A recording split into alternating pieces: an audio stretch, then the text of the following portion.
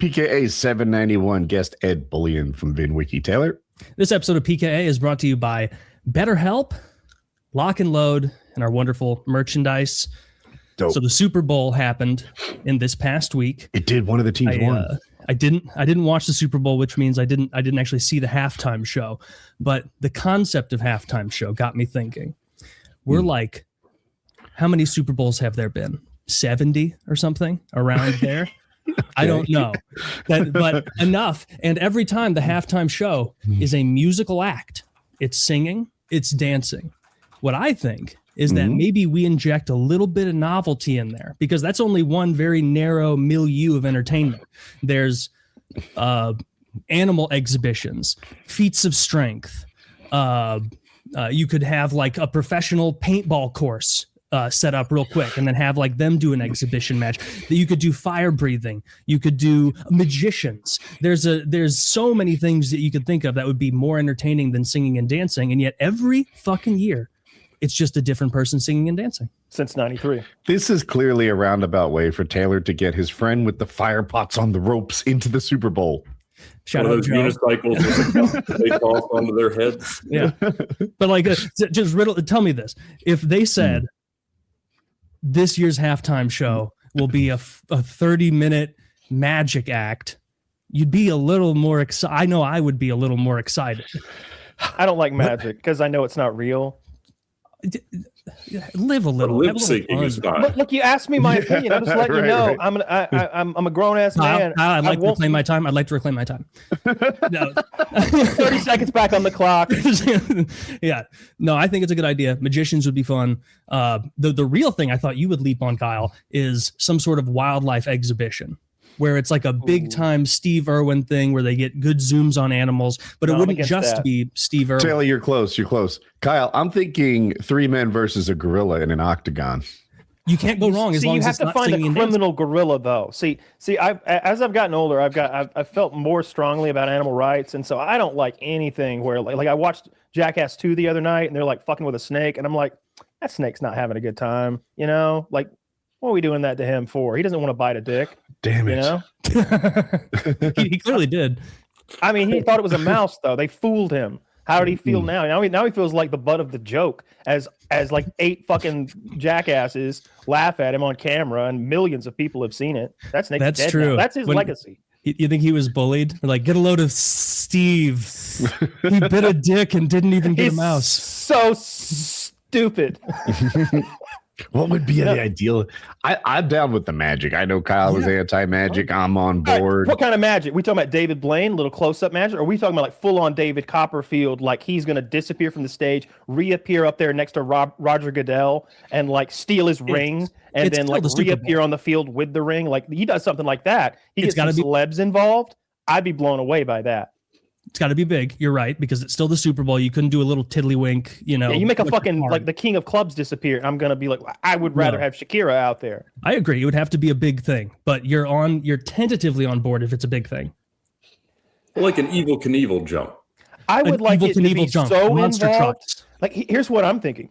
Maybe there's a flyover and we involve that in the magic show. Like suddenly David Copperfield is no longer on the field. I'm saying Copperfield, even though he's probably like 80 years old and retired now, but whoever the big magician man is, like I need him to disappear from the field and reappear in like a helicopter in the sky or something fast roped down. That's too easy. I need big magic. All you need is someone that kind of looks like him on the field that I can't tell from, the stands.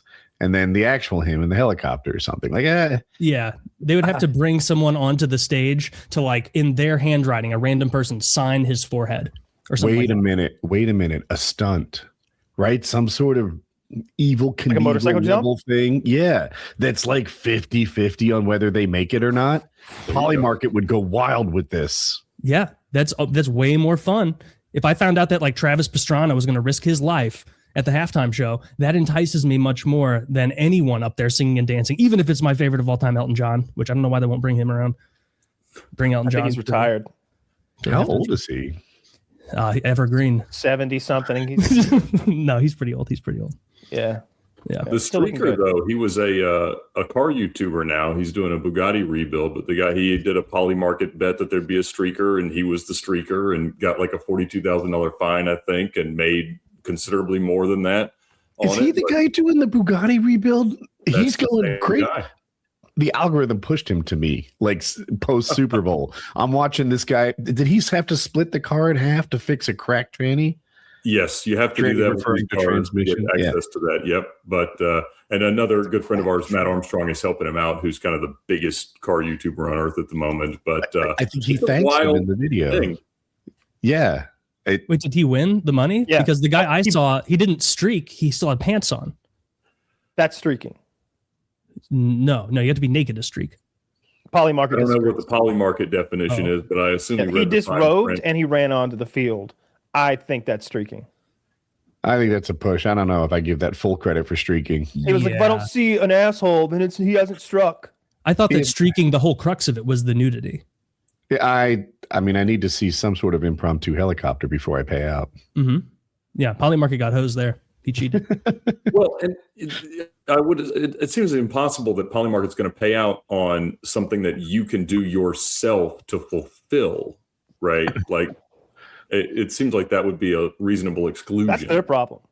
You know, exactly. I feel like I'd have to take Polymarket to court. You know, I struck, and they owe me $85,000. I want my money. Yeah. You said they fined him $42,000. That seems impossible. He'd done this before. This guy's kind of a legend. That's awesome. Like, Polymarket wasn't even a thing. He was just a love of the game guy. I like that. I'm glad he got his cash. Did he win a bet twice? I believe so. Yeah, I'm not super duper familiar, but I saw it in the same way that he got hyper recommended to me and by all the algorithms this week. That was the thing. I like this guy. Yeah. I would watch an Evel Knievel jump, but I want to see him crash. Like I want to see. I really do want to see him get hurt. You know, that's half the point. And if he doesn't crash the first time, I'd want him to go like. You were just talking about how it was mean to let a snake bite a dick, and now you want to see people snake can't hurt? consent. Evel Knievel is named Evel fucking Knievel for a reason. You see that jumpsuit he's wearing? You think he picks flowers for a living? No, he jumps motorcycles over fountains and crashes. I think exhuming his corpse and taping it to a bike would be in poor taste, Kyle. I think he only crashed because I sabotaged the bike to win a bet on Polymarket. But will he make it or not? You could bet on that. That would be such a cool bet to have. Will he make it or not? Dude, that's going to be the entire economy. More towards an Evel Knievel show. In like a year, the economy will be Kyle on Polymarket, changing to different ethnic names, gambling on whether or not someone will deliver him a double meat burrito in the next half hour. And if you don't know, Kyle changes his name to fit the restaurant he's ordering from. And the profile picture. Oh, wow. Yeah.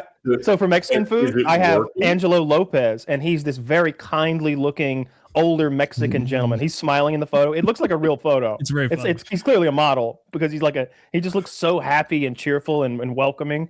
And my hope is that, you know, they give Angelo some extra salsa or they throw in an extra scoop of meat, and they do. Especially the Chinese. The Chinese take care of their own. They'll send me a little fucking smiley face note, and they'll be like it'll be chock full of sauces. It'll be spicy as hell, and there'll be like extra crab rangoons and egg rolls in there and shit. It's like a wink, wink, we got you, fellow chink kind of thing. Damn. They don't tell you about this, but Kyle Goldberg gets bagels with no holes in them. That's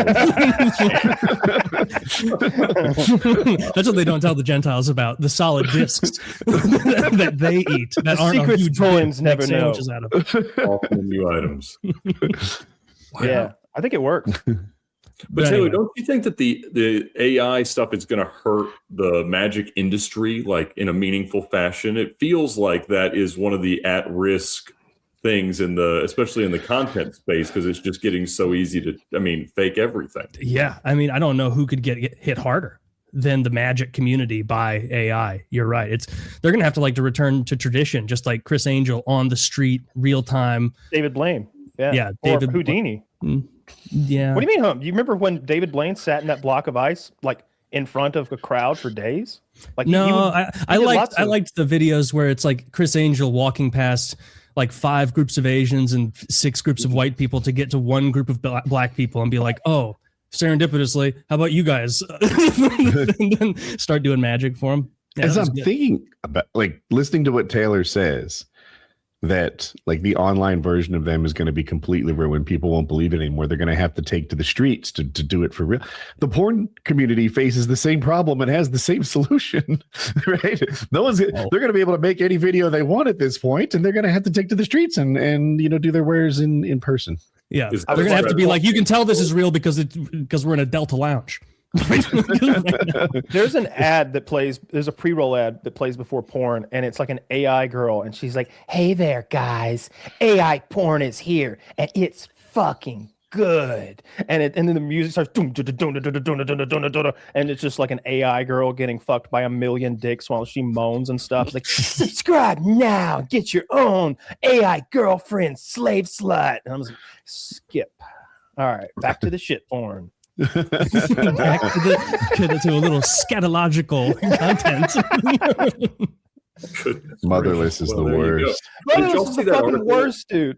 I'm just looking for like a cute girl on Omegle giggling like or something like that. But I end up like seeing like shit couple episode 18, and it's like a husband and wife who have like covered each other in shit like they're Arnold Schwarzenegger hiding from the fucking Predator. Like they're trying to fool thermal imaging with the thoroughness of the shit caked upon their bodies. That's the Republicans ruined porn. They took all the reasonable, loving videos away, and the only video sites still left standing are the ones that don't care about the law in the slightest. So you're just like, nothing's does illegal. anyone love each other here? There. Scat, scat, scat. Scat's not against the law. It's just incredibly distasteful, and their sorting system makes it difficult. Because what I like to do is surf through top favorited. I want the connoisseurs of Motherless to aggregate this pornography for me. I don't want to be picking through new, seeing what's out there, going through amateur. Probably has some weird shit in there too. Somebody sticking maggots in their dick or something. I've seen that before too. It's like, what are you doing, bro? Why would you show people the maggot dick? I don't need to see that. That should be illegal. Then you open his profile and it's nothing but that. Like it's all he's into. And every time Kyle revisits, it's the same thing. I'm like, those maggots don't seem happy. Fool me once, shame on you. They can't consent. God, it's awful. I don't know why I don't just make a fucking account on a reasonable website. I just want to see titties.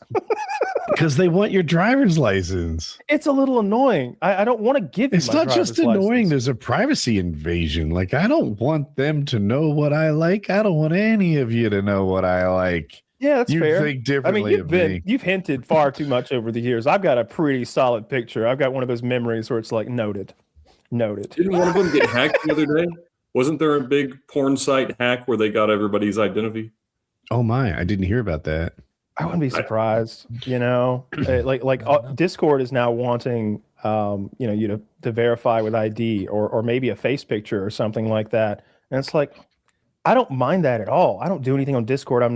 I wouldn't like show you right here on screen, but still, I don't trust Discord with my information. I don't think they can keep it safe. Back to TeamSpeak. Oh, we gotta go. It's so bad. Yeah, it's not great. It's so bad. Like the quality's fine. Like once you get into a room and you're talking to your buddies, like we're here, but getting there is a little bit annoying and it's ugly. And Discord's so slick with all the the little sub Discords on the panel. I like Discord. An embarrassingly long time to get my arms around Discord. I still struggle with I do some things that aren't normal because I'm Woody's gamer tag. So like I get too many friend requests and stuff. So I have to shut all that shit down and then I have to unlock it, which I do very rarely. So I still have to hunt and peck to like turn privacy stuff on and off. But I mostly have my arms around it, but I don't think it was intuitive at all. I don't either, Skype but I feel like you and I don't use it enough. It feels Kyle's on there all day, so he's vibing with it. Yeah, and it seems so similar to Skype to me. Like the big difference between this and Skype is that you create your own little sub discords that you can go off into, for all your hobbies and all your interests. That's the group of guys that do that thing. We've done it for like trips before. It's like if we're all going to go on this trip together, we all make our own little Discord. Now everything's cataloged and searchable, and we can find itinerary items and stuff. I like that a lot. And then within each sub Discord, obviously you've got all your on ours. We've got memes, weed, music, sports. Think they'll back off the ID thing. Discord? What's the impetus of it? Like, that's the question, right? Is it like they're worried about people getting groomed on there? I think they're worried about getting a Roblox-like lawsuit against them, and they're trying to get ahead of that. I just saw a story last week where some like creep kidnapped some little girl or something off of Roblox. Like, you know, it's creepy people on Roblox. Ugh. I don't know any. I've never. I don't fully understand Roblox. I feel like a boomer. I think it's like Gary's mod, where you do a bunch of shit, and this, you know, there's a bunch of like mods in there. You can do lots of different stuff within the same game or something like that. But I've never played it. I've never seen it. I just know it's got those square fucking shoulders from that Kanye video. Oh, that's what that was based. And I know that pedophiles are there, and they're rampant. So apparently that's it. Yeah. The reason the pedophiles are there is because that's where the kids are playing. Right. Yes. It's not just Kyle. Yeah, they don't just love Roblox. Oh, I know. Yeah, I mean, they found themselves. It just seems like where like 13 to like 16-year-olds like that's their thing is Roblox. There's so many good-looking games, and that's so ugly. I guess I'm guessing it's a social thing too. You know, like you're playing on there with your friends from school and shit. I don't know what it costs. I bet there's if it's like Gary's mod, then you'd have this huge variety of shit to do, right? Yeah. So what game are you guys into now? I'm always behind. I've been Arc Raiders lately. I'm looking forward to Marathon, which comes out March 5th. It's they're both extraction shooters. Peanut right now is playing Marathon like in this private session against the Bungie developers, and I was like so hyped for it I could hardly tear myself to go do this show. Like he kills a Bungie developer and he's like still alive, crawling, sort of begging, and he's like, "Mr. Developer, do you feel powerful right now? Do you feel in control?" And then he takes his knife and he stabs it in his chest and steals all his loot. And he's like, "These guys know what they're doing. I recommend we trade out everything in our loadouts for their loadouts. It's better than anything we have." And he's all excited, and I'm jazzed, and I'm going to watch the VOD after this. Nice. Hope the game doesn't disappoint. Yeah. Me too. I'm not playing anything now, but there are a few RTSs that are coming out later this year that I'm hyped for. I like real-time strategy games. I like games that you can put tons of hours in, and so I'm excited for it because it's also in a universe that I like, the Warhammer 40K stuff. I don't know if you're familiar with that, but it's super nerdy Space Marine shit, and I eat that up with a spoon. So what's the game called again? They're doing a Total War, and then they're doing another one that's like I always forget the name. I'm more excited for the non-Total War one. Because I already you know Dawn what of War to expect with Total War games. Not that they're bad or anything; they're very fun. It's just they're not quite deep enough. Yeah, Dawn of War 4 is the other one. It looks to me like I don't know anything about the Dawn of War series, but it looks a lot like StarCraft or something. How you build like bases with individual buildings to construct each unit and acquire resources and swarm each other and shit. But you'll be doing it with Warhammer 40K units that I'm like super interested in. So I'm hyped for that too. Both of those games. Do you game ever, Ed, or just no time at all? Lately, I just chase kids around and play with cars when I can. But I was on a drive rally that we did for the McLaren F1 Owners Club. We had to borrow a $25 million car, and Vince from Call of Duty and Battlefield was there, and so he was great to get to know. Unfortunately, he passed away like 2 weeks later in a car accident, but a super nice guy, and obviously like the most accomplished game developer. So fun to kind of hear his tales of business and games and all the fun. That's sad. Are there cheaper McLarens? Like, yes. Okay. So McLaren, they made the most legendary supercar kind of our era, the F1, which from 94 to 97, but they only made 106 of those. And then kind of in a new iteration of the business, they came back in 2012 and made the MP412C, which has gone on to develop. Now they have the 750S. And so very different product. They also did the partnership with Mercedes to do the SLR in the mid 2000s. So I think I was on here and talked about having the one that Paris Hilton, Britney Spears, and Lindsay Lohan were driving around there and flash the world. And so there's kind of three phases of McLaren's business life, but the F1 is kind of our generation's 250 GTO. So yeah, one just sold for a record $25 million a few weeks ago. It's been a wild time in the big money car industry. Huh. There's a streamer I watch who has a McLaren, and I don't know what that means. Could that mean 100 grand, 400 grand, $1 million, 4 million? Maybe any of those.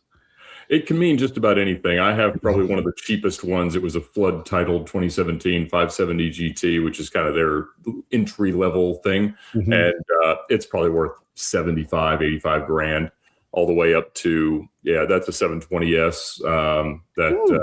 That's a 750S. So they've got molded bumpers. They didn't do a huge evolution between the 720 and 750, but that's a 350, 400 car. Okay. Yeah. It's fancy. And wonderful to drive, somewhat unreliable. That's a 720. And so you could get those around 200 in the pre-owned market. But wonderful cars to drive when they work, a little finicky electronically. They leak coolant like crazy, but it's all managed. Fuck. They leak coolant like crazy? That's really, they I did would not be do a great furious. job of sealing that system up. And so a lot of the clamps that they use kind of wear out over time, which is odd. And so there's a lot of preventative maintenance that people advise in terms of managing oil flow and cooling and things of that nature. But the reason that is that they are head and shoulders better from a performance perspective than a lot of the stuff from Ferrari or Lamborghini that would be a bit more reliable, but just doesn't have the same feel. So there's a lot going for them, and people continue to believe it's worthwhile. But it's a bit of a challenge, and so it causes a lot of depreciation in most of their cars. Although there have been some nice shining moments. The special edition cars they've done would be like a P1, a Senna, a Speedtail. They can be anywhere from $2, $3, $4 million. I like that these cars at least look sick. Like the McLaren looks cool. All the and I'm a car novice, but all the Ferraris I've seen look cool. All the Lamborghinis look sick. They're so neat. The one of those like elite car companies that just can't hang is Porsche. Like Porsche just cannot hang aesthetically with those guys. And it seems like their thing is like, we are so secure in our design, we don't even have to change it ever. And it's like, it looks boring though. Name a Porsche that might change his mind. The most legendary of the modern era would be a Carrera GT. So if we look up one of those, it looks like a glorified Boxster, but it is a wonderful driving car and a popular choice amongst, driver-focused people. That is a GT3 RS. And so you're right that when you look at the 911 is one of the longest running cars that has never been like totally reinvented. Mm-hmm. But they have turned into that, which is, wings. It looks like a Volkswagen Beetle. Yeah, like it looks like if the Beetle was an actual animal, this is like the male of the species. Is this and the traditional one we've seen? Is there we go. So that is a car that was really an abandoned racing effort. So it's got an amazing V10 engine. It's a very, very driver-focused car. They only made about 1,300 of them.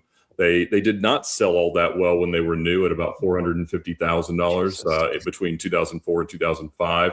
But now they are about $2 million and, very, very highly prized by collectors, push rod suspension, really, really cool stuff. I can see, look, I'm sure this is a wonderful car, and I can see how it looks kind of cool, especially in this angle, it rivals the McLaren, but it still falls short to my eye. I can't verbalize why. It's just not quite there. It's the bug thing, German execution as opposed to something Italian or British, and that's because quality has always been at the forefront. So this is a car you could daily drive, you could put a lot of miles on. It's something, especially in a 911. There's really no limitation. You're not compromising anything, and so there's a lot to be said there. But it is not naturally as exciting as you would have with a car that's not as good.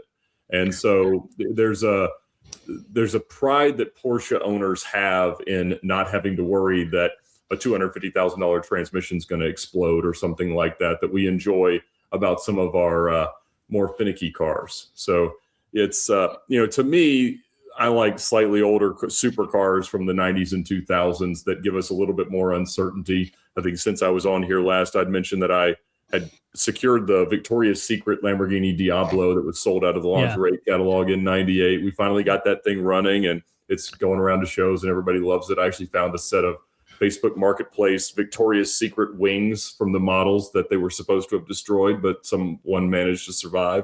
So we're having fun with that.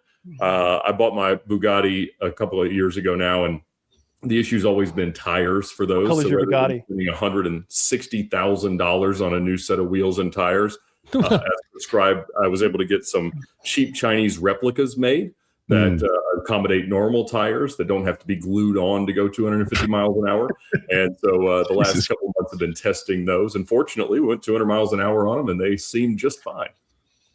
Where did you get 200? A car club out of Europe had rented out, the Titusville runway, which is at NASA Kennedy Space Center. And so we got to go out there. Unfortunately, it was raining, so they didn't let us go all 3 miles. But still, it doesn't take too long for that car to get to 200 miles an hour. That's really cool. Yeah, Whenever I Bugatti see looks these, I always like compare them to this Corvette that I've linked over here. Zach, link this Corvette because it's like it's $65,000. yeah, but Corvettes are made out of like melted Tupperware. Yep, it is plastic, but it is a wonderful car, and for $65,000, you really can't do any better. It's reliable, it's easy, it's comfortable. It's there are people that consider the mid-engine Corvette to not be as true to the lineage as some of the front-engine cars, old, but there is so much to be said. It is also becoming, because of that, like it's an incredible residual value. That was pretty much the starting MSRP in 2020. So they really have not depreciated that massively. And it's making them really, really good track cars because people can mile them up, beat them up, and then somebody will still buy it down the road. So you can't ever beat a car like a Porsche or a Corvette from a performance perspective.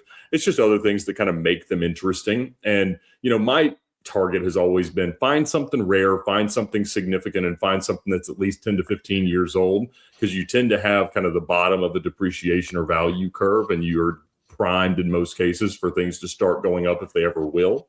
And that has worked quite well because I just buy them too recklessly, overly leveraged with financing before the more rational members of my age cohort that loved them when we were kids as well kind of catch up and buy them.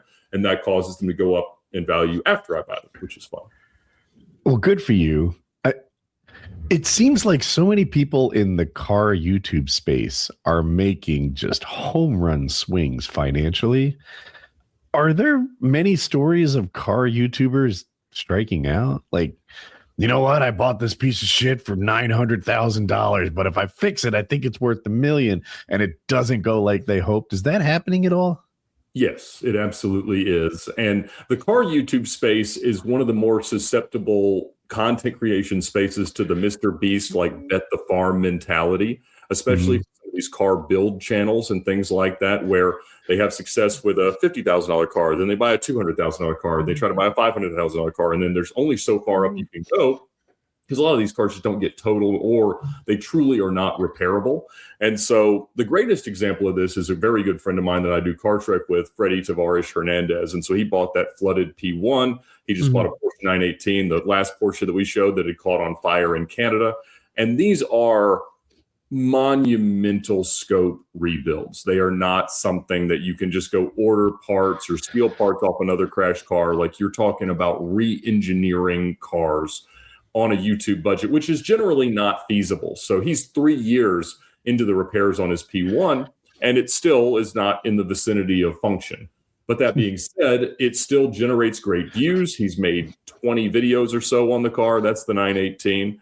And it is that damage. That's obviously an AI enhanced thumbnail photo, but the back half of it is melted. And that one Porsche still sells the parts for because they're Porsche. The McLaren, they don't. And so he's got, his work cut out for him, but he was correct that those were the magnitude of cars that were required to sort of guarantee the video performance. So, and I'm sure you guys see this to an extent just based on the age of the channel and the longevity of high viewership, is that, you have people who subscribed 5, 8, 10 years ago, and their view habits on YouTube are wildly different now. So they may not have unsubscribed. They just don't tune in nearly as often. And inherently that scores your videos poorly in the way the algorithms work. So most of us that had more than 1 million subscribers prior to 2020 are seeing some level of kind of 10 to 20% a year decline. And that's natural. It makes sense that there's, more of an economic opportunity in the space. There's higher quality content coming in that we need to compete with, and the volume of content that we compete with is so much higher. And, you can kind of accept that and age gracefully, or you can try to reinvent the wheel and bet the farm and buy whatever it takes. And I think that both are valid paths. It just comes down to exactly what makes the business model and the lifestyle make sense for you. So there are plenty of examples of guys that have gotten out over their skis and gotten too much of either a fleet of cars or bought the wrong cars and had them go down. That being said, for the last 5 years, that's been a very hard thing to do because the car market as a whole has done so well, especially 21 to 24. Over the last couple of years, we're starting to see more of a decline, especially in the more like the McLarens that we saw, a Lamborghini Huracan. The higher production stuff is definitely softening, but the truly rare collectible cars of the 90s and 2000s are stratospheric. Like the Countach? Go ahead. Like the Countach? That's one of those, right? Yeah. So Countaches in the last 5 years have probably 3x'd, and in the last 10 years have 10x'd. So you're talking about, buying one at any point along the curve has been a great outcome. And just the number of cars transacting at high numbers between the online marketplaces like Bring a Trailer and Cars and Bids, and obviously the in-person auctions like RM Sotheby's, Gooding, all these, it's crazy. So yeah, in Kissimmee a few weeks ago, there was a massive Ferrari collection sold, and every single car set a new record for whatever it was, not by 20%, but by like 100%. Oh, wow. And it has sort of turned the world on its head and introduced potentially some interesting risks to the industry, more so than a benefit. Think of it as like Logan Paul buying Pokemon cards rather than Pokemon enthusiasts buying Pokemon cards. So we're running towards the line where big, significant, rare cars that are already seven figures become more of an investment class, like art or real estate, for people that are playing with massive asset allocation portfolios, as opposed to the guys like me that want to buy them and drive the wheels off of them. And when you start thinking about like a guy who plays Pokemon every Thursday night at his local, game room can't outbid Logan Paul for a card.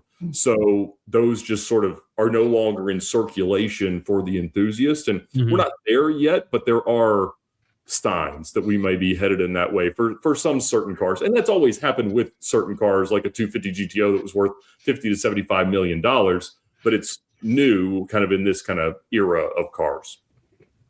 Okay. When I hear like Logan Paul gets into Pokemon, I hear temporary bump. I might be wrong. Maybe I'm all the way off, but it's like, he's not going to have a long-term love of this, of Pokemon cards, for example. It's not a love. He's buying huge, vast amounts of cases of Pokemon cards, and he's buying all the Charizards in existence. Like he's trying to do an end run around the market. Like he's buying lots of them. He must have a storage facility. Like they're not in his garage. Like he would have to rent space for the amount of cards he's bought. I know that's a big thing in the Pokemon world, is like not even Jake Paul or Logan Paul or whoever level guys, but you'll see posts online and the guys are always getting flamed by like fans of whatever franchise, Pokemon, Magic the Gathering, whatever. Mostly I see it with Pokemon, where it'll be like some 46-year-old guy will go to like 5 different Walmarts and 10 different Targets, and he'll spend thousands and thousands of dollars buying up every single box of cards, and then take a picture like of the back of his truck and be like, big haul today. And everyone online is like, fuck you. This is supposed to be for children. And he's like, get good. And then I'm selling all this online. So it's like, I can't even really be that mad because he's taking advantage of this to make money, but it doesn't feel very sporting. He bought first edition booster boxes, 6 boxes for $2 million. With 36 packs each. And then, of course, he bought that one Pikachu Illustrator card for $5.275 million. I guess might as well say it when it's that much fucking money. He's a lot more money than that. Did you hear how he sold that one? I don't want to get it wrong and I don't want to get sued, but it's my understanding he bought that card and then he sold like fractions of it. Would you like to own 0.1% of this card? Would you like to own 0.2% of it? And everyone bought these like fractions of that card. And then he actually sold the card and told everyone to suck a dick who bought a fraction of it. Oh my. I hope I'm right on that. I didn't get it wrong, but I think that's about right. How would that even work? How would you buy fractions of a Pokemon You card? could buy it as an investment. If you stated a sale date or something in the future, and they'd be buying equity in the card, and then they'd be paid out, it'd be a way to finance a big card buy. Well, and that happens in a variety of industries. Masterworks does it for art. So if you can't buy a Picasso, then you can buy 1% of one. Or if you can't buy a T-Rex skeleton, you can buy 1% of one. And so they've done that. In the automotive space, there's a company called Rally. It used to be Rally Road that would let you do this. And again, it was just their timing could not have been better in terms of identifying the right kinds of cars to go up in value. So they closed out about half of their cars, I think, in the last couple of years at a meaningful, 100% plus return over multiple years. But there is a specific SEC classification for fractionalizing ownership, so that everything has to have its own entity and there are shares transacted, so that you can't just say, well, I'm just going to sell this thing and you guys have no input. Perhaps he paid them their dividends after the big sale of the car. Oh, really? I'm saying perhaps. Yeah, rose when he bought back ownership of the card, and investors who held those fractions reported not receiving their fair share of the proceeds. Oh, so he may have had an option to buy them back at a fixed price, and he decided that the true value of the card was beyond that price. So it was potentially. Well, as an investor, you would read that contract, and you would know that was basically a cap on your earnings potential. Yeah, it's not even a cap, right? Just a denial. Like, well, it would be a cap. I'll hold on your money, and then if it's ever worth 15, I'll just give you your 10 back, and you suck dick. Well, no, I'm sure he gave them more than their 10 back. He gave them their equity. How are you so sure? Point.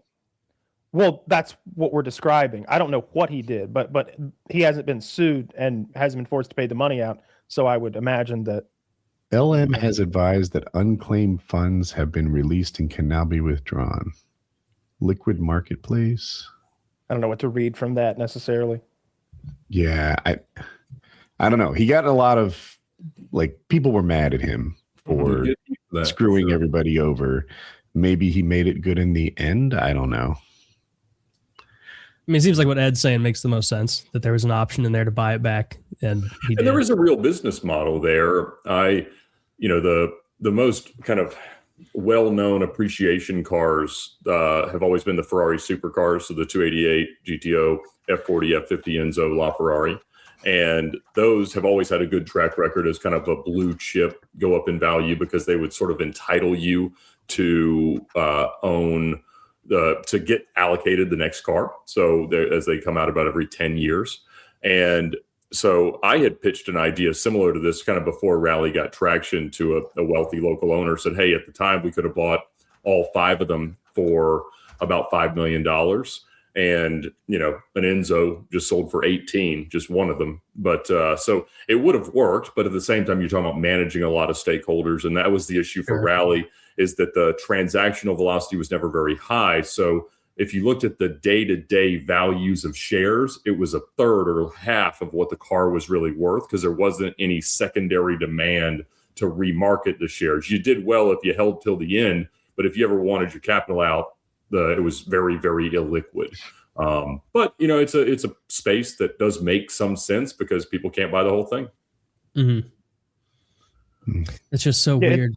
It seems like he bought everyone out of their position. I don't understand if he gave them their original entry amount or if he gave them that amount plus some sort of capped profit margin.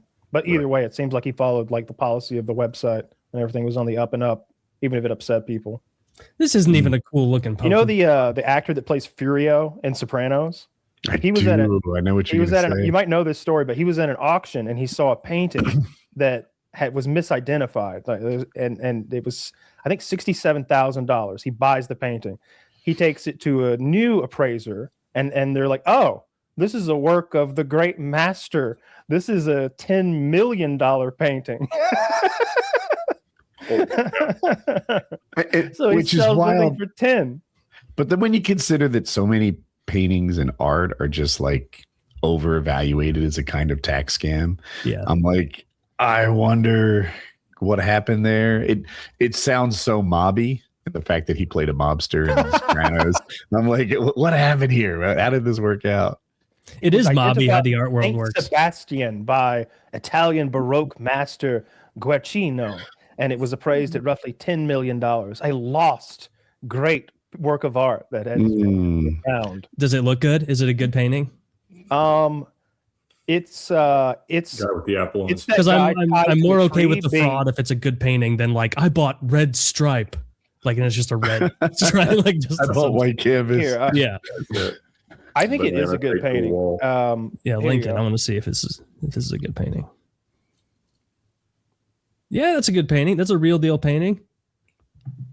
I mean, I guess I don't have an appreciation for these things. It looks like it lacks detail to me.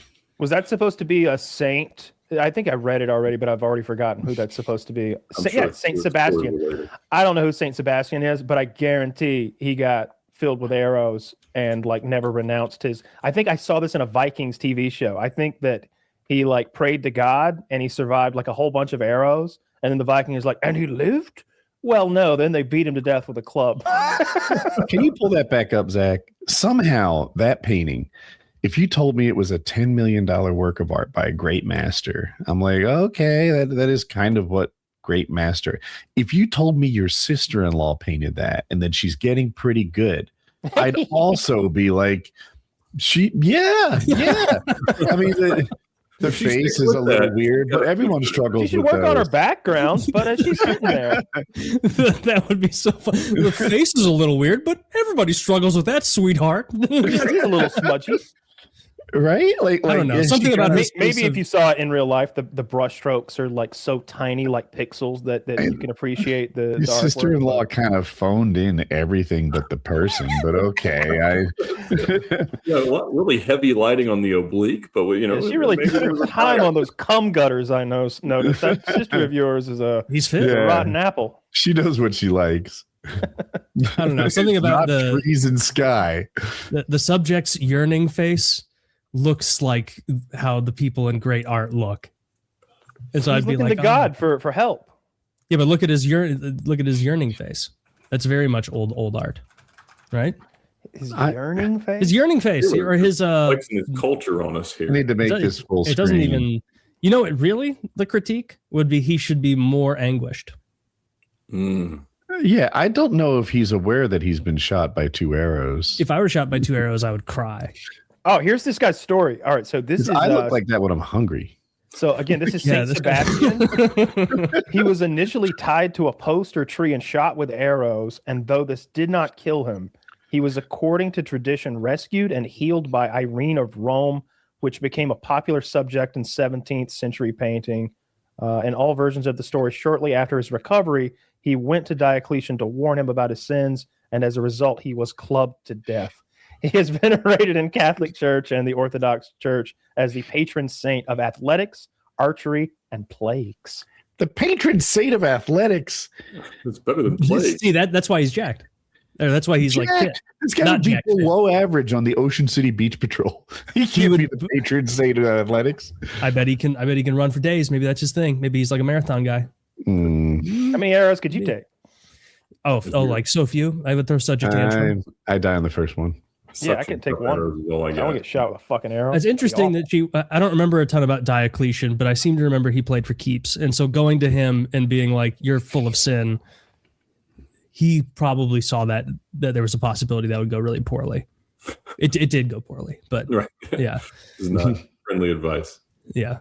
There were like how many emperors were there that would have been tight with that? That would have been like, oh, thanks for stopping by. Like Marcus Real Aurelius. blind spot for me. Like no, That was definitely during the Christian persecution times. yeah, that was pre-Constantine. That's why they were shooting him with the arrows. Actually, was this pre-Constantine? Yeah. Yes, it was pre-Constantine. Otherwise, he would have been out of line. Yeah, they flipped the script on that. Yeah, there's a lot of really, really nasty Roman emperors. Not a ton of really chill ones. That's true. Yeah. Yeah. I mean, if they gave Although you even the power- best ones weren't chill at all. Like Marcus Aurelius was not chill. He tried to be a stoic, but he also was like he went hard in the paint sometimes. Then you got like Hadrian. He was like all about solidifying. Which one would get down in the arena and like fight people?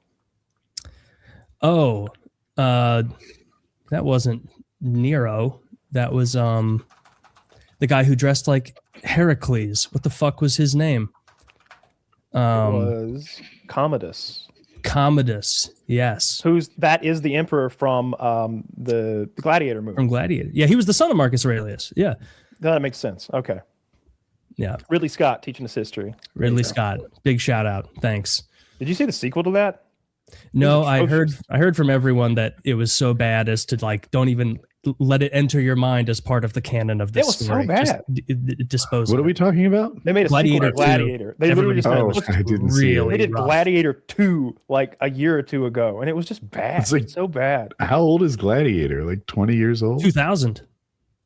Came out in 2000. 26 That years was old? just a high point for movies, not just because it was when we could consume them all, right?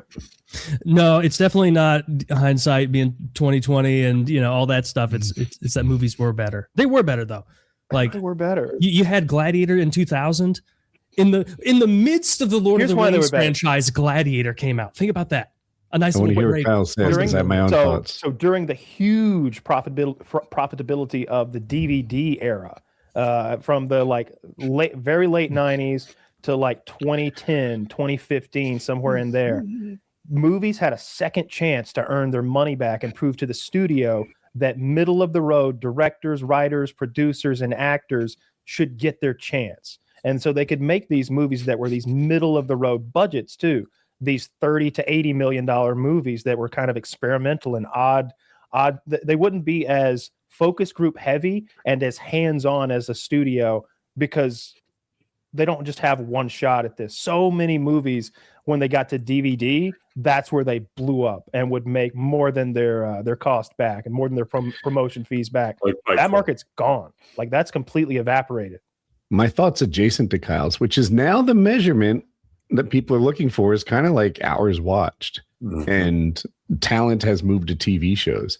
At this point, if you tell me you have a great 90-minute story to tell me, I'm like, get the fuck out of here. 90 minutes isn't enough time to tell a story anymore.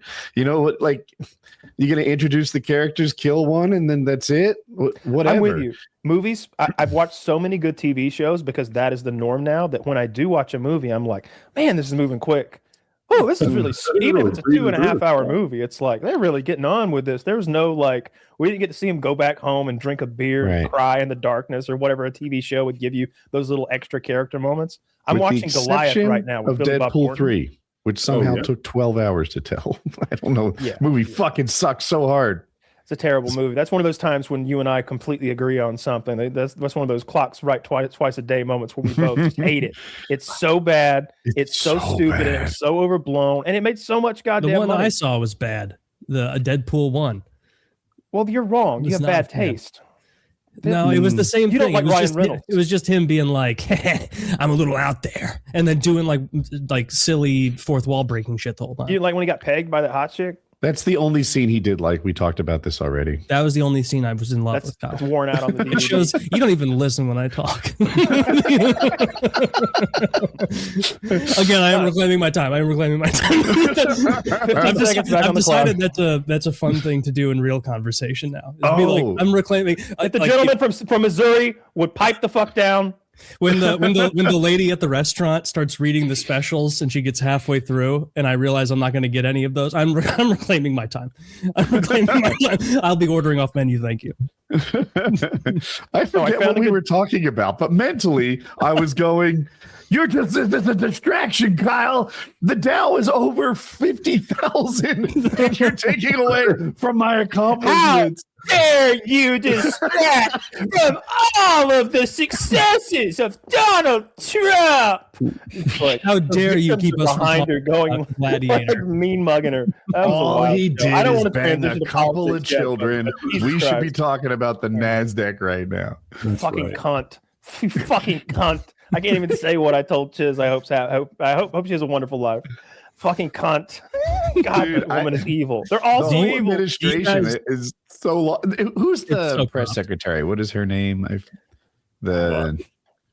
like her cute the ass. the I blonde like her. lady. The blonde one, yeah. Yeah.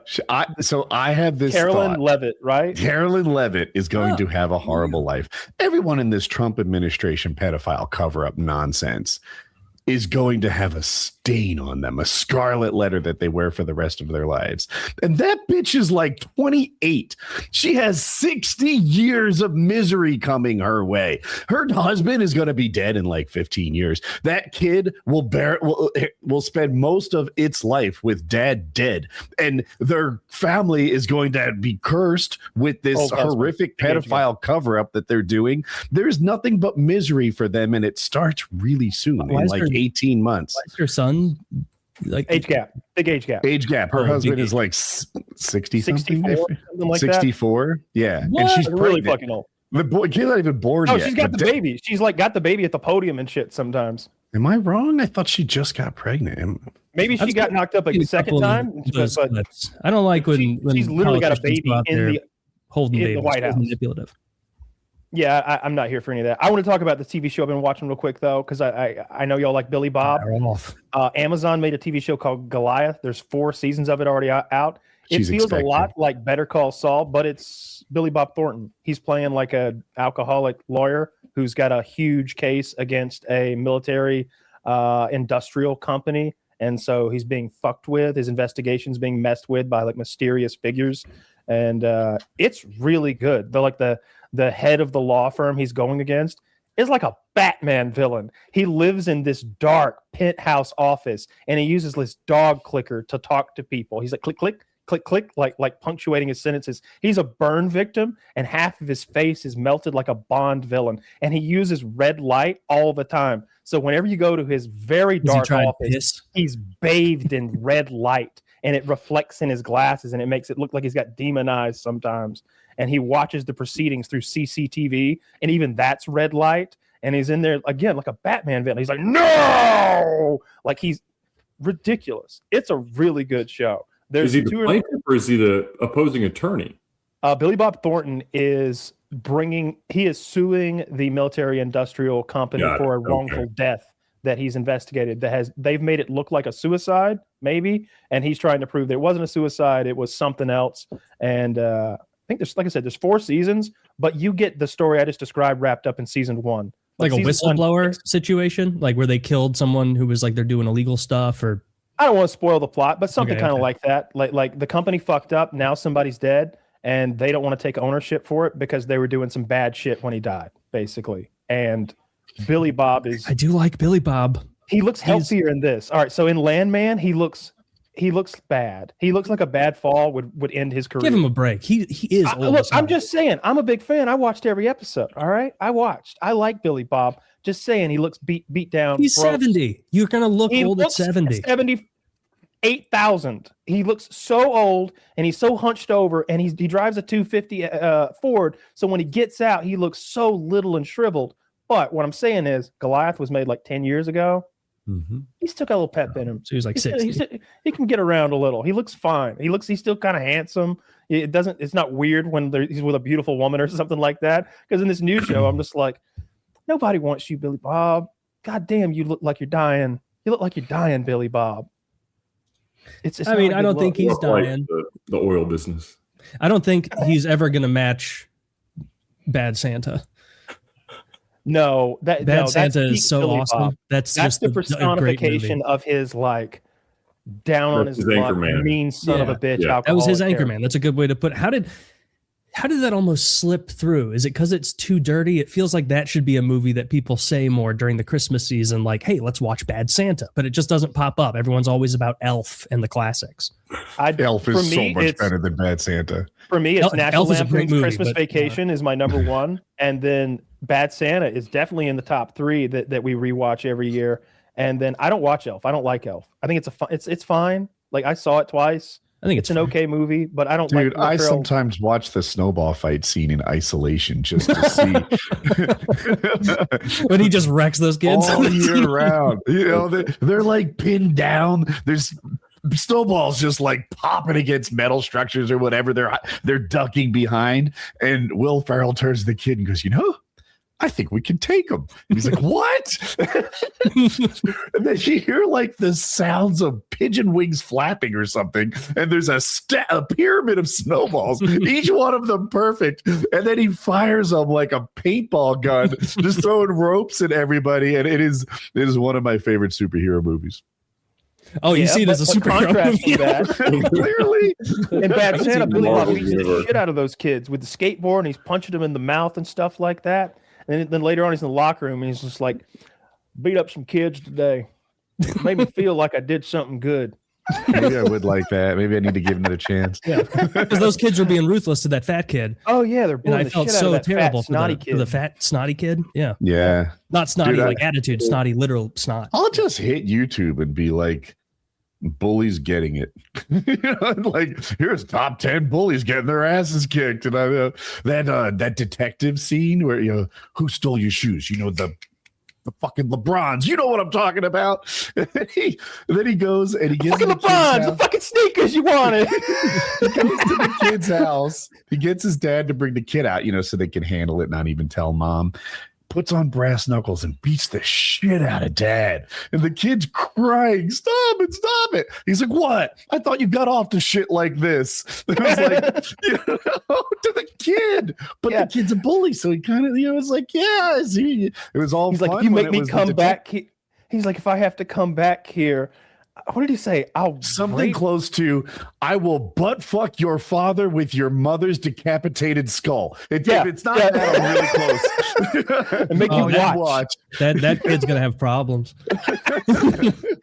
Something I not gonna have a problem. That fat snotty kid. That little fat detective son. That little ginger bitch. Gonna need some other help. That one. Like everybody likes seeing like a mean bully get what's coming, but sometimes, and I bet you see this too, Woody, there will be clips of stuff and it relies on the narrator, like not even the narrator in the video, but the person posting it, where they're like, trust me, the video may look like this is a random person being horribly assaulted and maimed, but they were actually being rude. And then you watch it and it's like, no, this is like you run a bullying account, but now you're just posting assaults because you ran out. And so you're like having to build up like a whole lore around it that like, but did you believe me? This guy was like throwing bags of piss at kids on playgrounds. It's like, I don't think so. I think you just are trying to slip one past the goalie here. Fight porn is a pretty good subreddit on Reddit, obviously. And they don't do any of that. They'll just be like, this dude needs to keep his hands up. Watch for yourself. And I'm so happy it's never like bully gets what's coming to him. And there's no bullying that happens in the video. The big guy won. What I'm supposed to believe the little one was bullying the big one until he finally stood up for himself. Like that's a thing that happens. Oh, do you remember that? This is from probably 15 years ago. I bet all of you remember the fat Australian kid who was getting bullied by this little rat weasel kid. And then eventually the fat kid just was like, and just like seized him by the like waist, inverted him, and then slammed him on the ground. And the kid's all woozy and everything. And there was like an leave me alone. 18-inch tall structure. It might have been like a little fence or landscaping timber, but that's what the little guy's ankle lands on. And the little guy gets up and can't walk well. I don't know what the extent of his injuries are, but that slam on his ankle on what might have been a stack of landscaping timber. They like interviewed him later. The fat kid's like, he just saw when he dies in a eye, getting bullied. This is my favorite, like Justice Serve video. I know if anybody wants to see this. It's called Indian Shop Owner Beats Up Thief in America. Yes. Like this black guy is behind the counter with a trash can, like one of those big roller trash cans, and he's emptying all the tobacco products into it. Like must be thousands of dollars once he gets a few dozen cartons of smokes. And there's a black guy filming it, and he's telling like the Indian shopkeepers, ain't nothing you can do. Ain't nothing you can do. Y'all got insurance. And then comes some Indian out of the back with a fucking broomstick. And they start whooping this guy's ass. And one of them's holding him down on the ground. And the other one is swinging this broomstick like a fucking Marvel superhero. These top down 12-6 chops on this guy's calves, shins, knees, and his ass. And it's like a child getting spanked, how they like turn the like part you hit last away. Like he's doing that, writhing on the floor, and the guy filming is like, that's called whooping your ass. And it's so satisfying because there's nobody to help this guy. It's just two Indian shopkeepers and a broomstick, and they give him all they got. They beat the shit out of this guy, and they saved their garbage.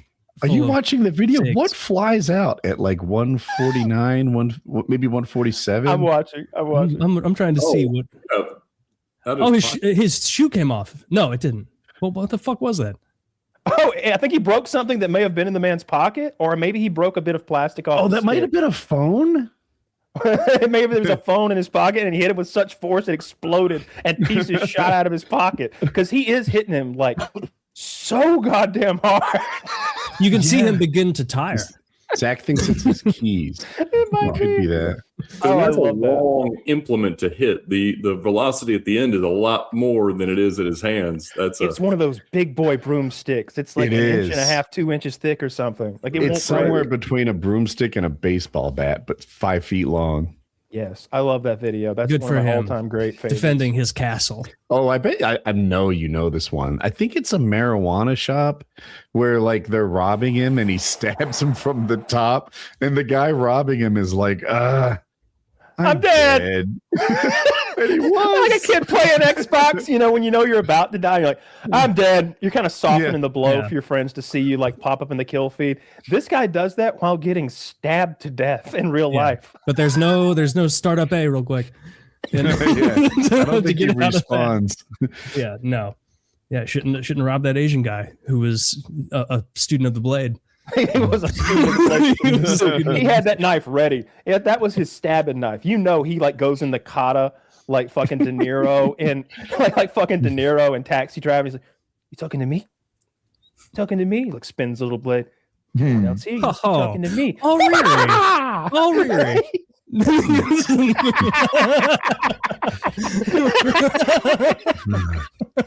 Oh man, I would rather get shot than stabbed, honestly. Like if someone's going to take a shot at me from across the room with a 38 versus somebody's going to get to like be in a phone booth with me and take a good stab, I'll take the 38.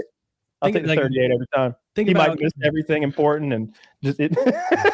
Think about like middle-aged battle wounds. Like it was so much gorier and worse than modern day, like just guns.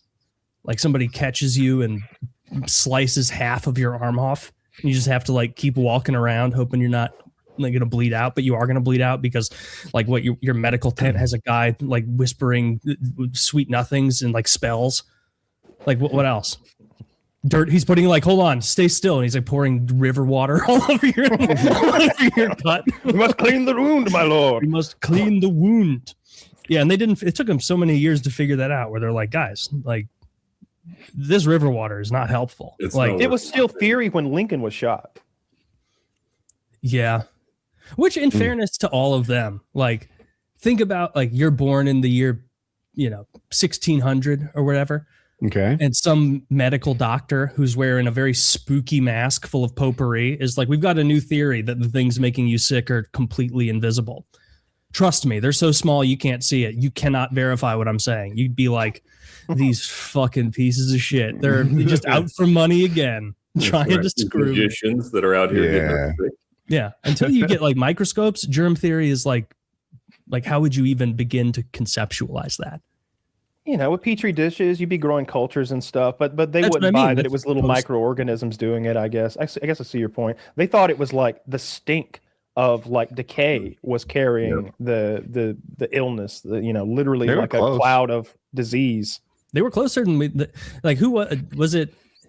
Ancient times, Kyle. You would probably know this, where they used to think that like a pig carcass left in a field, like severed, would create bees.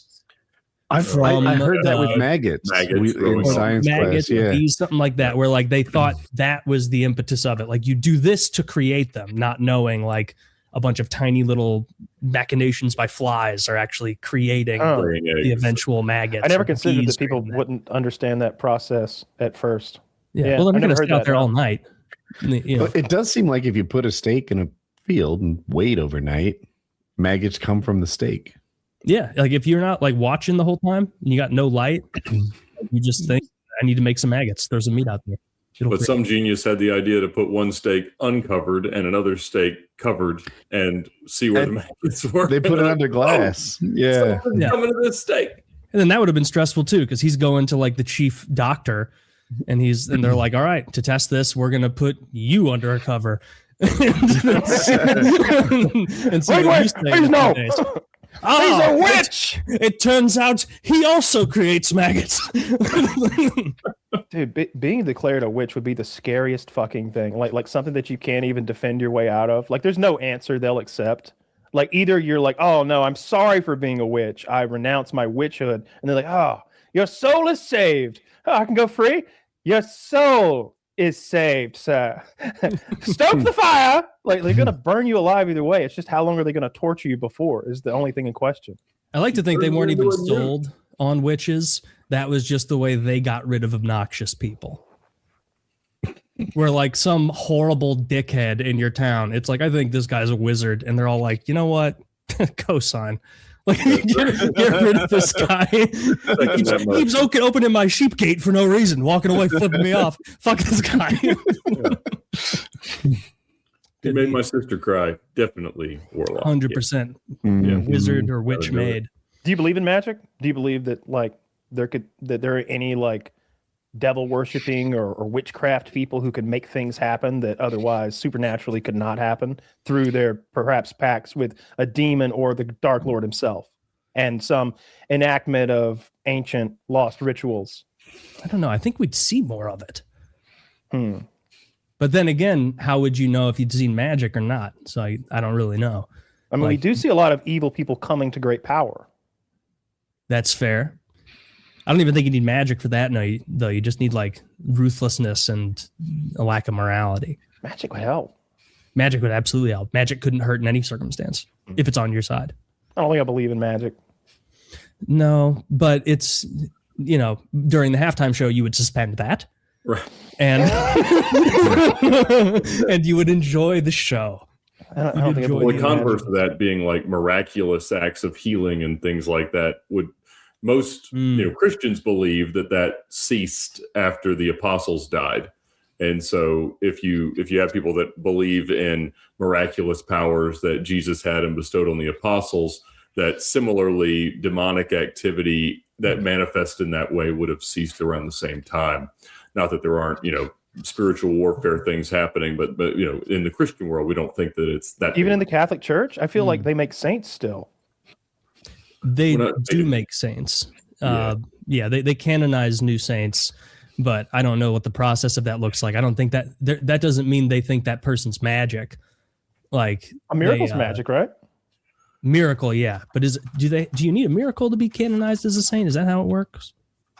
They would be bestowing apostolic gifts that could be like prophecy or faith healing or the ability to pick up venomous snakes without being bitten, things like that. So you have Pentecostals and you would have some Catholics that would have that belief that they can, that rather than dying with the apostles, apostolic gifts are manually passed on by laying of hands or praying and things of that nature. So there are some people believe that. Most people in the Protestant church would be what are called cessationists, meaning that the apostolic gifts ceased when the apostles all died.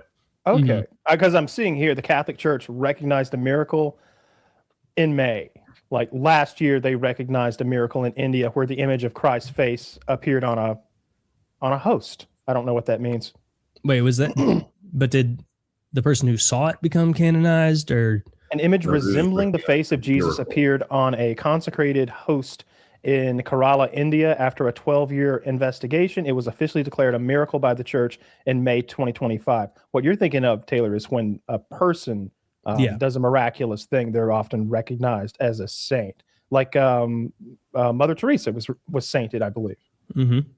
I don't know what magic they said that, or miracle they said that. I don't think they said she did any magic or miracle. I think it was just miraculous like purity. She was really like nice. I heard she let children suffer in missions in like Africa and stuff. Well, she ran a number of hospice care.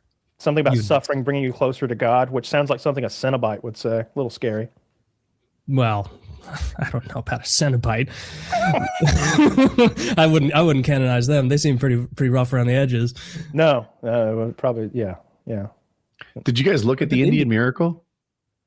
I didn't. I did not. But like, I'll give you a link. Zach can share it. I don't know how that thing got there. It looks too good to be true, but I guess that's what miracles are like. I was expecting one of the Virgin Mary things, which is basically like any Casper the Ghost silhouette sort of thing, and they call it the Virgin Mary.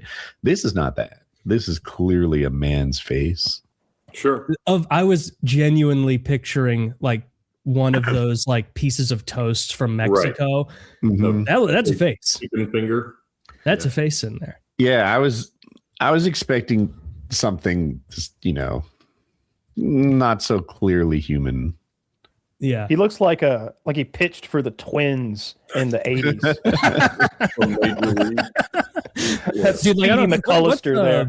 Like it's good. I'm happy India got a nice little miracle, because what seems to happen there is a whole lot of rough stuff. Like, what's the opposite of a miracle? A travesty? Because there's a lot of people born with like 16 arms, and then even their own holy men, they're not Christian, they're I guess Hindu, but like they do that stuff where they don't clip their fingernails and everybody likes them for it, or you lift your hand in the air and you let it rot for 100 years and people like you for it.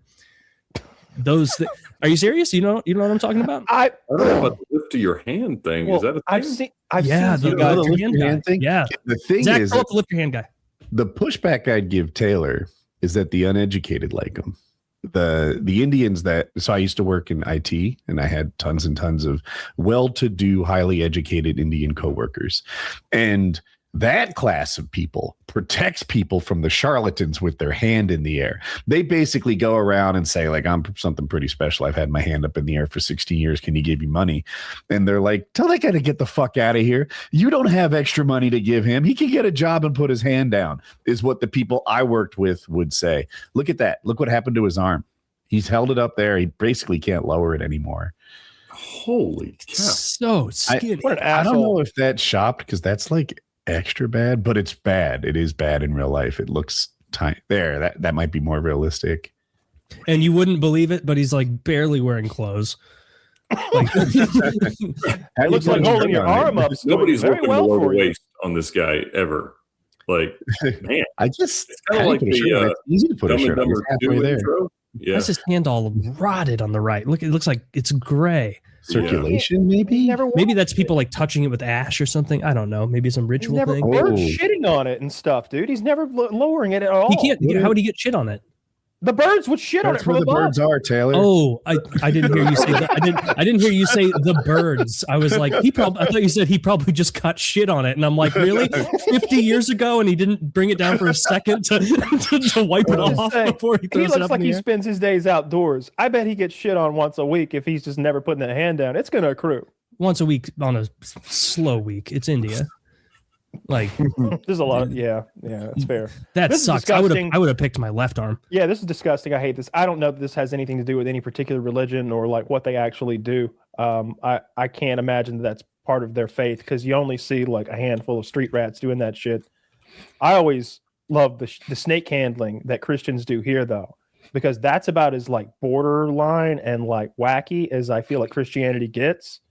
Like when you're dancing around with rattlesnakes, you're out there, and then you'll hear that like, yeah, Is that a Christian thing? Yeah. That's a very specifically Pentecostal thing. There you go. Oh, I thought it was just what Texans did. Oh no, like I have Pentecostals struggled are. to It's find more a good Appalachian. snake handling church, because I No, want to see it. Yeah, too. have you seen that at your church, Ed?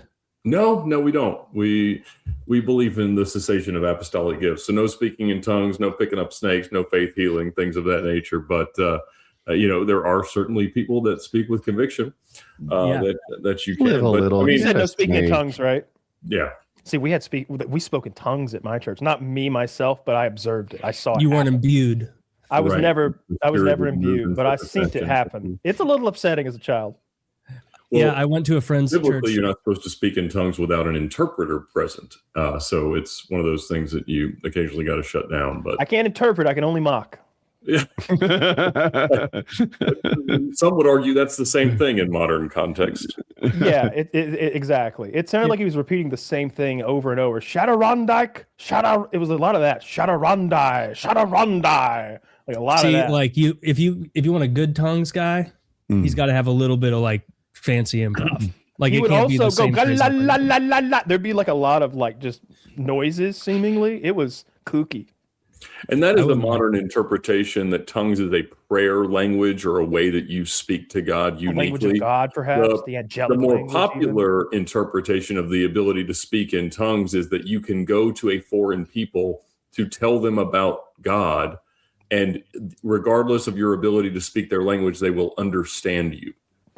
And that's a pretty compelling logic from Paul's days of, traveling the world to tell people about Jesus and them understanding when they naturally wouldn't. Kind of the idea that the word of the Lord transcends language. Mm-hmm. Right. Oh, yeah, the Tower of Babel. Sure. And there was an argument made that they were going to release the Passion of the Christ without translations, just truly in Aramaic, because they just felt like people would understand it.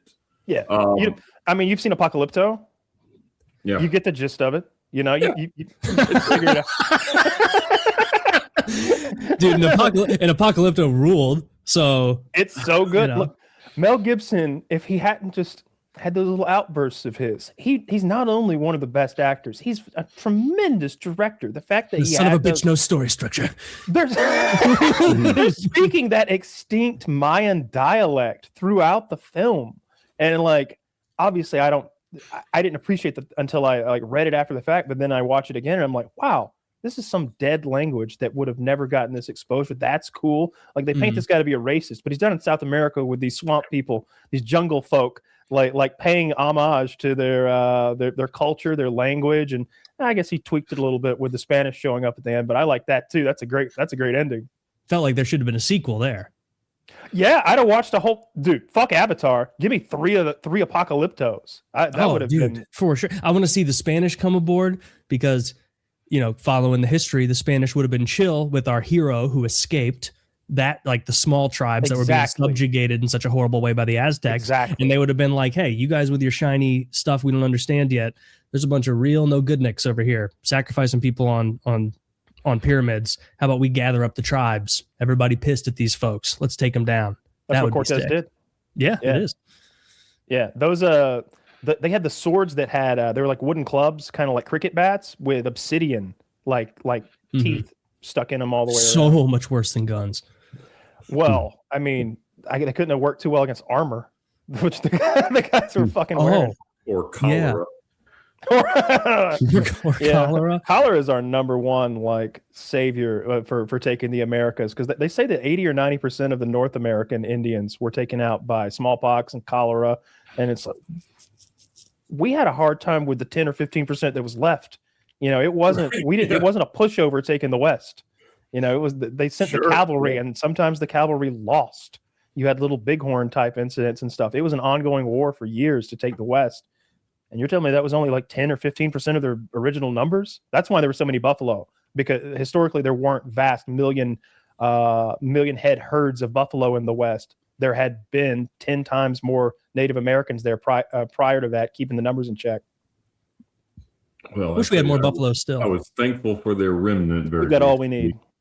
I was driving back from Las Vegas in the Bugatti after a big car show, and I knew like you don't get pulled over in Arizona, but in New Mexico, it's kind of, whatever. And so it was kind of not making boost, not driving quite right. And I let it breathe a little bit. And then this cop comes diving across the median and pulls me over and just comes up to the car and says, I just caught you at 136. And I was like, whew, that is too much. And he just, I thought, well, he's probably not going to take me to jail because he seems not too upset, but this is going to be a nasty ticket that I've got to get my boys at the ticket clinic to fight. And so he just comes back, writes me a ticket for that, and careless driving, which I guess is their reckless driving in New Mexico. Sounds more innocent. Normally, it feels better to be careless than reckless. Reckless is like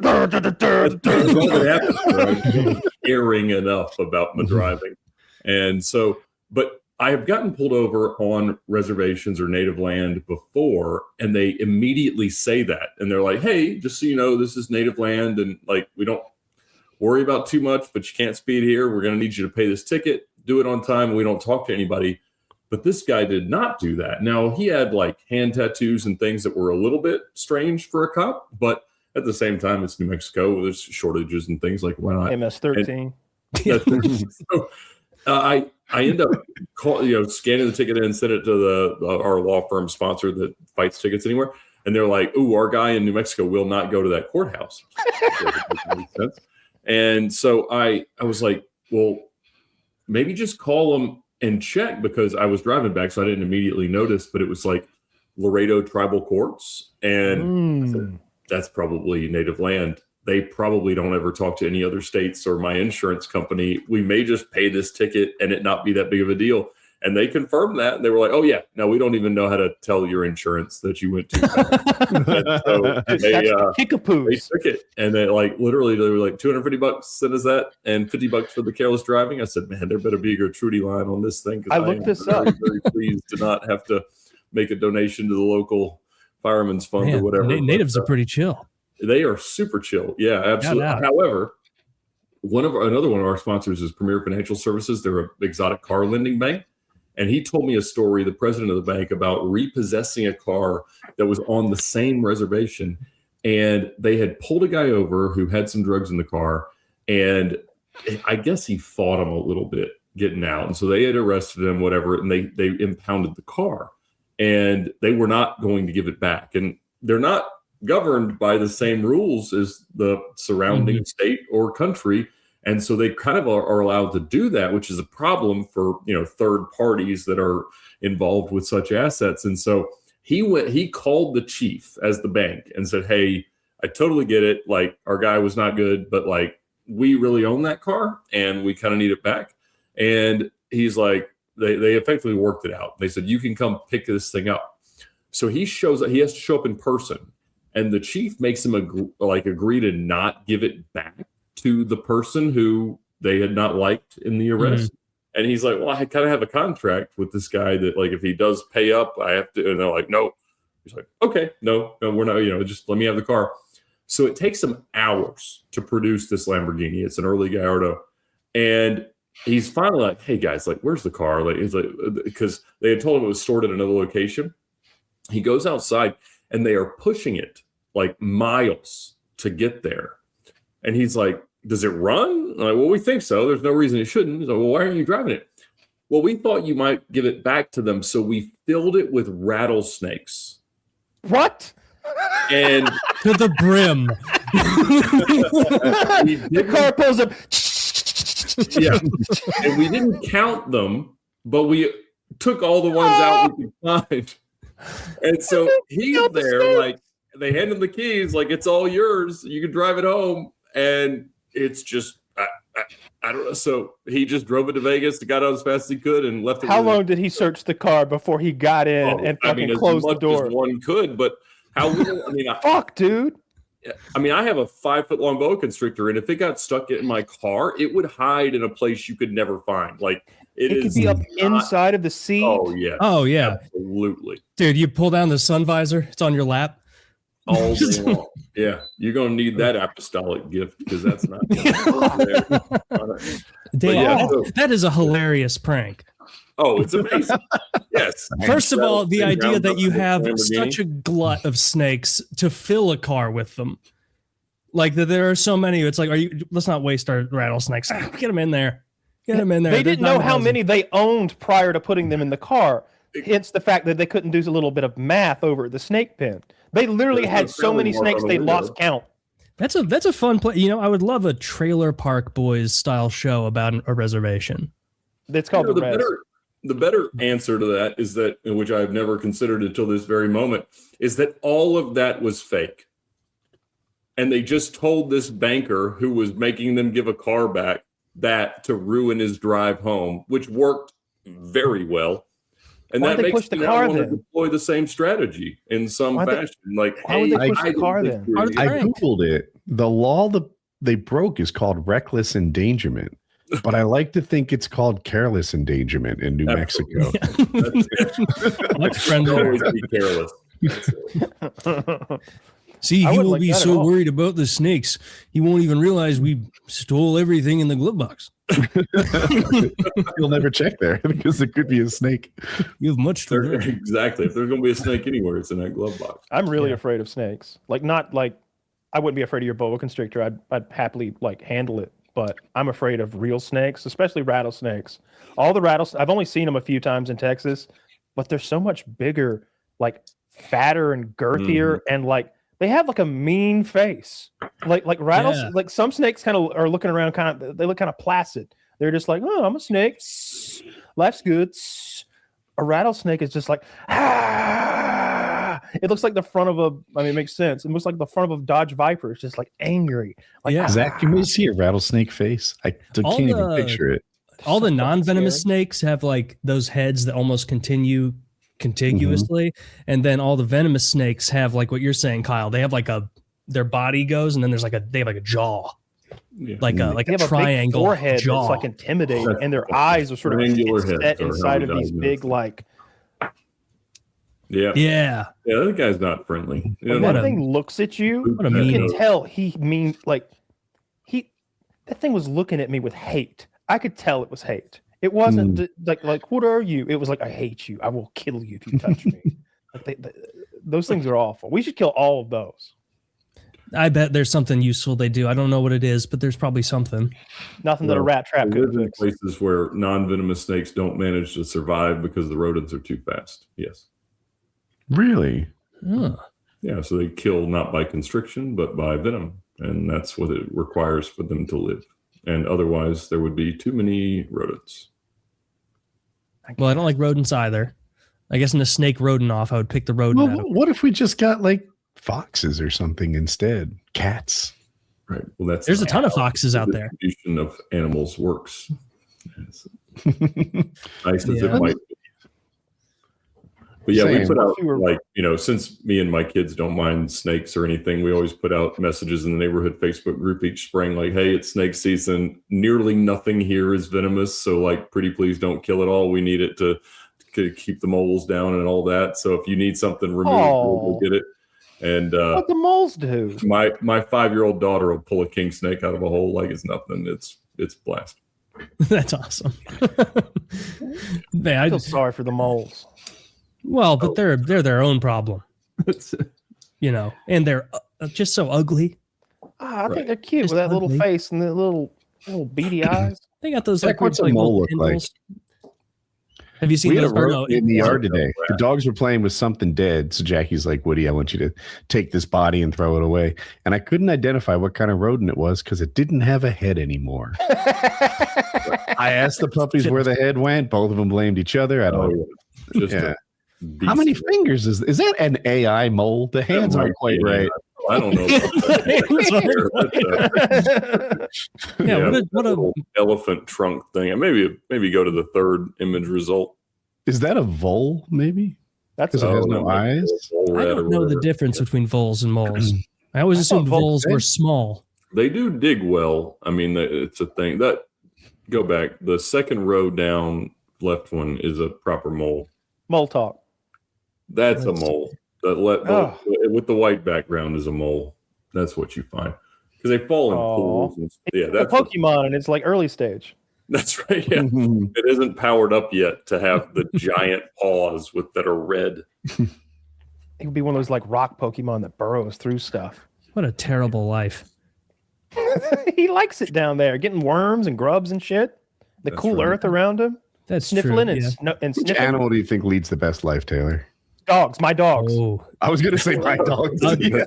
If we take dogs out of the mix, because obviously they're the king of the best animal horses ever. too, any domestic and horses and cats and all of that. It would have to be some sort of what's that?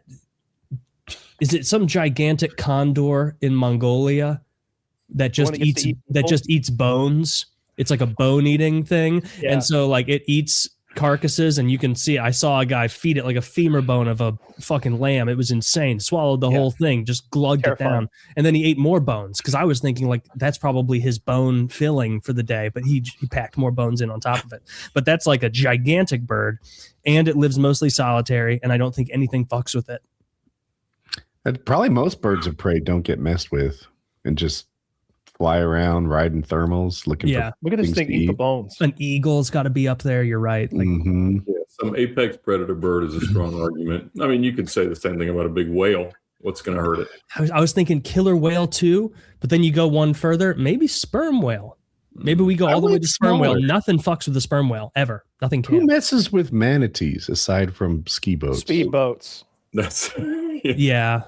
You don't want that. I want to be I think killer whale would be pretty sick. Like I saw them they literally play and bully other animals. I saw them like torpedo a sunfish the other day. I saw that too. That must have been a very successful post. That was nuts. This thing eviscerates this thing. Sunfish, the fish or the sailboat? No, the fish. The fish. The largest bony fish in the ocean. It hit it so hard, the fish exploded into like pulp in like every direction. It was awesome. That's a terrible animal to be.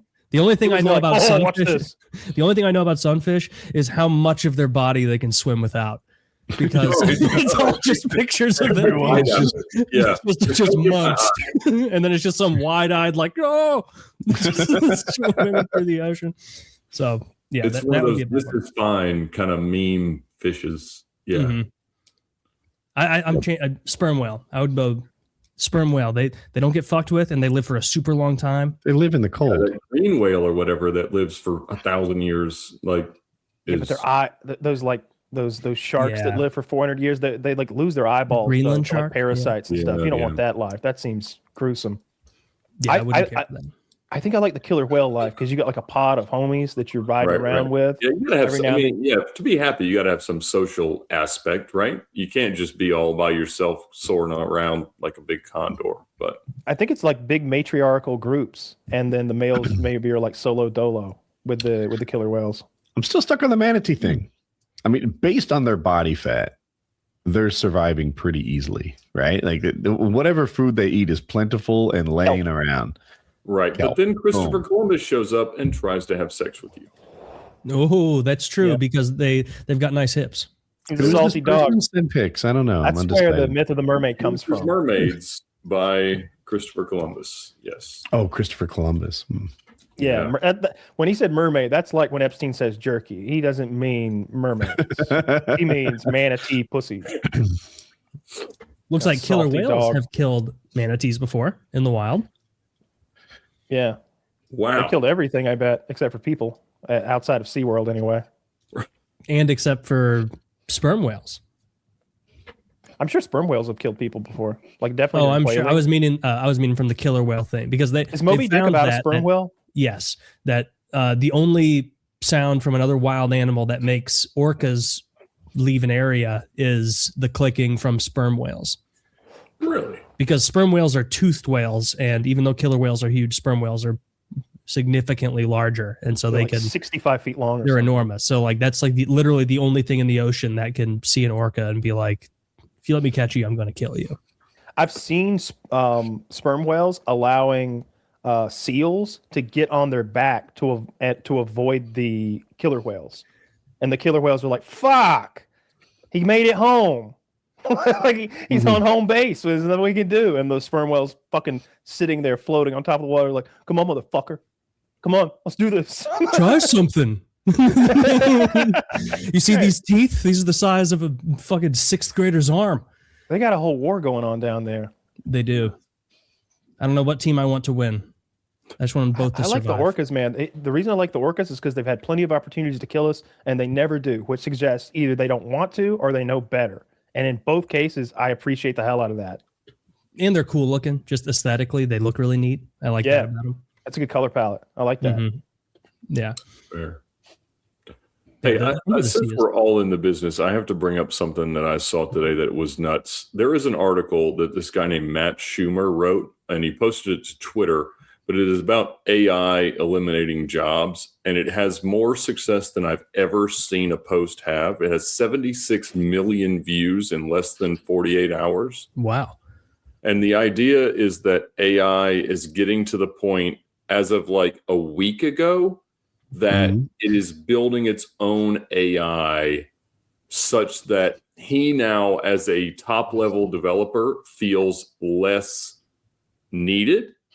And I've heard from the developers that I know that about like a year ago, they did 20% AI to check their work and 80% their own code. And now they're inverted. So it's 20% them, 80% AI. But this guy is saying we're now to the point where he's just dictating instructions to a robot to write code. And his case is that developers see this happen first because they build this stuff to build itself. And that essentially all jobs are a year away from being not required. And I'm fascinated by it more so from a post success because he's getting 1 million views an hour on this thing.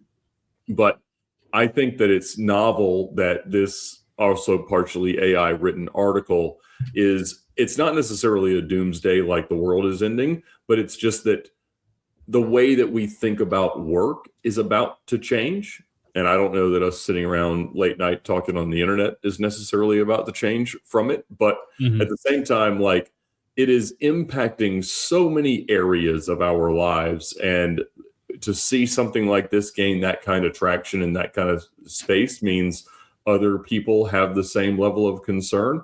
I'm sure you guys have had wild AI conversations here, but I'm curious what your thoughts are, especially as it pertains to our lives of content creation.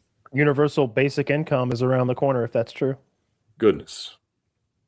I mean, just it'll have to be. If unemployment goes to 50, 60% or something like that, when do the food riots begin? When do the roving gangs? 60. when do the roving gangs start moving through the countryside? You know what I mean? You got to start paying people to exist. Everybody has to go on essentially a welfare program, but a very beefed up one because you're going to have to accept like 50% unemployment at least. You have lotteries for entries into higher education because why educate 150 lawyers when you only need one next year? Right. It would be the end of Western civilization as we know it. Well, it can either be really cool or really horrible, and it seems angling towards horrible. I would argue this development thing is not a good indicator, right? Like, so here's the deal. What people think developers actually do is translate your requirements into code. That's fucking the easy part of the job. That's not really it. The real job is filling in all the requirements you didn't give me, right? If you say, Woody, just make sure this email address is legit. It's like, do you know how much there's missing from that? Do you have any idea of all the different formats that could be a valid email address or what's not a valid email address? You think it's name@domain.com, then what punctuation can exist in an email? And where along that string is punctuation allowed to be? The code around just validating an email address is fucking ridiculous.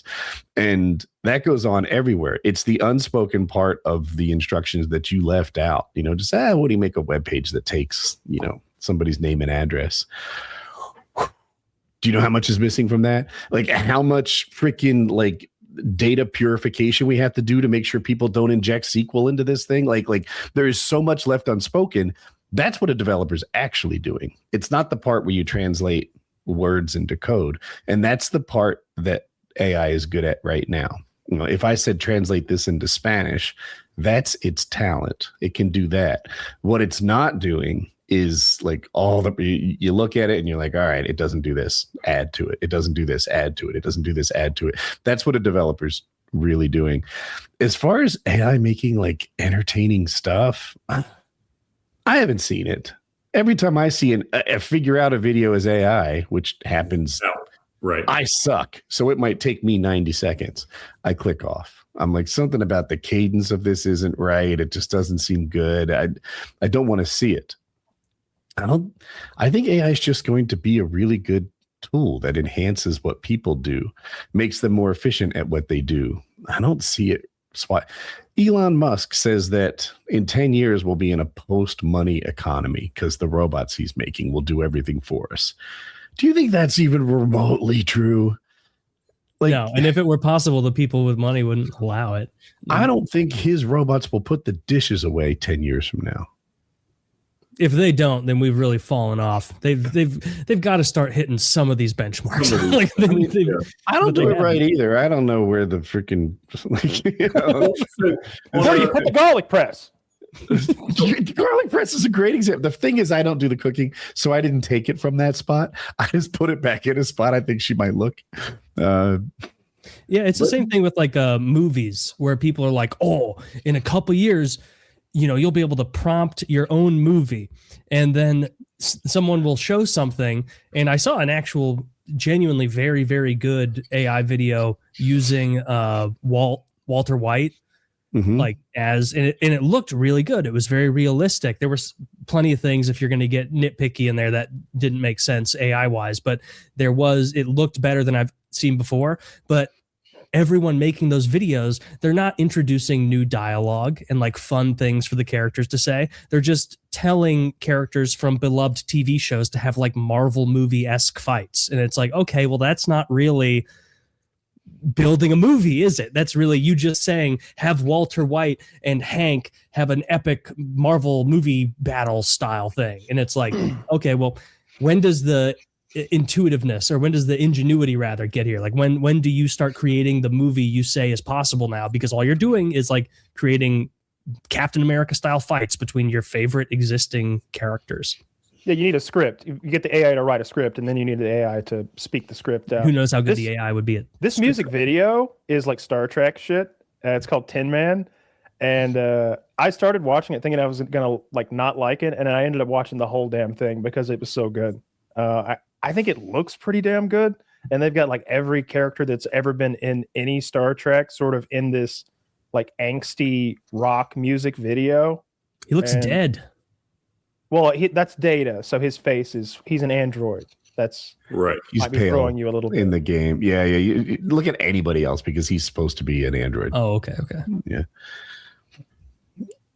Well, I think it's interesting. So, in your day-to-day lives, do you use AI for anything? A lot. Yeah. Okay. Yeah. When I'm cooking, I'm like constantly talking to it. Like anytime I need to convert metric or something, or just like, hey, when do I add the kaffir lime leaves to my Thai curry? In the beginning or the end? And it's like immediately it goes through like Reddit mostly, but also YouTube and a dozen other things, aggregates and answers together. And it's like, kaffir lime leaves are best added toward the end of the cooking process. Tear them in half if you don't have as much time. Like instantly, you know that? Like perfect. So I'm cooking with that all the time. I want the glasses that have the heads up display just for recipes and cooking. Like the idea of having that recipe right in front of my eyes and like not having to look over at something to know it's 3 eggs or it's 2 eggs, just being able to like look up on a heads up display as I cook is, I don't know, that's attractive to me. I use it to get answers all the time. Like I'm just looking at my little chat history here. I use it to look up reckless endangerment and Pokemon cards during this show. I used it to get some answers about virtual audio cables. That was me. I wanted to know the difference between Trump and Biden's marijuana initiatives. They both made steps towards making it legal or class 1 or no, class 3. I think class 3 is they live lower. Yeah. They didn't do it yet, but yeah, they both made some efforts to push it in that direction. I was like, what is the difference between what they were doing? I don't know which mice can be charged via mouse pad. I get answers on it all the time. And I mostly trust it too much, I think. Like I've heard it called third-party thinking. I love that term. Like when you just outsource all your brain to AI, I probably do that a little too much. If it's a current event, I start going like source after source to fact check it. But if I'm just asking a question about physics or something, I assume it's true, that it's right. Yeah, if it's like a math thing, pretty easy to assume it's right. I think I use it less than you do, but like, and I'm also like, I think a little more boomer mode where I don't fully trust it, but I will, like, if it has to do with cooking or video games doesn't have any good answers from what I can tell, like nothing that great. But If you ask it about like something relevant, like in the news, and this is equally a function of Google sucking dick compared to how it used to give you results. Like Google's results just suck now. It's half ads. You have to go to like page 3 to get good shit. So I will just have AI, answer the question, and I'll tell it to include a certain number of sources and to list them. And then I'll just go scroll past its answer and then open up all the web pages that it cited to like get directly to it. Because if you search that same thing on Google, it's not going to give you that amalgamation of answers. It's going to give you a whole bunch of nonsense, like, because it's all ad driven now. So all those uses are Fast Smart Google. Yeah, I tend to use Fast Smart Google. I like that. Like fast and smart. It does both of those. The only problem is it removes me from the loop quite a bit, right? With Google, intuitively, I would just hit 5 different websites and sort of check to make sure they agreed with each other and come up where I think the answer is. With AI, I'm cautious, but probably flawed in making sure that I don't just accept the first thing it tells me. Yeah. Or I'm trying to like trick it into saying slurs. Like, Have you gotten into a position where you feel like, oh, I was misinformed by AI and therefore I took a bad take on this idea? No, I've seen it be wrong though. You know what? I asked AI if I was a superhero and every bit as athletic as, say, Spider-Man, which NBA team would be most appreciative of me bringing home the championship? It was the Sacramento Kings. And then I was like, how would this go? How would the coach use me, etc.? And it mentioned me getting fed by a player. I'm going to foul up his name, but it's like DeAndre Fox or something, who was traded the year before. And I'm like, oh, this guy doesn't know that guy got traded to the Spurs. I know that. You're like, AI has fouled this up. This is important.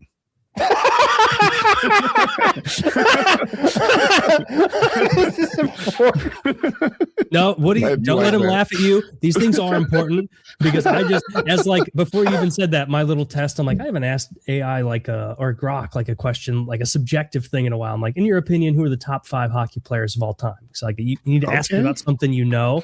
Did Bobby Orr make it? Wayne Gretzky 1, Bobby Orr 2, Mario Lemieux 3, Gordie Howe 4, Sidney Crosby 5. It's a pretty good fantastic list. Yeah, that shows he's aggregating from a lot of good from these 32 good web pages that I could like expand and then go click if I want. Just like 2 years ago, it did so poorly with these things. It's crazy. Did you see there's a new Spider-Man TV show coming? Is preposterous. Yeah, the progress really is. This is the new Spider-Man TV show. It is like a noir Spider-Man, and Nick Cage is Spider-Man. What does that word mean? What? I see it all the time. I never looked it up. It's like a gumshoe detective, black and white, 40s kind of pulp comic detective vibe, with gangsters. You know what? I think that collars. kind of. So if people don't know the superhero universe at all, they naturally get more and more powerful. You start off with your friendly neighborhood Spider-Man, and here's a guy who's capable, but maybe struggles a little bit with dealing with like 4 muggers at one time, right? And then a few years pass, and you have this intergalactic space traveling Spider-Man taking on Thanos and things like that. That every superhero just gets power scaled up and up and up until sometimes you need to do a multiverse trick or whatever and bring them back down to Earth. Because once you've beaten some galaxy eating, fueling, super, 104 light year tall superhero, where are you going from here? Like, what's next? Oh, it's the Rhino. You can't go back to like solving. Watch out for his horn. So the friendly neighborhood Spider-Man from the 40s, like, I'll check it out. This is a spin on Spider-Man. I don't know if it's based on a graphic novel that I've never heard of or whatever, but if I linked it down there, you can like briefly like click through like what this looks like. It looks like Nick Cage is an insane person who has Spider-Man powers. And is it all AI done? Yeah, it seemingly, yes, he has the powers. He's web slinging and like beating this shit out of criminals, and then seemingly is very mentally unstable. And Nick it's a Cage series. is Spider-Man. Nick Cage is I'm Spider-Man. nervous. I'm not into a 60-year-old Spider-Man. And then he also looks. like He looks He does not look 60. I will say this. First of all, He doesn't?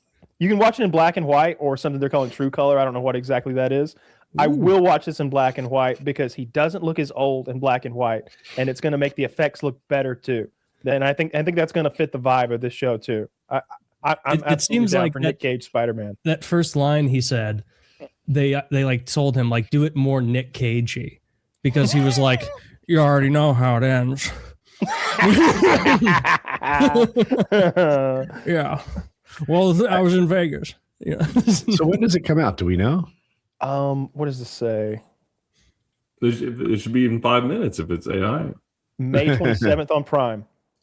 That's pretty soon. I've been watching that Game of Thrones spinoff that you told us Yes, wonderful. How deep did you get in? A Knight of the Seven Kingdoms. I think I'm caught up. There's only 4, right? Maybe one There's tonight. only 4. Yes. Yeah. Yeah.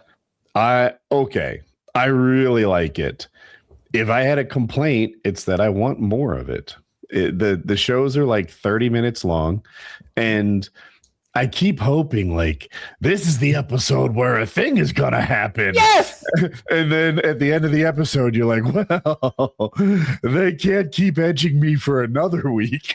Like, I can't enter the tournament today. No. Are you a well-known knight or lord? No. Well, then you don't get to go first. Well, fuck. And you thought they were going to fight today. We're waiting on him.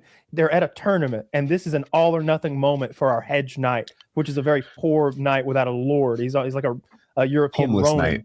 knight. And he has to put up his armor and his gear as like bounty to compete in this thing. Everyone does. But if you're rich, you just pay the guy off at the end. He doesn't take your sword. You give him whatever the sword's worth, or maybe there's a established value for swords and armor. You pay him. But this guy doesn't have any fucking money. Like this guy's broke. He's having to sell one of his horses just to get some armor. So if he loses, it's all or nothing.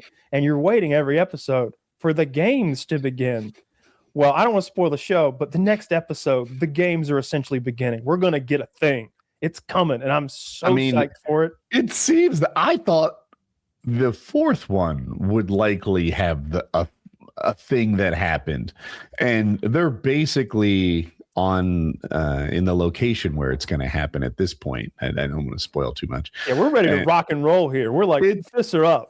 I don't know how they can edge me for another week at this point. Like, no, it happens at the beginning of the next episode, dude. The next episode has the fight, because like it's the episode 4 ends, and basically the good guys and bad guys have their dukes up, and it's like next time on A Night of the Seven Kingdoms. You're like, fuck, why are these only 30 minutes long? Yes. There's a little boy. Good. So you've got this 6'5", 240-pound hedge knight who towers over every character in the show. Named is it Duncan the Tall? Yes. Yeah, and they call him Duncan the Tall. And his squire, I won't spoil anything, but he's this little bald-headed boy named Egg. And Egg, it might be the best character in the whole show. Like he's witty and funny and quirky, and has, there's a joke in every scene. I'll say that too. It's so much more lighthearted and like brighter and happier than any of the Game of Thrones stuff I've ever seen. Of course, all the other Game of Thrones stuff we've seen is in the midst of a civil war. So not everybody's going to be cheerful. This is during peacetime. We're at like a tournament. Everybody's feasting and drinking. There's always that like background thread of like, if you were to step on a lord's foot, you might get your foot cut off or something like that, because that's just the consequences of the universe you're in. But our characters are mostly like small scale troubles. You know, it's about becoming a better knight. It's about winning a tournament. It's not about like saving the kingdom. And I really like how lighthearted and jokey it is. There's a joke in every scene, at least. Kyle is on the money with all this. Sir Duncan the Tall, they don't call him Sir Duncan the Smart. That's not his name at all. But what's kind of fun is his little squire is a pretty bright kid. And I think that as this goes on, he's going to lean on this child for his intelligence more often. And I like that dynamic. It's a good show. I recommend it alongside Kyle. It's good. Yeah. I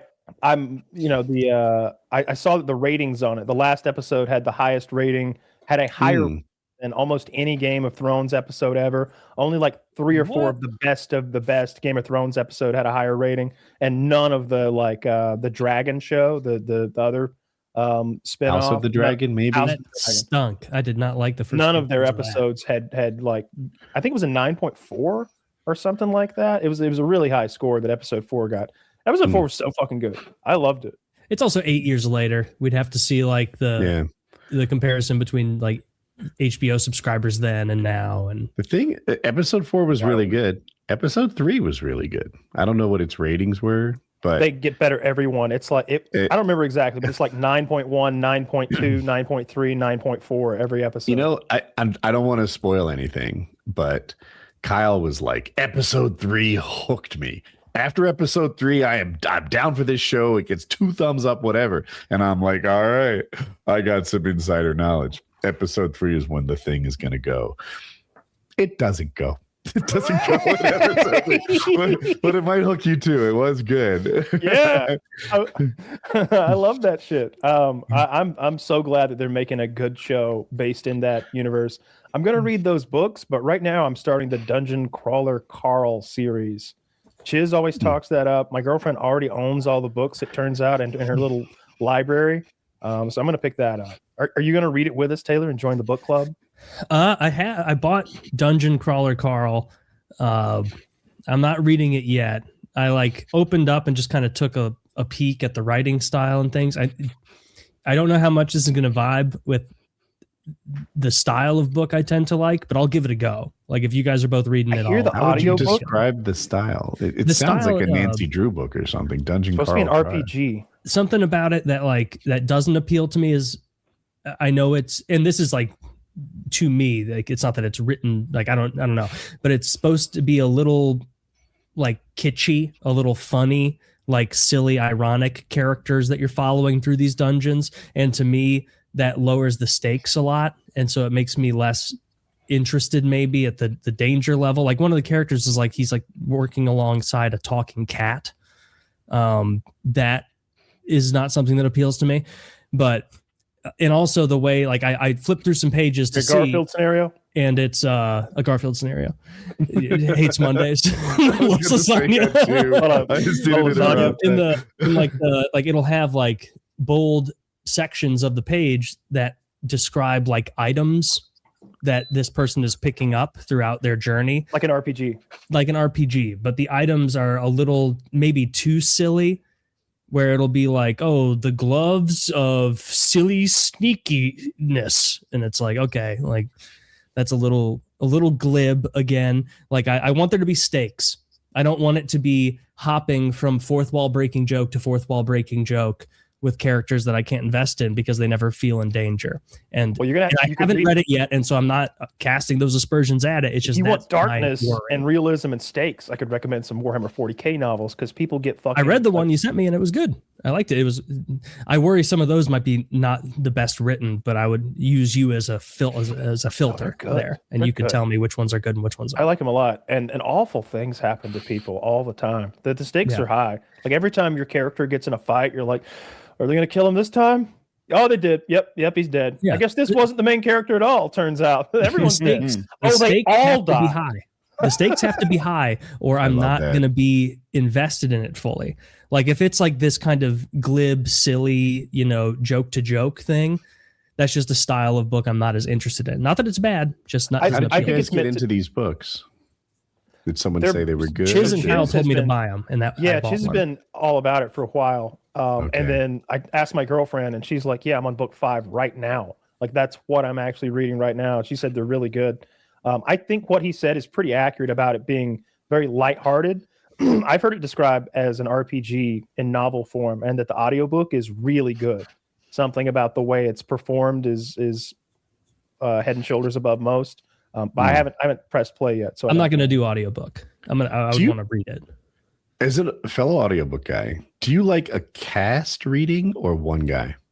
I like one guy doing voices. Yep. I don't like audiobooks the way you guys. I'll get distracted by a cast. Got to be people. one guy. I like when it's one guy and he does the voices, and if he's consistent enough, and I've only seen one or two guys that weren't, then like I remember Roy Dotrice, right? I know his Tyrion voice. I know his Arya voice. Yeah. And even though it's an old English man doing the voice of a 12-year-old girl, I accept that this is what Arya sounds like, and I'm following the story along. It's plenty good for me. But if a little girl chimed in, I think it might even throw me off a little, like I was listening to a stage performance or something. Mm-hmm. I liked it when they have a cast. I've listened to, I forget which one it was a sci-fi book read by a cast, and I thought it was really good. I will say, though, that some of these voice actors are so talented. I read, audiobook, 3 Body Problem, and every character's name is like they're Chinese. So they're like Zhu and Ji and Zhang. And I'm like, who's who again? None of these names are working for my American Can I head. trouble you for an Adam? Or perhaps a Steve. I would recognize the detective by his voice and cadence, and I'd recognize the scientist by his voice and cadence, and made it all the way through the 3 Body Problem, never having trouble knowing who we're talking about, even though I can't name them. So his voices were that good. That makes sense. Yeah, I'll probably do audiobook just because I've heard such good things about the audiobook, but I do have all the hard copies. Oh, so you could pick and choose. We're going to hear from a couple of sponsors, and then there's a book I read last night that I want to talk about. Guys, I got to let you go for today, but I appreciate thanks for coming on. having me. Always great chatting with you. Everybody's excited about 6 pills rather than 9, and it is always a pleasure. Everyone's going to be so excited. I'm about to tell them again. Thank you very much, Ed. Y'all take care. Take care. That was a good dig. I like it. This episode of PKA is brought to you by today's sponsor, BetterHelp. So let's hear a little about their service.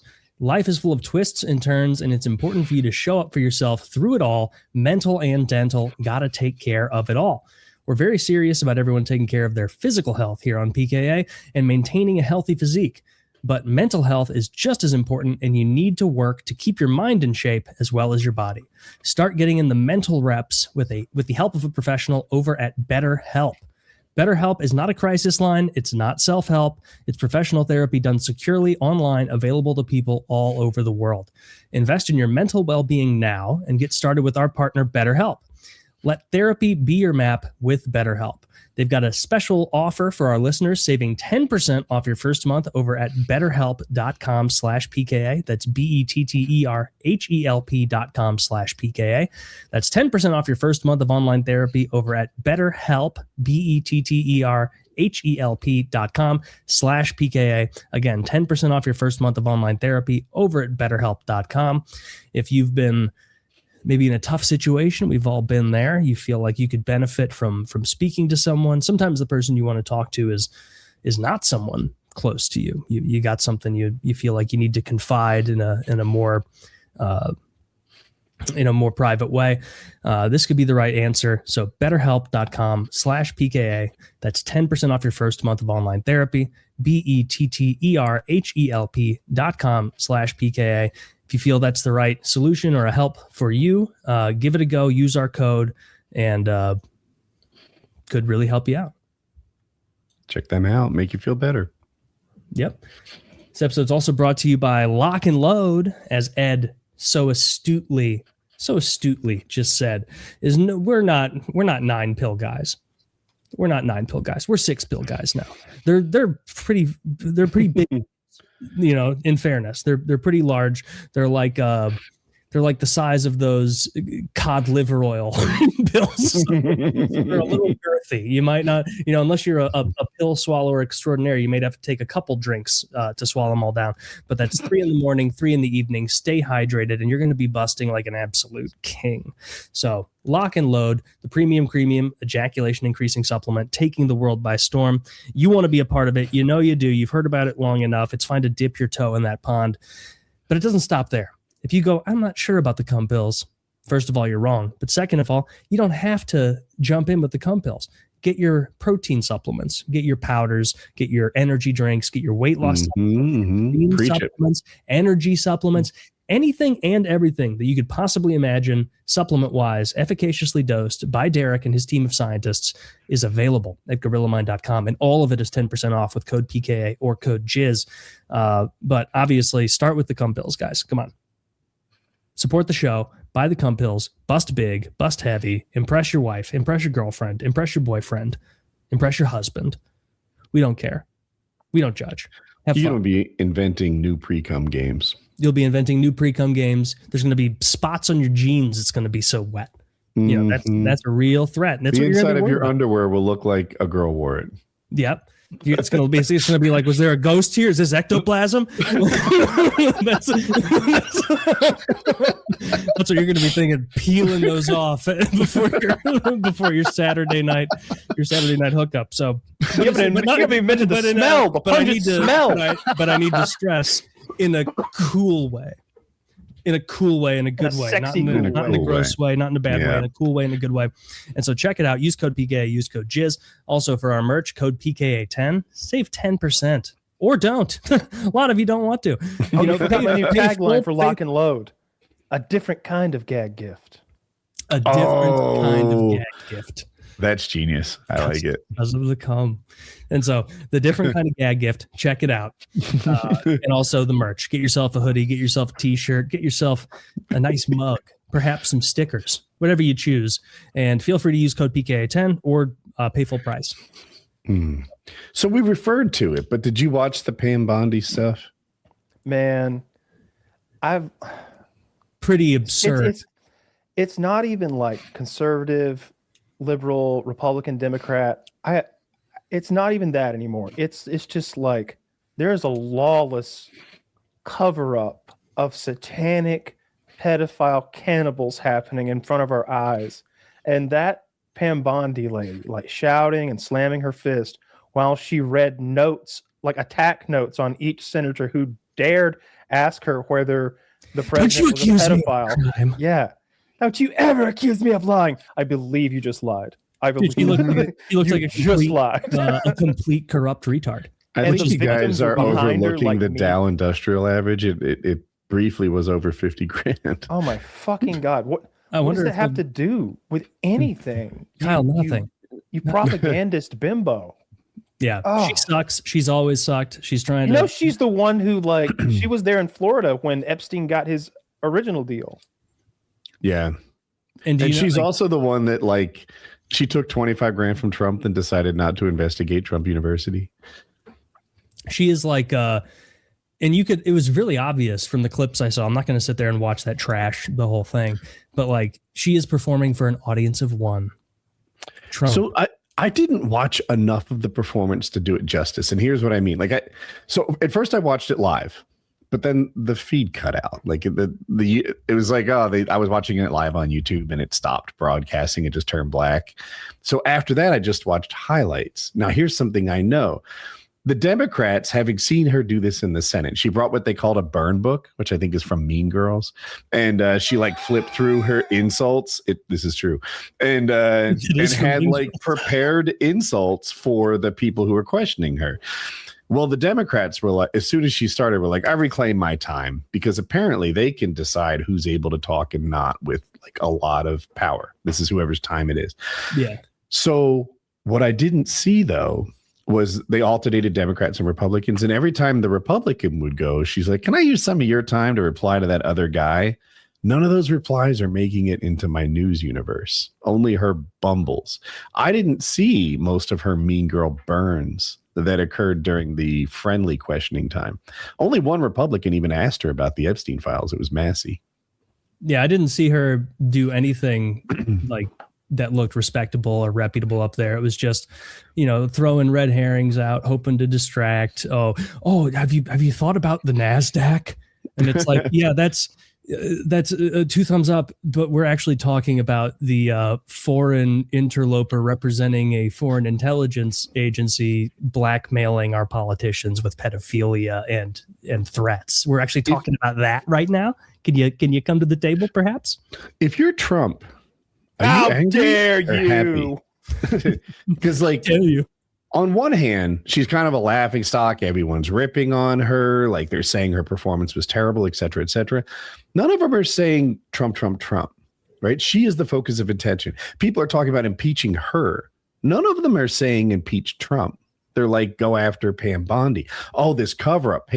Dude, she's obviously acting on Trump's orders. this redacting the bad guys' names and publishing the victims' names as an intimidation tactic is clearly what we're going for. It's not an accident. It was done tens of thousands of times. Not an accident. And she's getting all the negative press. If I'm Trump, I'm like, oh my God, they want to impeach her? This is kind of a win for me. I'm the one that fucked the children. I don't even as if I'm Trump. I don't think this reflected well on Trump at all. I don't know. It seems like this, every day it's more clear to even like I don't know what people think about this from the right. Like this whole thing. I don't know if they're like the hard MAGA people are just like, nah, pedophilia is not that bad. Like I don't know if there's some justification going on, but I can't imagine anyone with any common sense watching a hearing like that and not thinking that for sure there is a vast cover-up going on to protect powerful men from proof that they're pedophiles and taking part in this Israeli-ran honeypot pedophile operation. Mm-hmm. Yeah, it's so obvious. It's so obvious. This isn't like one of those Mission Impossible, James Bond, convoluted, like multiple step and it was that guy the whole time. This isn't that. It's dude, that's right how much face. That is how much they're controlled by these blackmailers and these foreign intelligence agencies. Is they're willing to take it on the nose with all of this shit, which would make everyone want the truth uncovered more. Like it because makes me wonder how they think they're going to like I've never seen anything like this in modern politics. You go back to Whitewater, what'd they do? Break into a fucking hotel? Right. This is so much worse than Whitewater. They stole paperwork, God damn it. That's some white collar bullshit. And that attorney general went to prison on that. This is. Dude, did you see Thomas Massey going off on it? He was like, dude, this is a 20-year conspiracy. Like Pam Bondi tried to deflect and be like, why don't you talk about the Biden administration not releasing it? And he was like, oh, I'll do you one better. Let's talk about George W. Bush. Let's talk about Barack Obama covering it up. Let's talk about the first Trump administration covering it up. Let's talk about Biden covering it up. Let's talk about the second Trump administration trying and failing to cover it up, because this is not a new thing. And all of you people knew this was a thing. And a lot of them now are like, oh, we are aghast to learn this stuff. And it's like, no. They better all hope and pray that Trump lives to like end his time in office, because he's going to need to blanket pardon them the way Biden did his family and like inner circle. They're all going to need like grandfathered in blanket pardons to avoid prosecution. Frustrated by the coverage of this. Like if you go to mainstream media, they're always like, Trump's not accused of anything. To be clear, Trump's not accused of anything. Stop fucking lying. Trump is accused of raping and beating children in the Epstein Files. It's not ambiguous. It's not maybe. It's not an edge case. There's the fucking limousine driver who said he was going to pull over and beat his ass because he heard him gloating about the things he did to children. And the girl, right, that he heard the girl say that he did this to me. There's the testimony of the girl who got beat because she gave a toothy blowjob to Donald Trump. There's the testimony of the girl whose boobs hurt afterwards because he was too rough on her nipples. Stop saying Donald Trump isn't accused of anything. I watched Joe Rogan today say, this looks terrible for the administration. You fucking dried up scrotum looking podcaster. It doesn't just look, it is terrible. Whenever it was like Joe Biden's doing this. When it's Trump, it's, this looks terrible for the administration. Watch your fucking language, you scrotum. Just say it like it is. This guy is accused of raping children and hurting them. The coverage on this has such soft language that if you're in the wrong news ecosystem, you're not getting any truth on this. They're not going to hit with accusations until they have enough ground they feel they can stand on, right? And what that's going to take is we actually need the rest of these files fucking released. We need actual video, photo. We need hard evidence. Because if we don't get the rest of this and we don't get hard evidence, it's going to be just like the Podesta files, and these pieces of shit are going to walk. The videos are redacted by the Trump administration. We need Pam all Bondi, of it. by Donald Trump. Yeah, I'm frustrated by. I think everybody is not telling the obvious truth. Like, Trump is accused in the Epstein Files. Let's stop pretending otherwise, because Trump has ended free speech with his lawsuits. Now they're all on eggshells, trying not to say anything could possibly bad. Trump never does wrong. He just gets bad advice. Stop it. Trump is fucking doing exactly what he wants to do. This is by design. It's not that everyone around him is incompetent. Everyone around him is following his instructions. Well, he's clearly surrounded by sycophants. And that's what I was saying earlier, is that Pam Bondi was playing to an audience of one. Like, she was trying to maintain his approval with it. I do not want to see this become nothing like the Podesta Pizzagate shit did, because it's if you followed all of that back in 10 years ago now, it's so similar to what we're seeing now. The pedophile codes, all of this shit. And nothing ever came of that because they never released smoking guns, like Kyle brought up last week. We need smoking guns. We need hard evidence. We need the rope to get rid of these people, so to speak. Like, and if they keep obfuscating, and if we don't get these, then these people will walk. We need the victims to name names. We need Thomas Massey, who like a few weeks ago said, or maybe it was a few months ago, was like, I've got 20 names off the top of my head to say. And it's like, then say them. Then fucking say it. Then stop all the grandstanding stuff and just fucking say them so we can like start investigating. Is it 6 people? Is it 5? Do you remember how many they named just recently? 5 now. Yeah, something like that. Yeah. One of them was this retired Victoria's Secret CEO. And I think all the rest were like, I don't know, United Arab Emirates, Abu Dhabi, something like that. Yeah, it was that huge French CEO. He was definitely in there. Is that the Victoria's Secret one? I think so. I don't remember his name. Lauder? Was it Lauder? Maybe. I don't recall. I don't want to say the wrong name. I don't want to say the wrong name either. So don't take that as law from me. Joe Rogan was in there. Yeah, for turning it down. Yeah. For turning it down. Yeah. That's the best. That's an honorable mention. I mean, don't you kind of wish that you were in there just as there's like 2 versions of honorable mention, but yeah. Like, for all my fussing about Joe Rogan and the way that he carries water for pedophiles, he turned it down. Like, I see Joe Rogan as doing like when he's like trying to be, I guess, diplomatic in how he's saying it.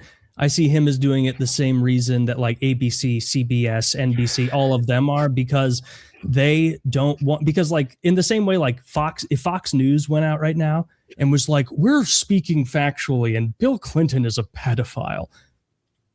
They can't say that. There's no evidence. Like, Joe Rogan has this long history of bias coverage, right? When he saw the video of Tim Walsh, the AI video, like dancing in a real feminine way down the escalator, it was hard to talk Joe Rogan out of that being not real. I think I might have double negative, but probably how he does dance though in real life. It was real. He thought it was real that he was dancing down the escalator. That was AI. And Rogan's like, no, it's not. That's real. That's real. That's not AI. He didn't want to learn the truth. When Joe Biden made fun of Trump for saying that the key to winning the Revolutionary War was taking over the airports, they had cut it, and he had only heard Joe Biden say it. He's like, this guy's senile. He's totally lost it. This is disqualifying. He should never be president. And then when he learned that Joe Biden was actually quoting Donald Trump, who just said a stupid thing, he's like, oh, well, never mind.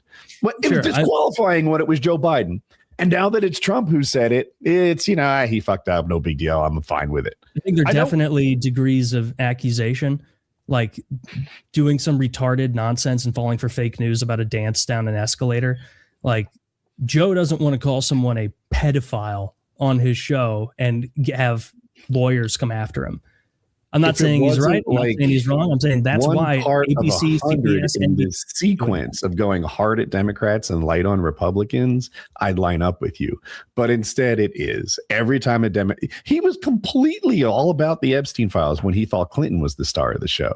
Now that it's Trump, this just doesn't seem to look good. We'll see what it is. Kind of awkward though. The conspiracy guys are not going to back off. Everybody who's been a conspiracy guy for a while with this Epstein stuff, with the Pizzagate, none of them are going to back off of this.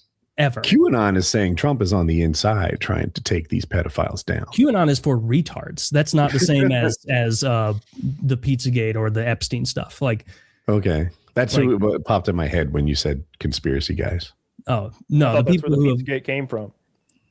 Well, Pizzagate seems pretty real now, doesn't it?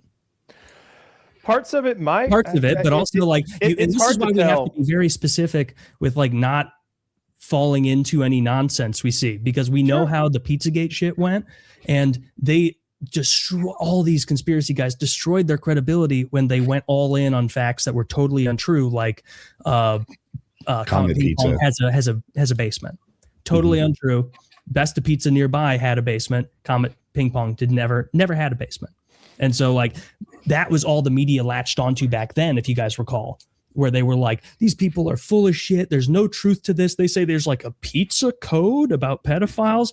Well, there's not even a basement. And so all of it's thrown out baby bathwater style. And I don't want to see that happen with this. I want these people fucking thrown in prison for the rest of their lives if they're found to be guilty, which means we need the victims to name names. We need the politicians like Massey who say they have names to fucking name them. And we need all the files released. Because the idea that people who are entirely compromised by a foreign government are making decisions on behalf of Americans is unpalatable. That's got to stop. That's done. Enough. I don't know how you're going to compel the DOJ that works for the head pedophile to file charges. Your best bet would be the next administration, but this administration is going to blanket pardon his entire cabinet. His entire cabinet will be blanket pardoned. The only way this ever sees the light of day is if Donald Trump does a natural death in the next couple of years, because maybe J.D. Vance doesn't blanket pardon them. Maybe President Vance has a little integrity, and he's like, "You guys are actually pedophiles? I mean, I just fuck couches. You kids." That would be satisfying. It's so funny. It's not true, but it's funny. It would be satisfying to see these people. Dude, that's light baggage compared to what the rest of the people around him have. Like JD Vance walks through an auditorium. They're like, "You couch fucking coward." Donald Trump walks through. Oh my God, the things they could say that this man is probably done. Kyle, JD Vance. What percentage sure are you? Faced guy. What percentage sure are you that Donald Trump ate children meat? Oh, low. I mean, I would say he seems too picky. He's a McDonald's dude.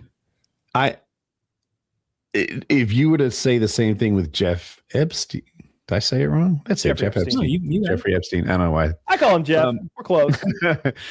I'd be like, ooh, I don't know, 50, 80. It seems like there's some evidence like they're about that.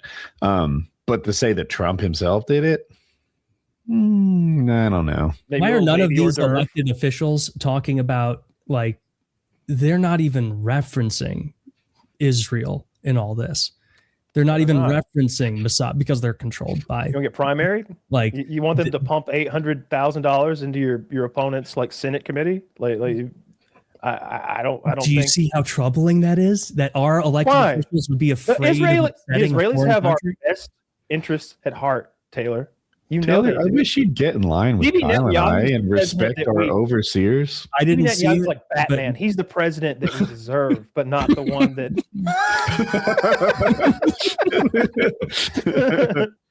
He's got to lead from the shadows. Like the Bibi Netanyahu administration has. I mean, did you see the Dow?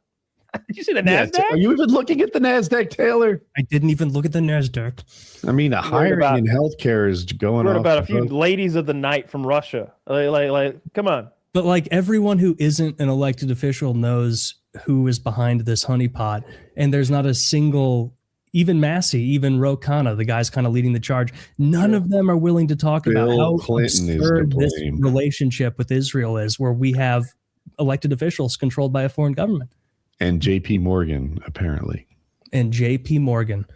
Oh, by the way, have you ever seen a picture of the original JP Morgan?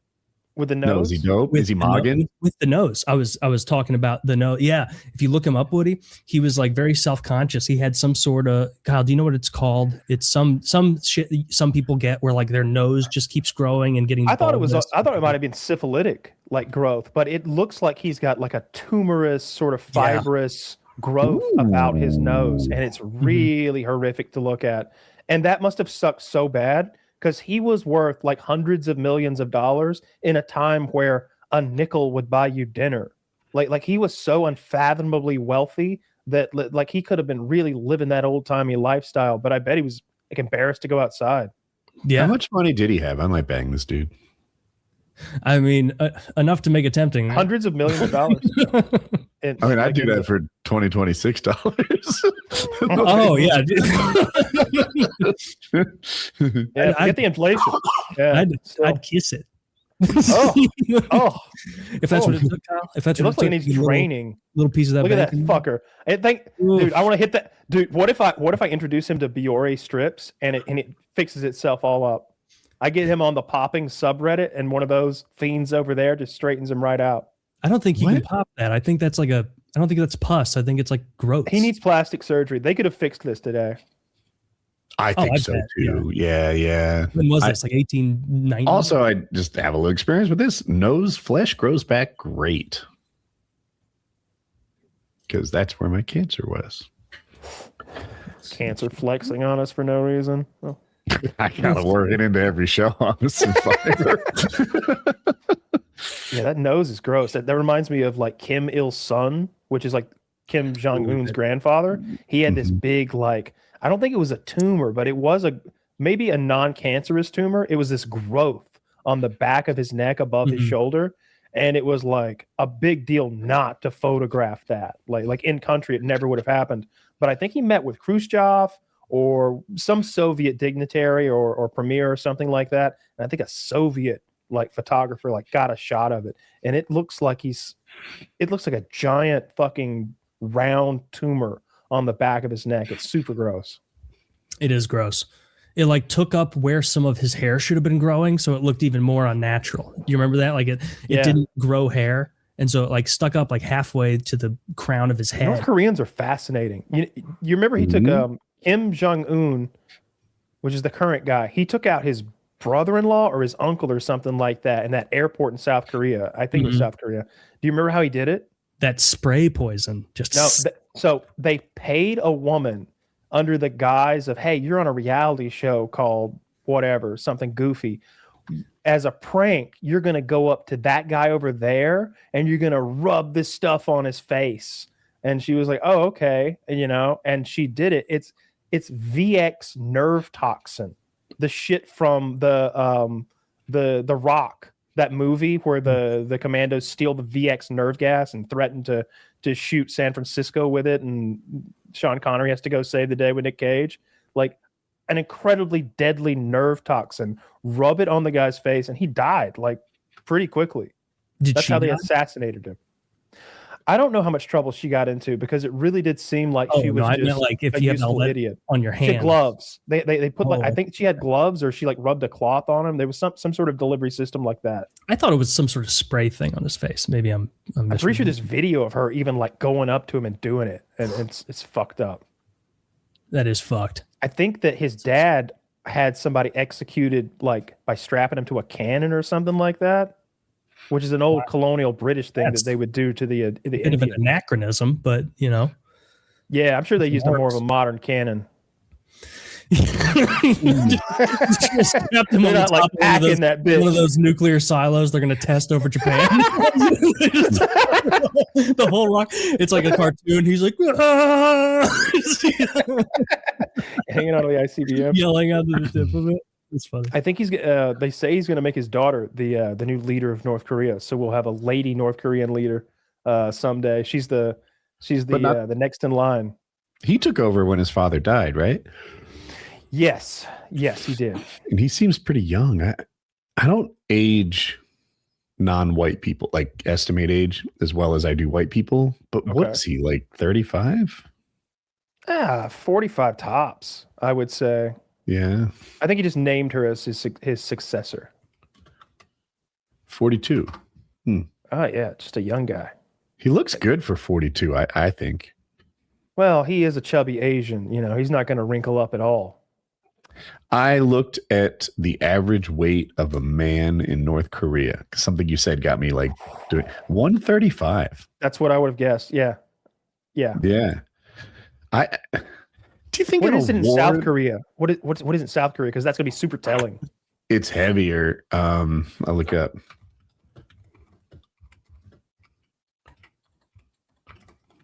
I bet they're a good 15 pounds heavier. That's going to be my guess too. 150. What does it say? Ooh, call it 163. Oh yeah, much healthier. Mm. Yeah, dude, that's 30 pounds just across the border. That's a lot. I just feel like a nation of 135-pound men couldn't do well in war. Like they would almost need smaller equipment. Especially with their logistics issues. It's not like they have all that automation that we have anyway. I bet some of their artillery systems need to be drug around and pulled and hooked up and stuff. It just seems like 135-pound man is a little guy. You know, Right? like that's what most girls weigh, like around 125, 135 pounds. Like, well, you know, girls that you care to ask what they weigh or care. There's some heavy ones, but those are just men with titties. But yeah, they just seem too little to be combat effective. Like, especially if you had to do anything strenuous over the course of days. Like I hear about those operations in Iraq and Afghanistan where they'd be up for 3 or 4 days just pushing, just keep carrying that 150-pound rucksack from one rooftop to another and just keep pushing with no sleep and no rest and just fighting. I don't know if you do that. You're 135 pounds. You don't have a lot of extra calories. Yeah, he'd never make it as a roofer. 135 pounds. Can you imagine carrying shingles up with a ladder? No way. Oh, fuck no. I saw Dana White say that today was the day they begin the White House card, scheduling the White House card, picking the fighters, the fights that are going to be on it. I'm really excited about the White House card. I think that the drama of Trump's like legal issue and this whole Epstein stuff makes me want to see it more because I know he's going to be there and it's going to be a scene. And it's that moment where maybe one of these fighters gets on the mic and says something awful to his face. Like that could even happen, you know? I only came here for one reason, to whoop this man's ass in front of the world's biggest pedophile. That'd be funny. It should be a theme. Does every fighter say anything? I saw a fight announcement that turned out to be fake, but it was Conor McGregor versus Colby Covington. Saw that as well. I'd like to see that. That's a really interesting idea. Probably a wrestle fuck him. I don't know. I think Conor's so old. Like Conor used to have really good takedown defense. Like Khabib did not take Conor down at will or with ease. I mean, he did. Obviously, we saw what happened. But he put up a hell of a show against the best at it. That he got him down a couple times, but it was at the end of the rounds, and it didn't come to much. And McGregor fucking pieced him up. That slow mo, I can picture it, where he's like coming with extra punches as Mendez is going down, like down into the right of the camera.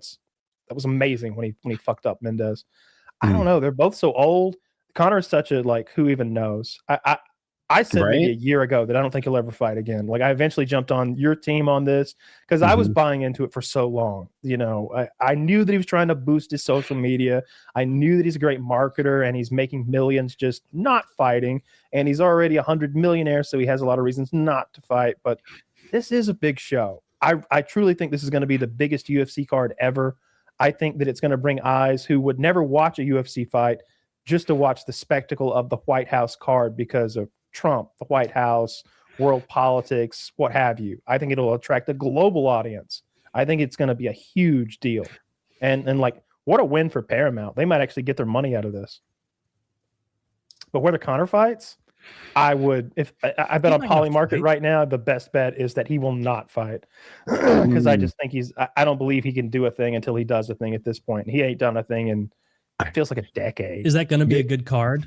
It's going to be they're going to make a massive deal of this. They're going to try to make it all title fights, like even if they have to strip people and have two guys fight for the belt, like Tom Aspinall's getting imaginary belts. They'll make up imaginary belts. They'll do they'll put the bad motherfucker belt. Professional fighting is good at like made up trophies in a moment, so they'll fight. The UFC literally has fabricated them out of thin air, and like this is the bad motherfucker belt, and it's like okay, dude, and then like the nice guy, like karate, what's his name? The nice guy that does karate.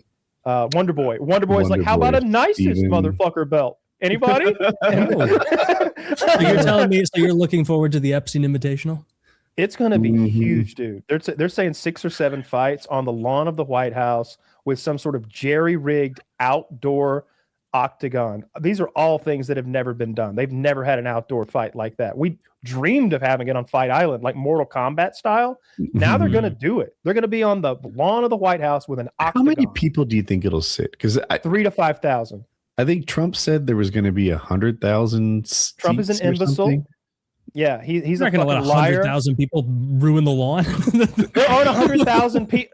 Sanford Stadium doesn't seat 100,000. The home of the Georgia Bulldogs. There are only a handful of stadiums in the country big schools that do 100. Have that. Like that's Michigan. like Michigan maybe or Notre Dame. I think they might. Ohio State. Some of those Okay, you know who doesn't have it? The White House front lawn. The White House. I don't think they're going to get it built in time. It would take up the whole front lawn and most of the highway, like 100,000. What's it look like where the East Wing used to be? Can we put a stadium there real quick?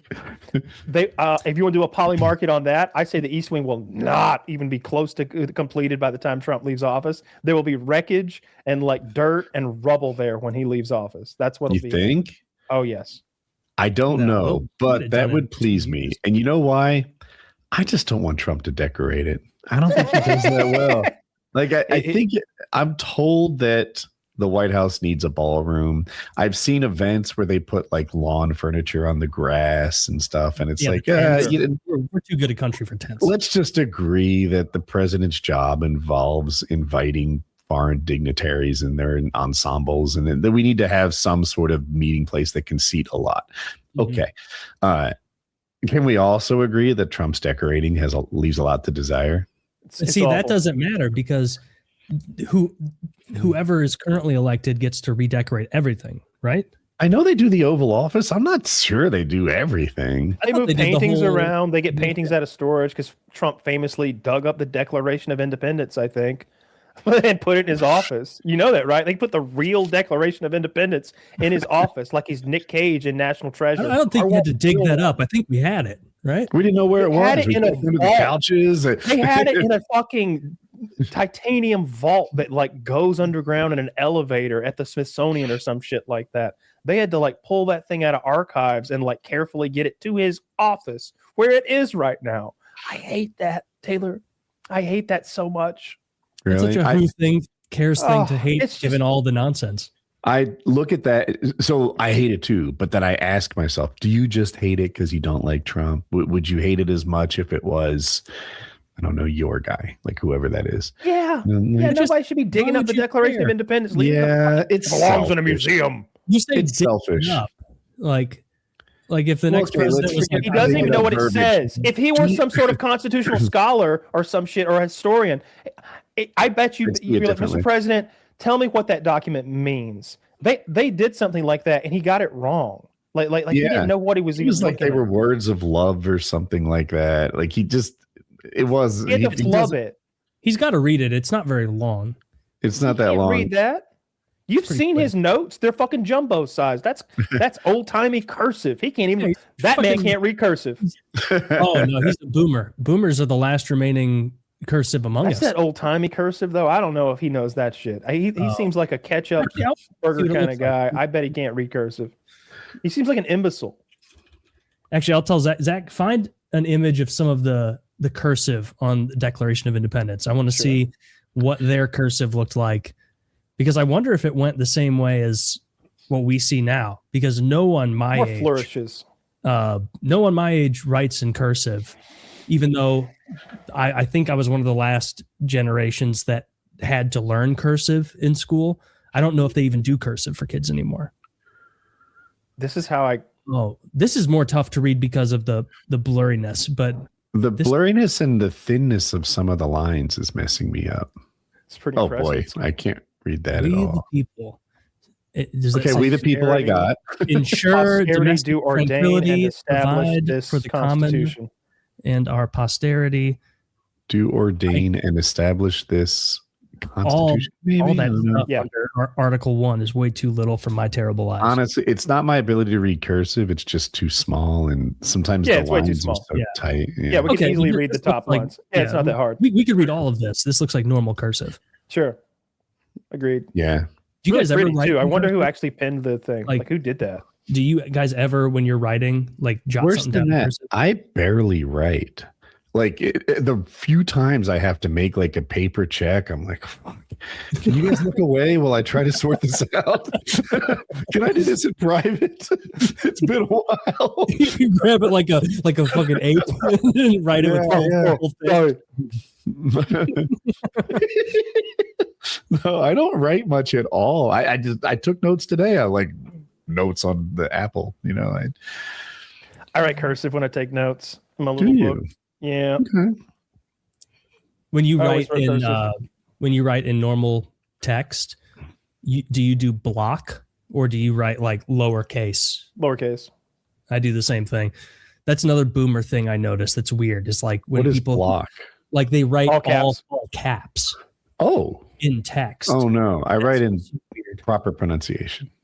Yeah, I do too. If I'm writing someone a note, I won't write cursive because I know some people can't read it. But if I'm like writing my own notes or something, it's in cursive.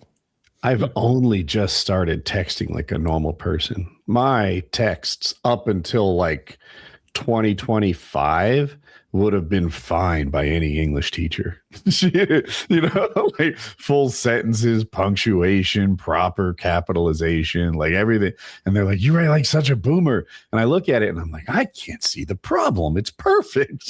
Like, it's grammatically ideal. But I guess that is boomer. I don't think that's boomer. I stand by that. Texting in full sentences is a good thing. And I don't like when people do that like Zoomer fake blase text.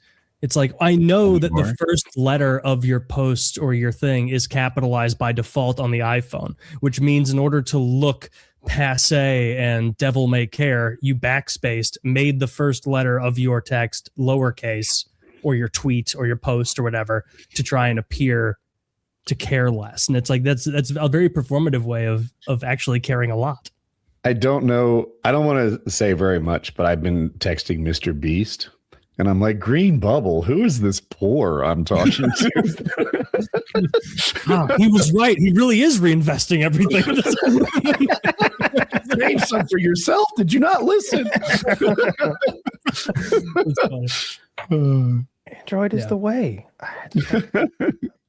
Green Shout bubble. out to who's he helping most recently? He ticked the blind off his list. I think he helped the lame walk, the blind see. I don't know if he's done any lame stuff yet. I thought he helped some kids with crutches or shit or something. Maybe some that's lame landmine victims or something. Oh, Jesus. Okay. I'm just making that up. I don't know. I'm sure he has though. Seems like something he'd do, right? Yeah. We brought 10,000 fake feet to Cambodia. In my effort to outdo Jesus again and again, I've handed out tons of alcohol. It's like, oh man, no. I've turned your entire clean water system into wine. Jimmy, it's not that I think it's a bad idea. It's that you're making these crippled guys spend a long time in a shipping container to get it. Like, maybe less time in the shipping container to qualify for the legs. That's what he should give. He should hand out those blade legs that murderer in South Africa had. Oscar Pistorius. Oscar Pistorius, R.I.P. Yeah. Not R.I.P. He's a murderer. And he got out of prison, I think. Maybe not dead. If he got out of prison, then those guards need to be fired. I don't think he escaped. I think Well, he got a running start, and then he let clear out of the wool. He may like keep asking for bigger and bigger blights. We thought, what's the harm?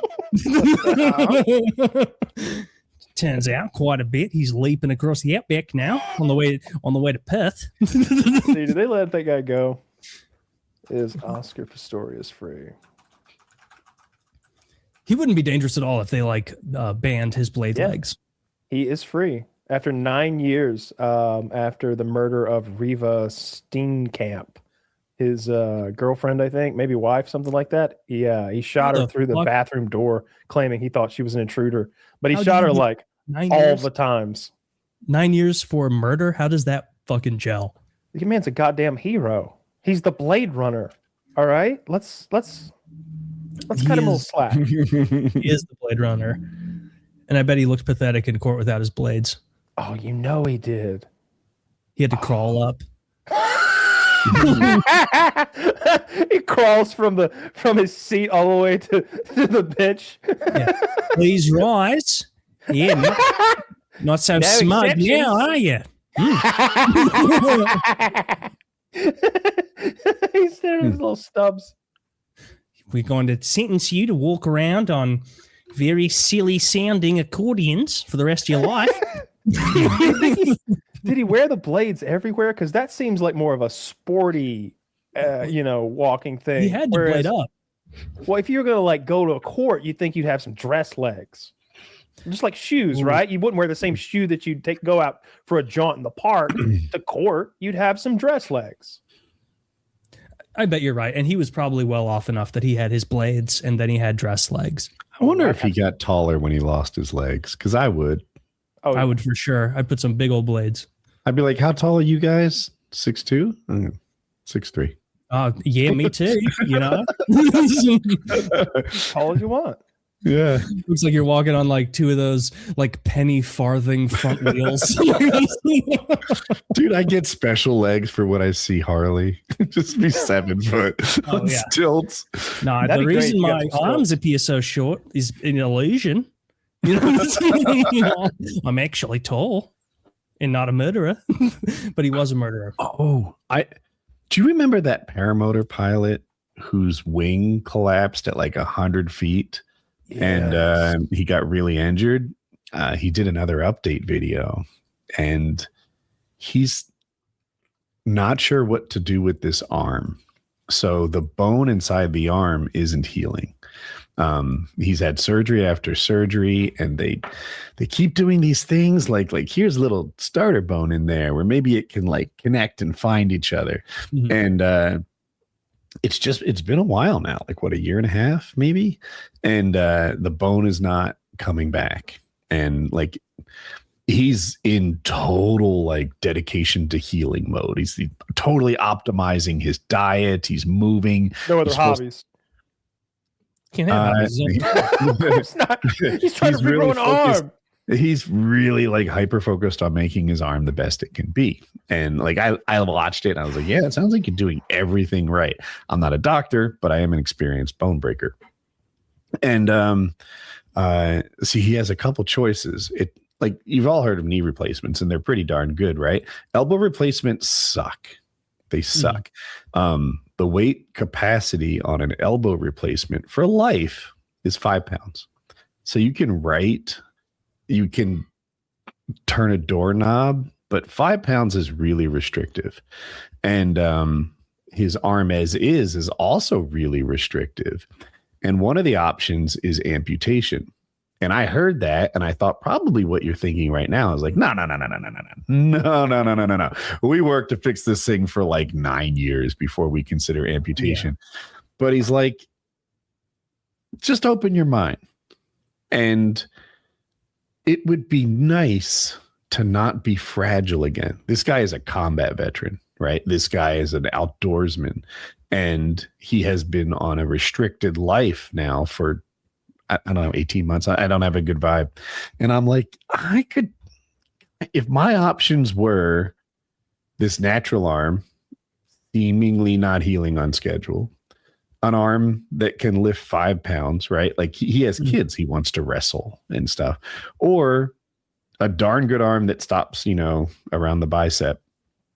It's I don't know what I'd pick, but I do know all three of those options would have their own appeal. Yeah. And it is a rough place to be. I wish the best for him. Yeah. Yeah. But, chop that thing off. Yeah. It's time. Right. And you would hope that maybe because it's an elective sort of amputation, they'd be able to utilize the nerves that go down into his hands into a prosthetic. Maybe the technology's not there, but you would think that you've got all the nerves that go all the way to his fingers. Can we get those to actuate a fucking robo glove? I don't want a hook hand. And I know every now and then I see a Reddit video and they're like, oh, look at this person with a fucking data hand. They've got a hand like Luke Skywalker. It's oh my God, they fixed it. But then you see people in real life and they all got goddamn hooks. They're just fucking punching holes in their own burritos, making a mess. They have two hooks that squeeze together. It seems like something I imagine, but they're not good at this thing right here is so good. Like I can quickly grab a piece of paper, but I can also grab. You can't get the responsiveness and the tactile feel and hands rock. Hands rock. There's no replacement for a hand. Like hooves suck. I think you're going to end up with a hook, like at the end of the day, you know. But it wouldn't matter. I did when you heard amputation, instantly think no, last choice, and then when you hear like but you could be a durable human again, you know, like it's like, oh shit, I kind of see how that ranks almost even with the other two choices. Yeah, I think I would amputate it. If it's just a bag of bones and they're talking about experimental treatments and shit, it's like, I'm not betting on that. I want to start living my life again. There's got to be some sort of science or technology that can force that bone to regrow. I bet they took a shaving of his like hip bone and put it in his arm and it still didn't work. I bet they've tried a lot of stuff. He's like escalated a couple of doctors. So like, I feel like I know how to be a patient. I'm more experienced as a patient than most people. And I don't have any criticism of the way he's gone about this. Like he sought out a great doctor. He drives like 7-8 hours now to like see his surgeon and get checked up on. He got the guy in Texas. And I don't know. I guess I listened to how much longer he wants to try to fix this thing. You know, at what point does the doctor say, let's talk about plan B and C like that? Because that's a big thing in life for me. You know, like when I hire an attorney, I have never said, that doesn't sound right. I don't know. I had a couple semesters of business law myself, you know, like, no. I hire an attorney. I listen to my attorney. When I hire like a freaking structural engineer, I listen to my structural engineer. And when I hire a surgeon, I give that, like, I want to hear what he has to say. His advice is paramount. Yeah. That's horrible, regardless. Man. Left arm, right arm. It's his dominant arm. Was his dominant right arm. Yeah. And this whole time I was picturing it as my left, you know. I don't know if you were too, Taylor, but I was picturing it as like, give me that hook where I can like maybe I got like 3 or 4 hands, like one to jerk off with, because like if we're gonna have special hands, let's make that one. But you know, one. I mean, some people say people who break their arms get ambidextrous at that. I wouldn't know. They might. You know, sometimes you do it just for a change of pace. I don't know about you, but one of my concerns would be game. Oh, who's this? You know. But if you broke your arm at 17, you'd know what the fuck you were doing too. Oh, I did. I was without my dominant hand for a while. Lefty got real good after a few weeks. Yeah, like I had to. I was like, do I switch back now that righty's back in the game? And I'm like, I don't know, boys. Let's have a little contest. When you know it, righty won. He was softer from no use. I mean, now that I'm a man grown, it takes 2 hands. He'd been in that glove for a few weeks. He was so soft and smooth, like virgin palm. Yeah. This thing over here was just a roughed up, blown out palm. It couldn't take it anymore. You had one of those hands like that guy from Mice and Men. Yes. It was kept soft. I look like I've been plowing with soft for his own penis. Like I've been plowing with a mule. I would cut it off and get the thing, because you want to start getting good with the fake hand, the whatever you call it, as fast as you can and start getting back to real life. I don't know, man. You know? Losing that down, I wouldn't want to give up hope on my right arm. Like I do fucking everything with that. I mean, really, I want to know what the doctor says. Does the doctor say, like, I do know a little. The doctor, so that Anthony's his name. He looked at the X-ray like a regular person and is like, looks worse, right? Like, you know, bones look white and not bone looks not white. He's like, it's almost darker where I was hoping bone would have regrown. But the doctor saw some positive things in there. And I looked at so many X-rays that I know I suck at it. And you got to listen to what the doctor's seeing, not you. Why can't they put enough hardware in the meat glove that is his arm? Because like his hand, I bet, is still fine, right? Well, it was her, but yeah, I mean, you still move it. He's describing not being able to use his pinky and ring finger, which I think ulnar nerve damage, maybe during some of the surgeries. I don't know. Well, I mean, still, like if you've got 3, you know, you can that's still watch huge. D, baby. You can get it done. Yeah, Smoke a exactly. cigarette like a Frenchman. I would hate to never be able to game again, and like I'm already not as good as I would like to be, but to take a step down would be just so hard to touch the stomach. Would it? Like if my KD goes to like 0.7 or some shit, like I'm not even a 1 KD player anymore. It's like what? Why do I even get up in the morning? You know what I mean? Like I wouldn't want to. If I can, that's my mouse hand.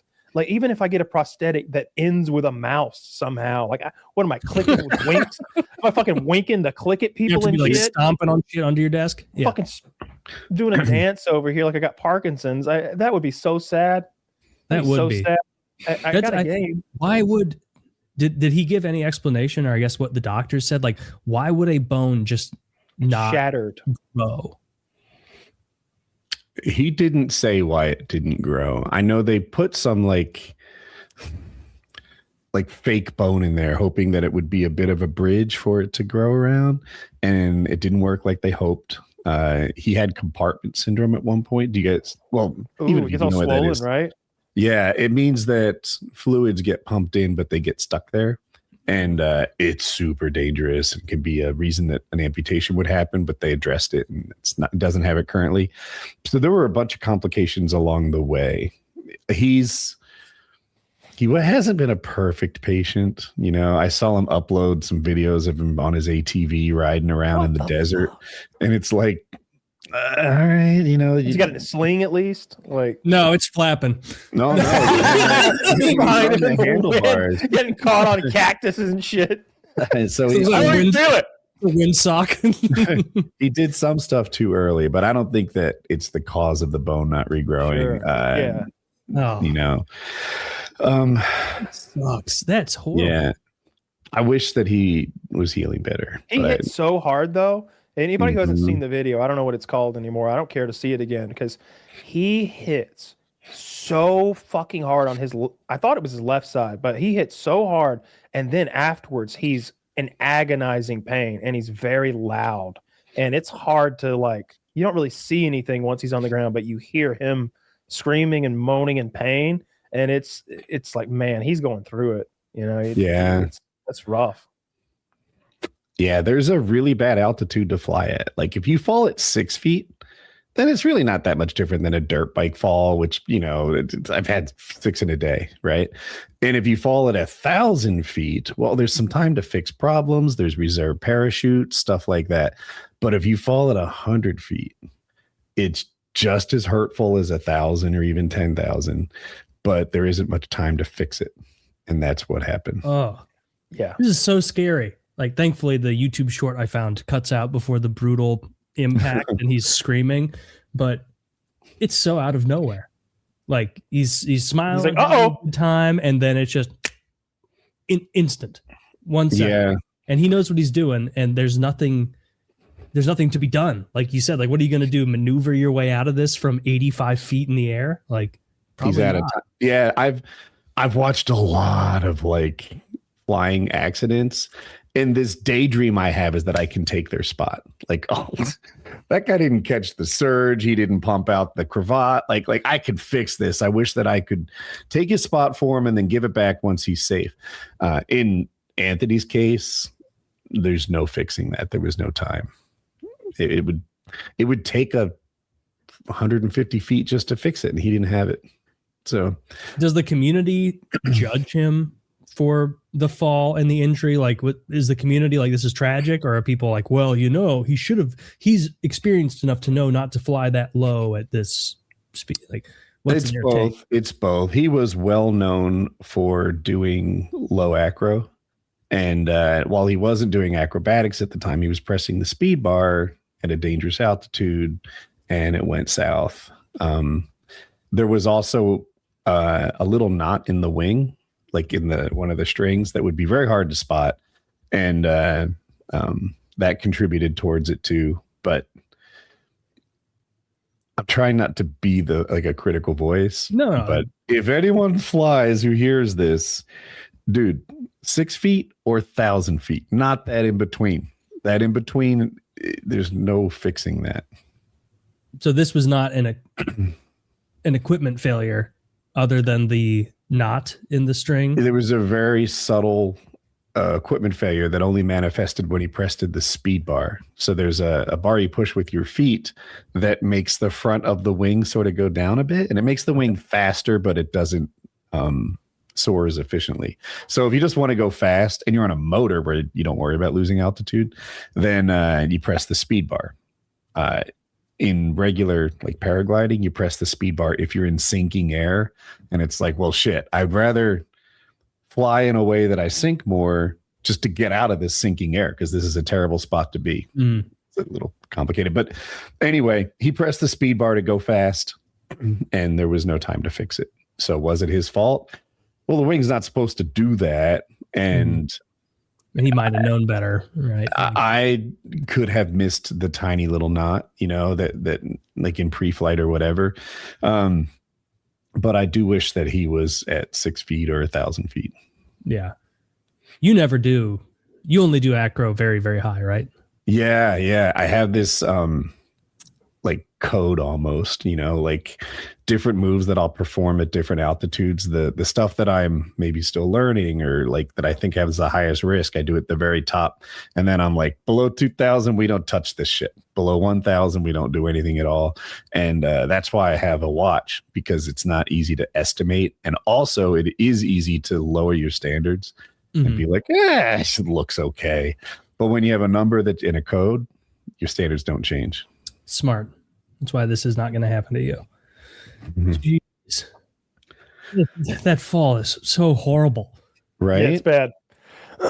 There's nothing he could do. Poor guy. Like once it started. Yeah. That really sucks. Yeah. And I wish the healing was going better. What would be your main prosthetic hand attachment, Taylor? Like realistically, you're going about your day. You can only pick one, And I imagine there's a hook that has a lot of uses with a little clampy thing. They have the little pincer hook thing. Yeah, that's common. Yeah. I don't know what's better than that. Your charcuterie hand, of course. That would be my charcuterie hand, where I could delicately pick bits of cheese. Oh no, you're gonna have like multiple like forks and skewers on there, so that you'll be like Edward Scissorhands, but each finger has a different like delicate meat or artisanal cheese. A little burrata on your pinky, perhaps. A little hard salami from the Iberican region on your ring finger. A little Havarti on that middle. Why limit ourselves to 5 fingers? We're essentially a mech man now. 30 fingers. You could, whatever you need. Maybe not 30. Maybe not 30. That's a lot. 30 seems excessive. 30's a lot. Okay, I like that idea. I think hook would have to be the main thing. And in this fantasy, it's my left hand. My right hand is still my go-to guy. That's good fantasy. Yeah. In the fantasy, my left hand is the one. In my fantasy, I didn't lose either hand, so I have 2 hands if you only have one. So I'm thinking I think that I would go for a hand-looking hand. Even if it wasn't as useful as like the pincher hooks, like maybe they grip harder or do more or pull better. It's like, I'll do everything I can with my good hand. But if I had a hand that could grip it all and move, I think I'd take that just for vanity reasons over like a hook or a pincher hook. Maybe one of those like completely useless Jamie Lannister hands. Right? Made of gold. So now you're like the remaining bit of your left arm's getting yoked. Now the homies on the block beat you up and take your hand. It's fool's gold. I have a pyrite hand. Bullshit, you can't smell pyrite. Get his ass. Get his ass. They kill me for my pyrite hand. Yeah, I don't know. I don't think there's a good option there, because hands just dominate all the fake hands. Like hook would, if anything, I would want like sort of a show hook that's like almost a captain hook sort of thing, like very girthy and strong. That would be my formal wear. A captain? No, my formal wear is an Iron Man looking hand with a light on the back of it. Does it do anything other than shine the light? It's really bright though. Okay. You're being asked to leave the macaroni grill. I bet there's a market for this. Under the Americans with Disabilities Act, you can't kick me out. I like exploring. I like the idea of exploring and taking advantage of niche markets. Now, a man who loses his hand, it's a terrible thing, and I'm sure he's going to be no stranger to prosthetics. He's also not going to be a stranger to not being able to please his lady as well as he once could in the bedroom. What if we give him an advantage? What if we make him more handy than a two-handed man could ever dream to be? What if we give him some sort of Hulk busting punching facility that Iron Man had? I'm getting ideas. Yes, like he threw a punch, but then like his suit was mechanized in such a way that like the punch threw itself, sort of like a machine gun sort of like a jackhammer. Yeah. Dude, I bet there's a lot of one-handed fellas out there that would love to have some sort of reciprocating dildo hand. Yeah, you just pop it on. Like you would need like a sort of a whole closet of different hands for different purposes. You have your sex hand, you have your out to dinner hand, you have your intimidating pirate hook. Like Peacemaker with the helmets. Sure, that helps you. Yeah, it does. Just a trench coat of hands that you get into that choose from. Like Let's get a chance. Did you like episode 2? I didn't. Episode 2. You mean season 2? I'm sorry, I meant to say season 2. Yeah. Let me remember back to what it was about. Yeah, I liked it. I thought the multiverse stuff is I'm a little tired of multiverse shit, but I liked what they did with it. I liked that it allowed him to like reconnect with those dead characters and such. Yeah, I liked it. I liked the Eagly stuff with Michael Rourke or whatever his name is. Mickey Rourke? No. It's is that his like assassin friend? Swing and a miss. Okay, I tried. It's the Eagle Hunter. No, the Eagle Hunter guy with the scar on his face. He's the blue guy. He's like Zandu or the blue guy from Guardians of the Galaxy. Yeah, Mickey. He was Merle from. What is? He was Merle in Walking Dead. Rooker, Michael Rooker. Thanks. Okay. Yeah. That guy was like some sort of bald eagle hunting hunt. Like I liked all that. I liked all that silly shit. So yeah, I didn't think it was as good as the first season. Obviously, that opening episode or two when he gets into that fight with the girl in his underwear and he's singing into the Hitachi magic wand, that's hard to top. But so yeah, I didn't like season 2 as much, but I did like it. Didn't lose me anything. I really like his sociopath, like Jeffrey Dahmer buddy. Like that guy always gets a laugh out of me. Like he's literally like a serial killer, and they're just but it's our serial killer. He should be a star, really. I think that guy as much as seen his character. Vigilante is his name. Yeah, I would watch a Vigilante show. Vigilante is his name. Yeah. Yeah. This is James Gunn taking getting the rights to the cheapest of the cheap DCU characters, and then with his skill and expertise in casting, turning them into like blockbuster stars that get their own TV shows and shit. He did such a good job. Like Polka Dot Man seems like so stupid, but when you watch by the end of the movie, that's not one. You made that up, dude. By the end of the movie, you are feeling for Polka Dot Man. He is your favorite character, and you're rooting for his redemption.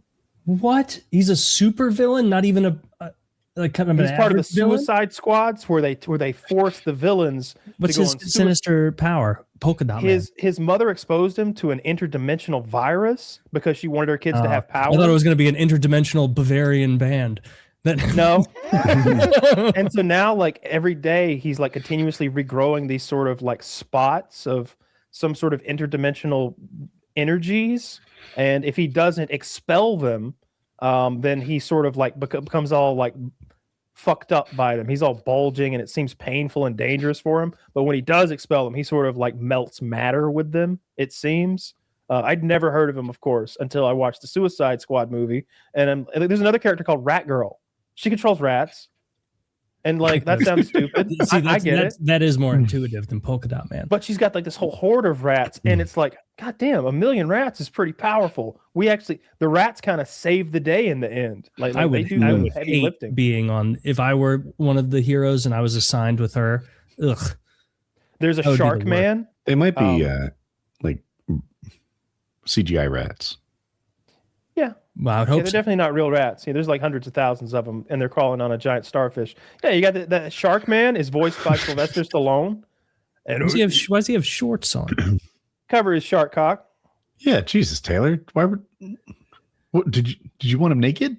You want him in a Speedo or something? Those are board shorts. He's a Hawaiian shark god. I don't know. I thought a Speedo would make a little more sense. I feel like you're being a little sharkish because you didn't ask that about any of the other characters.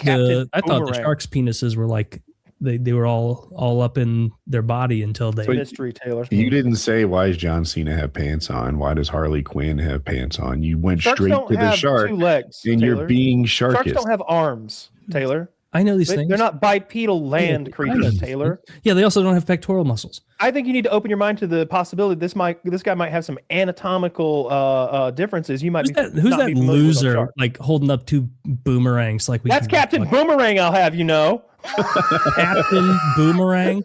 I'm not sure because he dies this really is early. the gayest group of superheroes I've ever. That's the point.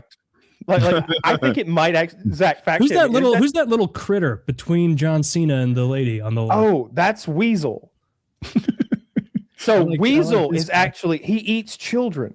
Like he's literally a child eating supervillain who's like a man weasel. Oh no. There's Polka Dot on the right, Taylor. I don't know how you pictured him, but there it is. Yeah, way on the right, far right. Jeez. He looks like a Soviet. And that's Michael cosmonaut. Rooker. That's Michael Rooker there with the red sort of leather top and the long straight blonde hair in the back behind Captain Boomerang. Yeah, that's Michael Rooker. What is the shark guy's power? Like he's a fucking shark. That's it. He bites humans in. He's so strong. He like bites people's like top section off and rips their bodies apart, like bisects them with his bare hands. And he's super durable. So he's like bulletproof. He can survive, like big car accidents and stuff. Does he go back to? Can he change into a normal person? That's his entire form. He doesn't mutate into anything else. He's very slow-witted and seemingly always quite hungry for man flesh. That would be a terrible one to have. You can't even go to restaurants. You can't do.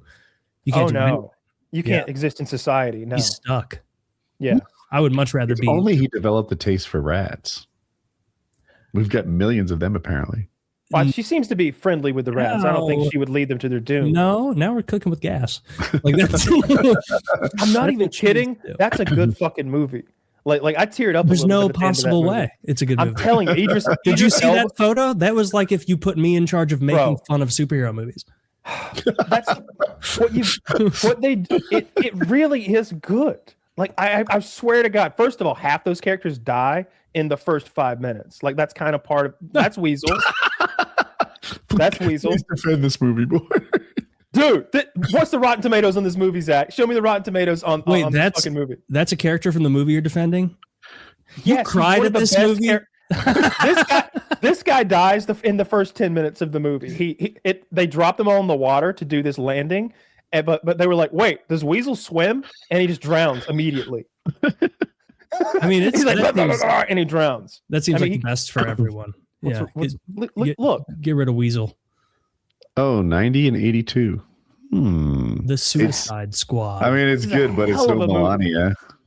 It looks pretty dumb. Melania had better audience scores, just saying. I'm telling you, this movie is self-referential. It's funny. It's comedic. It doesn't take itself too seriously, but it gets a little heavy by the end. See, that's what I want. I want a superhero movie that doesn't take itself too seriously. We're in a dearth of that over the past 15 years. Are you serious? Have you not seen the Zack Snyder like Superman movies?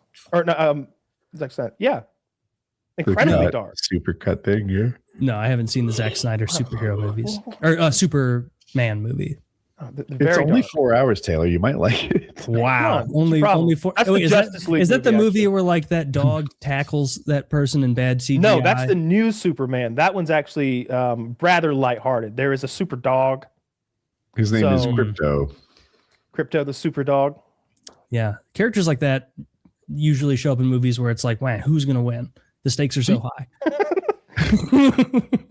Do you guys think Bitcoin is this time different, or is it about to rebound and hit like 500,000 or something ridiculous? I don't know anything about Bitcoin. I just still feel like it's the same thing. Everyone acts like Bitcoin is this super tricky thing. Dude, it's just the solution to a math problem that people pay outrageous sums for no reason. There's nothing more to it than that. Something that I notice about Bitcoin and crypto is like if I went on social media and all day, every day, I was like tweeting and posting like gold is retarded. Only idiots invest in precious metals. A bunch of gold people are not going to descend on me and be like, fuck you, you don't understand. understand. they're gonna be like, get a load of this tard. He doesn't understand the oldest currency that's ever existed. More for me. But if you do that about crypto, you have a jillion people furious at you, being like, you just don't understand it. You're gonna be left behind. This and that, and it's like, then shouldn't you be happy that there are people who don't get it to allow you to accrue more at a lower cost? Like, the fact you're so wrapped up in me also being bought in means that, like, in a way, maybe you do realize like this is going to eventually become a greater fool thing. Like or that's what it seems like to me. Uneducated, retarded. I could be wrong, but that's what it seems like. Zach says Bitcoin goes up in the next 10 days. You heard it here first. It may be like, and I don't put it past it. Like, don't just put all your money in it. Borrow money. Put that in it too. You're gonna want a cred max. Sam Hyde style. Yeah, I don't get it, because nobody seems to actually make real transactions with it. And my friend who's really into crypto for years told me, you kidnapped, you're going to wish you had a wallet. Apparently not, because I don't think they've gotten the money. You know, there's a guy, you want to know the latest on that? There's been happenings in the Guthrie kidnapping. Whisperings. So as of today, they recovered that black and white sort of thermal looking footage from the door camera. Today they had the timestamp for when that happened. And like 5 miles away and like 19 minutes before that, there's a guy that looks just like the kidnapper with the same bag and the same clothes, like doing some stuff behind a house, caught on camera there. And they blurred his face because they're not sure yet, but it's like, that's the guy. Like they get him. I think they've got his face. But they put a guy in custody, and then that guy got released. That guy, yeah. This is a different guy that's caught on camera at a residence, like I said, 5 miles away. This time it's the guy. For sure. Well, I don't know who they detained before, but this guy has the backpack with the reflective stripes on the front and the same pants and the same shirt. And he's a white guy without a mask on. And he's taking the backpack and concealing it like behind a wall on camera. Did they know who he is? Do they have this guy? They have the picture. They have that video. As far as I know, that's all they've got. But they haven't released a lot. Okay. On the other side of the thing, there's someone contacting TMZ and the family and saying, we know who took her. We know who did it. We will reveal the name for 1 Bitcoin. We are afraid of being drugged through the mud the same way you did that gardener. We don't want to be known as a national rat. We need this money to lay low if this thing goes the wrong way.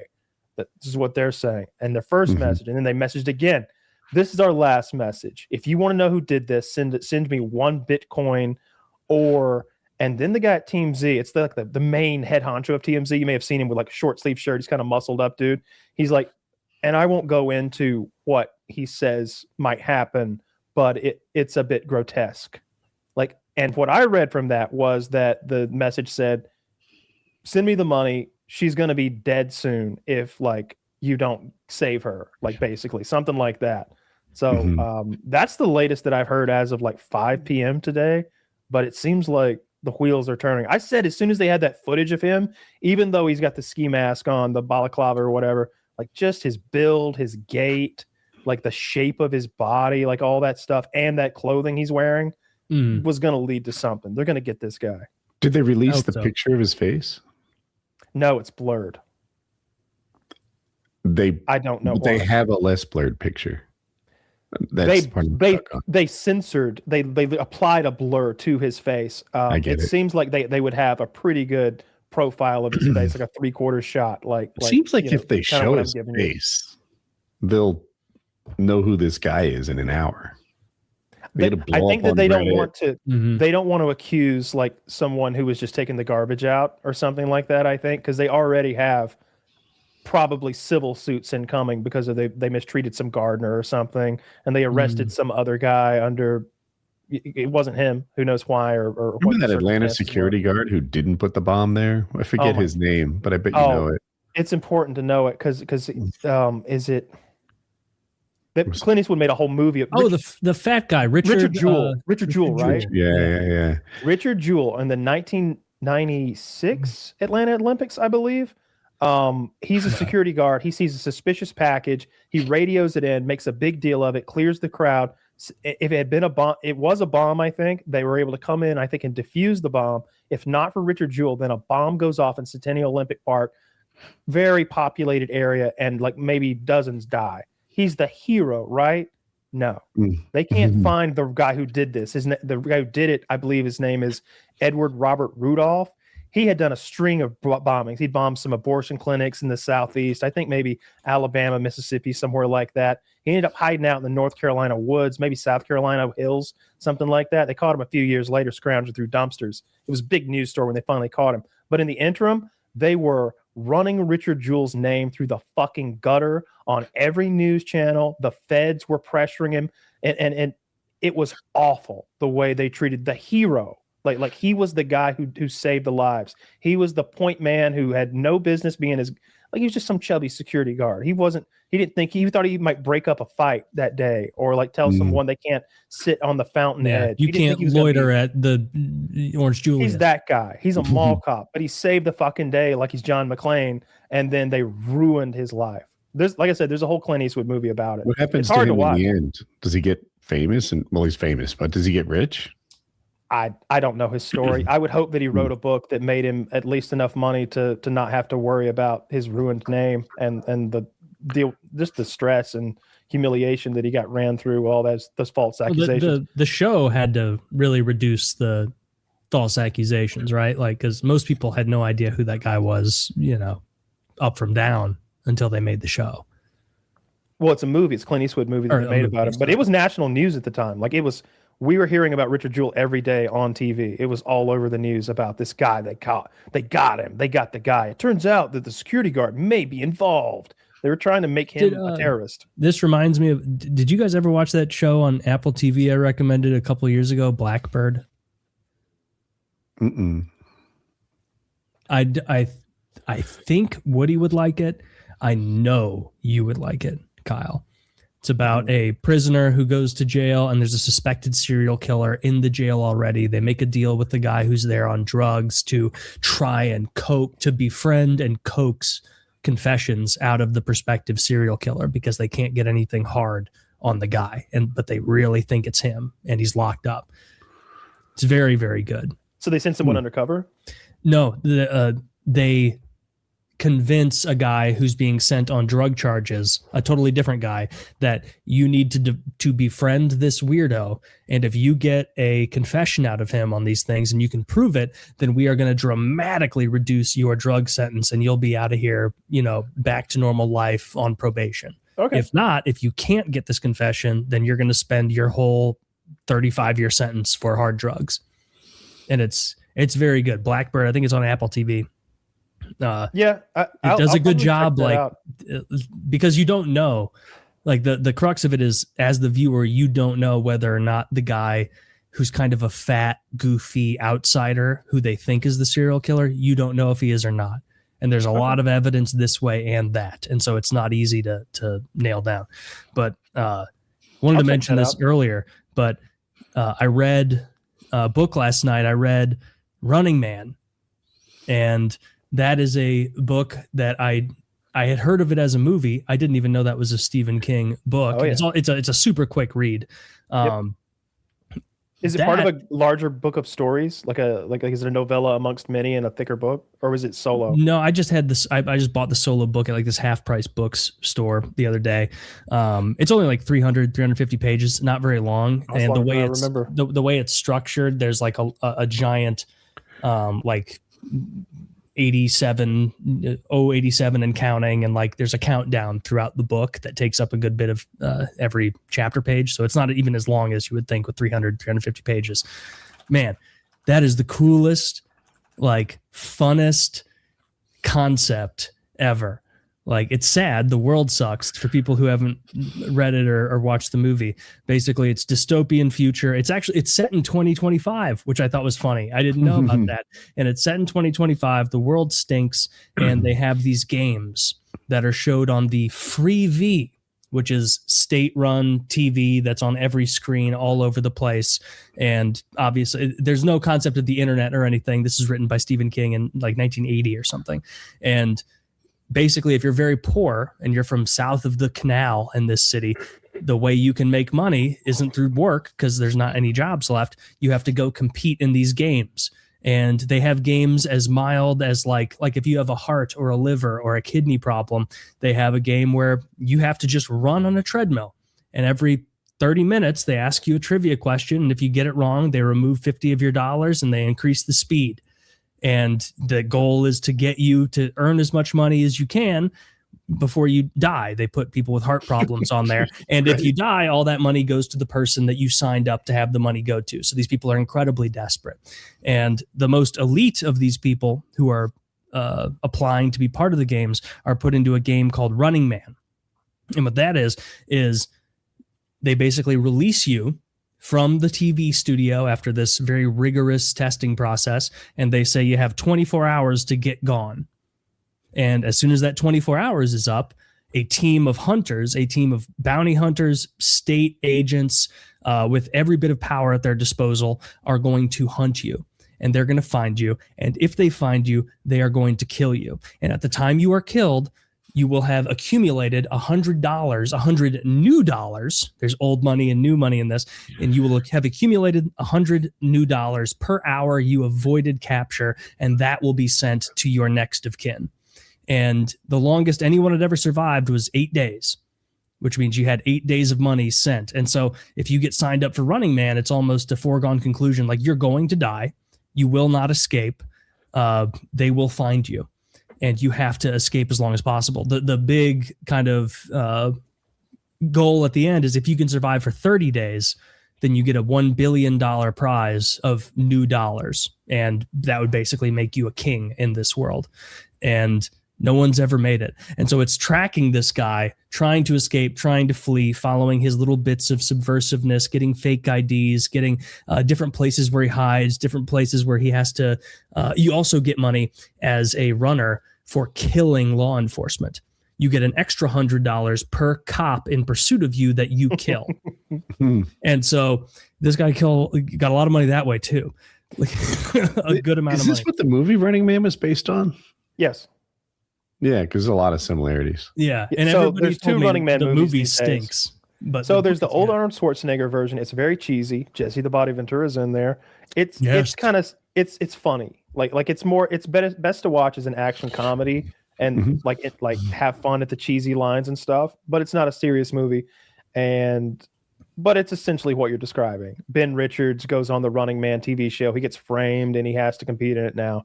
The new Running Man movie. It's like a popcorn action movie, like a modern popcorn action movie, fucking helicopters blowing shit up and quirky characters and trying to escape. And I can't think of that actor's name, but he's pretty good. It was okay.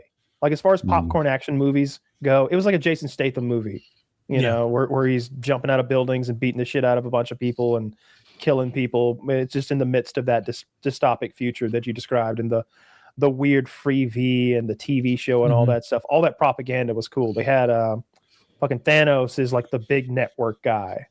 Who plays Thanos? What's his name? I always forget. Josh Brolin, maybe? How close do they go? Yeah, that's it. Yeah, Josh Brolin is like the sort of the main villain in the movie. He's the network executive who seemingly has more power than the U.S. government. And he's sort of pulling all the strings. Yeah. So I think that book, if people are looking for like a light popcorn action read, doesn't take too long. Very entertaining little book. I liked that a lot. I'm not going to watch the movie because you said it was terrible, and I don't want to ruin my, get that taste in my mouth. But you liked the book as well? Yeah. The new movie follows the book really closely. Okay. It's much more like the book. The old movie, it's not a 30-day thing. It's like they send him into the wasteland, sort of, and then they send the one hunter after him. And the hunters are like WWF, like superstars.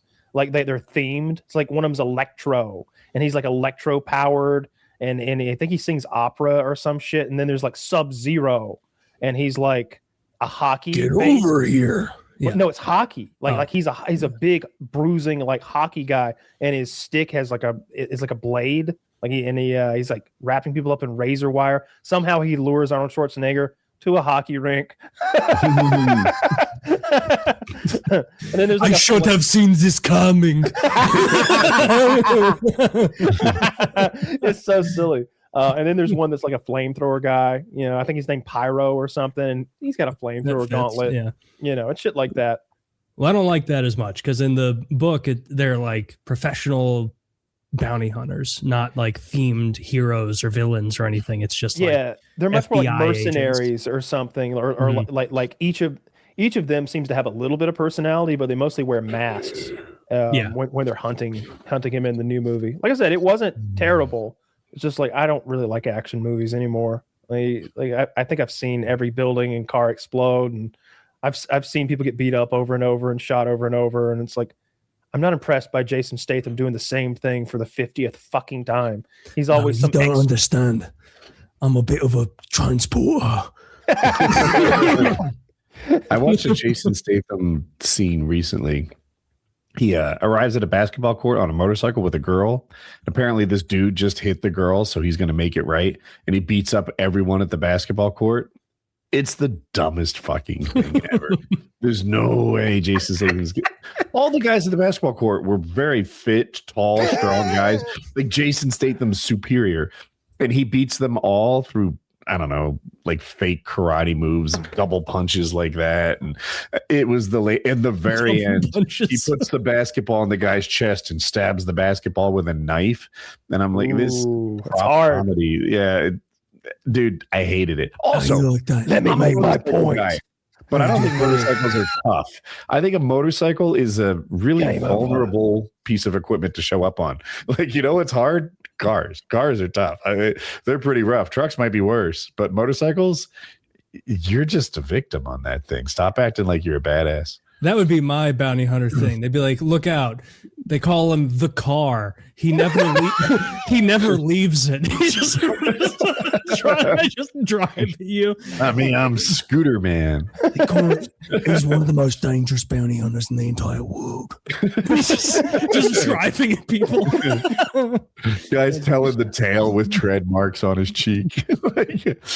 Yeah, you'd always lose. Nobody beats you can the car. stop telling the tread. What's a hobby people think is cool but you think is stupid?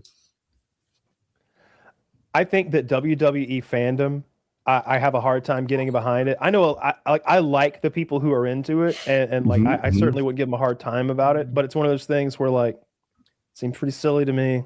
We all like 1% of it, right? Every once in a while, some delivers a banger speech. There are glimmers. And honestly, like I've gone back, YouTube for some reason, maybe the WWE YouTube channel put them up, but like all the old Royal Rumbles, which apparently I didn't really know this, but it's like all your favorite superstars like have this free for all battle in the ring, and if you get thrown out, you're out. And they just keep sending more. It's like that scene in The Matrix where like every 5 minutes you hear somebody else's music and you're like, oh, I didn't even consider that he'd show up here. And like he comes in and rights the wrong that has been done in the ring. But wouldn't you know it, boom, boom, boom, boom. And like the bad guys come and there's 3 of them and they throw the good guy a dumb out. hobby, you're making this seem pretty cool. Oh, I see I think it's important if you're going to hate on something to understand it. Last night, Chiz tried to bait me. He's like, so what do you think are the main problems with basketball? And I laid out this like articulate 3-paragraph like takedown of professional basketball. And he just went, what? I didn't know you were going to make good points. I want to see that. I thought you were going to fucking troll me. I was sitting in bed last night reading Running Man, and I saw a message from you pop up that was like, must have been in the middle of that discussion because I saw it and it was like, I can't articulate the extent to which I think basketball is retarded and a bad sport. And then you proceeded to articulate all of the problem. Yeah, which I agree. Like, I don't get it. It's not for me. I don't think it's like gay or retarded. I just don't. There's too much scoring. I think it's a fixed sport who hasn't updated its rules since the days of the peach bucket or whatever to make up for the fact that these men are 7 feet fucking tall with wingspans that go past that somehow. They're not even built like humans anymore. They're built like avatar characters or something like that. Hyper competitive. Like the speed, the size of these men is not what that court, that basket, and that like board were designed for. The rule set wasn't designed for those men. Make them play 4-on-4. Yeah. They're like using rules that were made for like kids, like 6th graders in a gym in like. What I also said was like, I feel like they don't call traveling, they don't call charging, and they don't call offensive fouls nearly as much as they should, and because they want these flashy plays to happen. So let's make the dunks and the layups 1 point now. Like if we're gonna make it so easy to penetrate, rims. If it's gonna be so easy to penetrate and get to the inside, and you're not gonna call charging, you're not going to call traveling, then it's not as valuable to it anymore. If it's so easy, then those will be 1 point, and then there'll be a 2-point line, and of course a 3-point line. And like what I said to him also last night, I know a lot of people want a 4-point line. I bet Steph Curry would vote for a 4-point line because he can knock them down. 5-point line, half court. Well, I mean, why not make half court 5 points? Like mix it up. I also said the part of basketball at any level I like it. And I know this is stupid, but it's the tip off. It's that part at the beginning where they throw the ball up and we get to like jump, sort of like see who gets it. I want that to happen regularly throughout the game. Anytime it goes out of bounds, I want that to be the procedure. No more inbounding and no more strategically. Hockey kind of does that. Yeah, hockey does that with face-offs. That would be. I love the face-off in hockey. Yeah. What I really love is when at the face-off they drop gloves. It's like you didn't even come here to play. Like, why'd you bring the gloves? It was like, wow, you're so bad at face-offs, you had to resort to this to try and. Oftentimes, it's not the face-off guys; it's the two guys right outside the circle. Yeah, like, you want to go? I mean, I never say no. We just got here.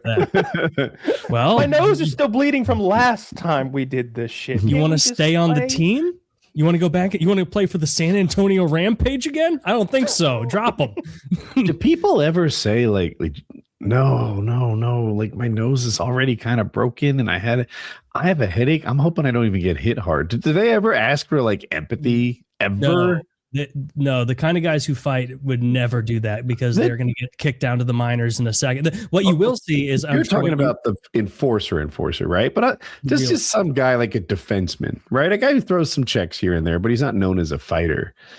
Does he ever say like, bro, it's just a bad day for me? No, that is very anti-hockey culture. You can't do that. If you're throwing big hits, you have to answer the bell. The people who won't answer the bell, it will be like some goon skating up to Sidney Crosby or Connor McDavid or Alex Ovechkin and being like, "Hey, drop him!" And then like Ovi or Connor McDavid will like skate away laughing. Like, are you serious? Like, do you think I was born yesterday? You think I'm going to fight you as one of the best players in the world? Like, no, I'm not going to play into your strategy right now where your team loses some retard and our team loses the best player on earth for 5 minutes. And so they'll just skate away and some other goon on their team will take the fight, which is smart. You can't have your star taking fights. I get it about answering the bell, but I feel like there should be okay. What you need to know is this tooth is loose. Okay, so left only. That'd be good. So left only. Do they wear mouth guards? Yeah, usually. Yeah. I mean, they're out by the time they're fighting, but they do wear mouth guards. Why would you take your mouth guard off before a fight? There's still a remaining like honor thing. Like I told you, so they changed the rule in the NHL. Probably 10 years ago that that you're not allowed. They made a rule briefly where they're like, if your helmet comes off in the fight, that's fine, but you cannot remove your helmet prior to the fight. And so what players started doing is they would approach each other like halfway bowed, and then they would remove each other's helmets, and then they would spit their mouth guards out and fight. And then the NHL was like, you can't deliberately remove your helmet. It's like removing our helmets with extra steps. Yeah, and that's all that it was. So I don't like them trying to punish fighting, trying to get mouth guards lessened. Though. Like, is it a badge of look in MMA and jiu-jitsu especially, and wrestling especially? It's a badge of honor to have those cauliflower ears. I've seen videos of guys giving themselves cauliflower ears prematurely with weight plates, like using weight plate, like 2 on a bar and slamming their ear between them because they want to have that look. People and use I kind of get that. You know, all your boys have the look. That's the hockey thing with missing teeth. Like that's what I was going to ask. And man, are hockey chicks into that look? Or like, are they like, oh, look at Bar with his 4 fucking teeth and his goddamn Russian head, you know, like, and they're stained with beet juice. I got to get me some of that. Yeah, that's 100% a thing. Like you see a guy with cauliflower ears. No wonder Epstein cleaned up over there. Yeah, you're missing a bunch of teeth. It means you're probably tough. That's it does not mean you're tough. It means that you're not tough. It means that you're so weak it's easy to knock the teeth out of your head. It means your peripheral vision needs improvement. You show me a hockey player with a big mouthful of pearly whites and I'd fucking cower. I'd be like, whoa, bro, it's not, we don't need to do this. Zach, this bring up Brent Burns' face. Look, because he's lost so many teeth and he's like 40 years old almost. I think he's like almost exactly your age, Kyle. And he like has been hit in the face with pucks so many times, but he's never ever repaired them. That like he has those gums that like resealed on his mouth, and he's worth probably $150 million. Oh, brother, this is the best he's looked. He looks this is from years ago. This is like I don't think that one on the right's there anymore. Like 3 of his front teeth, like not just the front 2 main ones, but another one to the left of that. Oh, is that an after on the right or a before? The right is when he's younger. The left is a little more current. Yeah.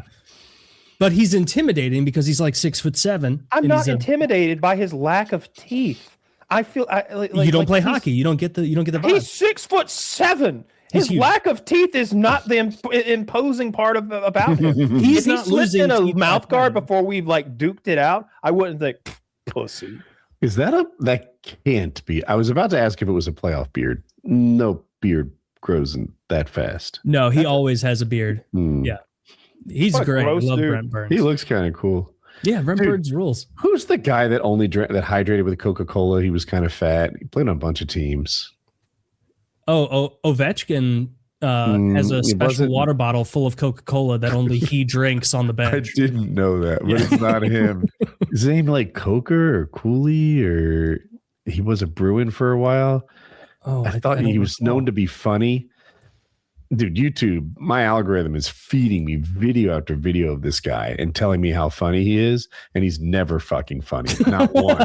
He's the most unfunny fuck ever. They're like retelling stories of him. Like, I guess the coach implemented this body fat thing, and they wanted to measure his body fat. He's like, tell that fucking coach to measure his own body fat. And that was it. Like, and he'd just drink Coke and score goals. I wish I remembered his name. I need to figure his name out. Back to the question at hand, though. What hobbies do you think are lame that other people are into and you just don't get it? Because WWE would probably be my number one. I have 2. One is a cat. So one's gambling. I just feel like it's not cool to gamble all the time, because I think most people are losing money. And most of the people who don't lose money only think that because their accounting is inaccurate. I think almost everybody loses money if they bet a lot. And some are honest about it and say, it's an expense, but I enjoy it. And some are just not honest about it. It depends what you're doing. There are some games that are games of skill, at least to some point. If you're playing one of those like sucker games, like...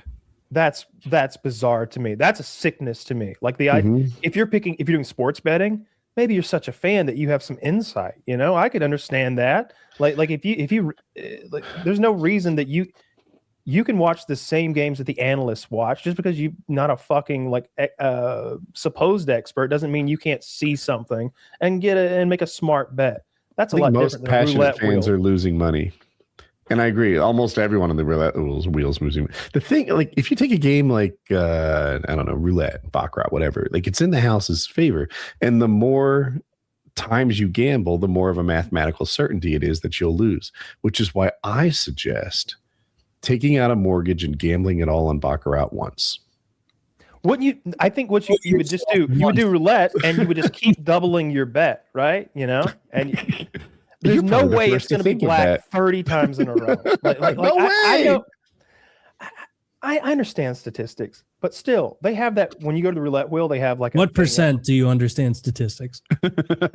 I understand that because It's not 100. It's a complicated guy. Taylor, I got a D in one of my stats courses.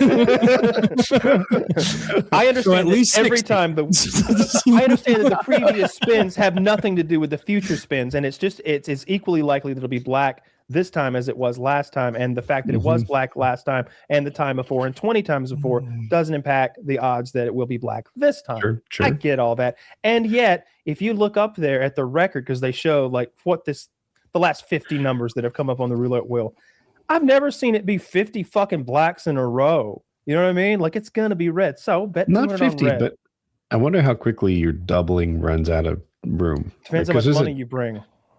Well, it and where you depends on the start. table limit too. Oh, well, I guess so. I don't know what the table limits would be. I don't know, but I bet if you double every bet, you bump into it pretty quickly. Yeah, like 4 or 5 bets in, you're doing 16 or 32,000 or something like that. Even if you started at a couple $100. Yeah, but then like, God, you really got to dig your heels in. Once you're betting 16,000 that it's red and it's still not red, you're like, it's definitely red this next time. 32,000. Like, you'd have to keep going. I couldn't stop. Right. Just for the opportunity to break even. This is a great plan. You're breaking even. You're doubling your money when it hits. Well, you're doubling the your debt, bet too. every time you lose. But you doubled the debt, right? You just Only if you lose it. lose. Yeah. But that's the idea. You just like lost $16,000 to them, so this time you bet $32,000.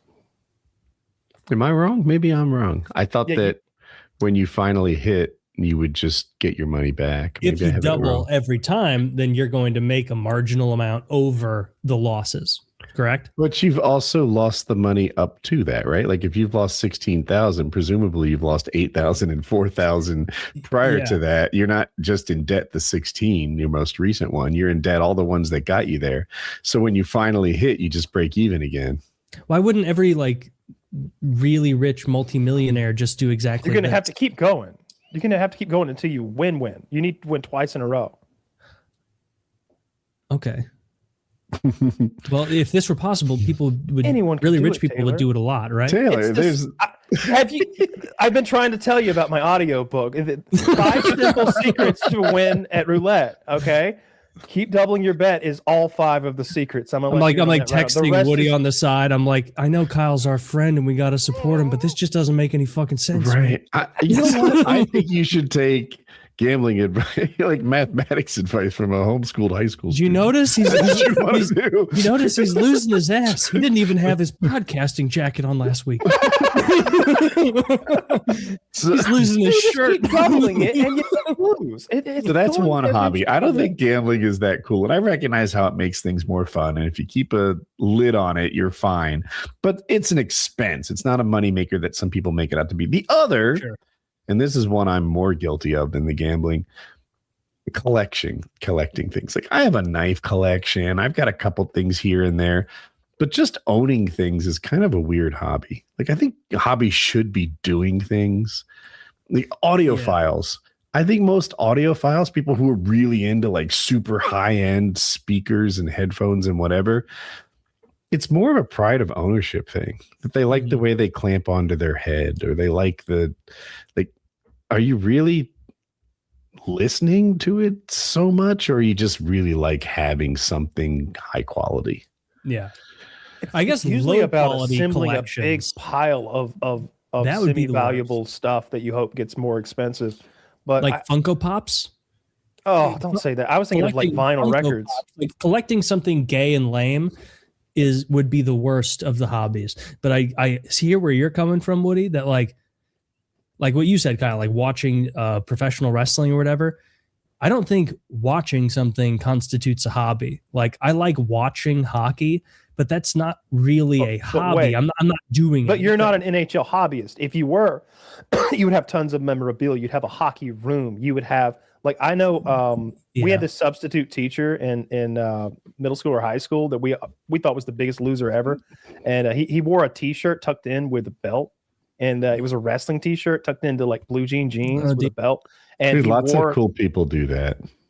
Yeah, lots of child pedophiles. Well, And untucking my shirt. he brought his like WWF championship belt that he had bought, and it was like the real one. It wasn't some knockoff or something. Like you can buy the replica that's like exactly what they wear, and it was thousands of dollars, and it was signed by like Bret Hart or some shit. And he presented that to us, and we must have been 12-year-old boys in a gym class, and we were all just like, fag. It was the I just that's what a WWE hobbyist is to me. They have the action figures, they have the memorabilia, they might even have the old WrestleMania VHSs and shit like that. Like, I couldn't get into it like that, especially now knowing what a bunch of like creeps that were populating that whole scene. Like, most of them turned out to be into underage boys or raping women or prostituting people or blackmailing. Yeah, the whole WWE thing. Like, you should watch that Mr. McMahon documentary they did on Netflix, where the first half of it, he's working with the documentary crew because he thinks it's like a piece about how great he is, and then it comes out all the sexual allegations. So they switch gears on him, and they keep all the footage that he gave them of him talking to them about, oh, we used to get a little grabby, I guess. And it's like, and then you juxtapose that with like, he raped me. It's like, fuck. The only like really funny wrestling clip I always like to see is when it's Vince walking like with like swinging his arms to the side like a loon out there. Yep. That guy went for it. He went for it. He played the character. Him and his whole family. Funny. His whole family were involved. Like his wife, his daughter, his son-in-law, like everybody's part of the business. His son. I don't think collecting shit is lame unless the thing you're collecting is like objective trash. Like plastic Funko Pop stuff. Like I don't really get professional wrestling. Not for me. None of my friends were into it. I wasn't into it. I don't know the history and the lore. But if you're like really into collecting stuff and it's actually signed by fucking Hulk Hogan or whoever, like, then that's actually a real thing that you have. Whereas if you're collecting Funko Pops and you just have like a piece of plastic shit that looks a little bit like Spider-Man. It's the Princess Diana Funko Pop. Come on. It's classy. I remember thinking that like those Beanie Babies that we got at McDonald's were going to be huge eventually in the late 90s. I don't think any of those were made money. Are McDonald's? I remember even then though the Princess Diana ones were big. Dude, they're 50 cents to $5 now. Okay, well, it did not hold up. Yeah, it did not hold up at all. My sister had like this huge like tote, like a plastic tote full of them. She had so many Beanie Babies. She collected them for years. She was like the perfect age to be like a little kid. She didn't like Barbies. She loved Beanie Babies. And she had all the Dalmatians too. All those McDonald's 101 Dalmatians. Oh my fucking God. How many Happy Meals did we go through to get all them sons of bitches? like just a huge tote full of them fuckers. They're worth nothing. I didn't know what a Funko Pop was. I had to look it up.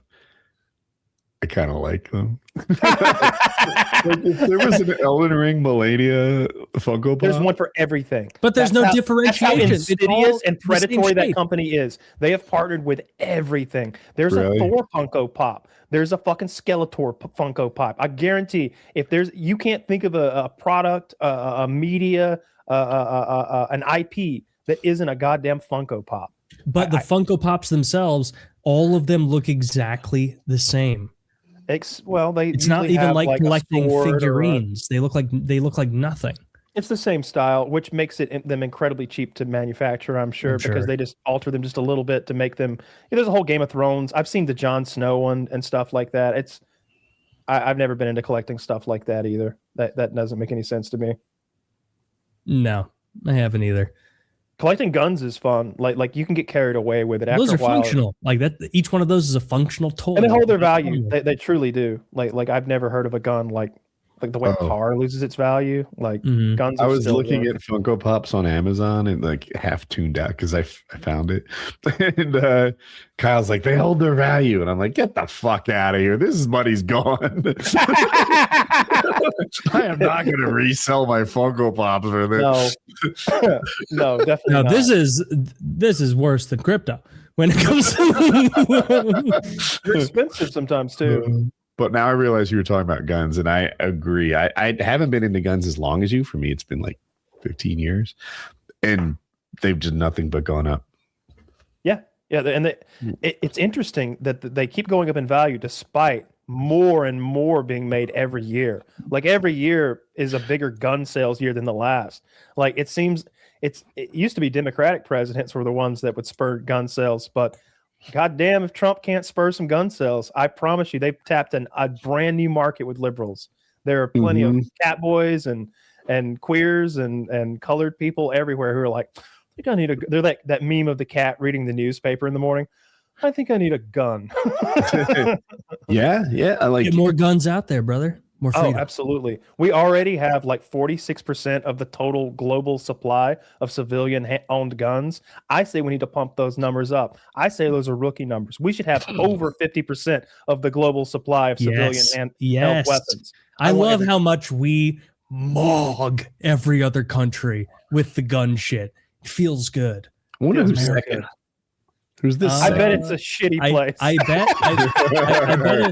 if it's legal per capita, let's think about it before we Google it. Because it might be like total guns in civilian hands, not a per capita thing, not a percentage thing or anything like that. It's total guns in civilian hands within a country.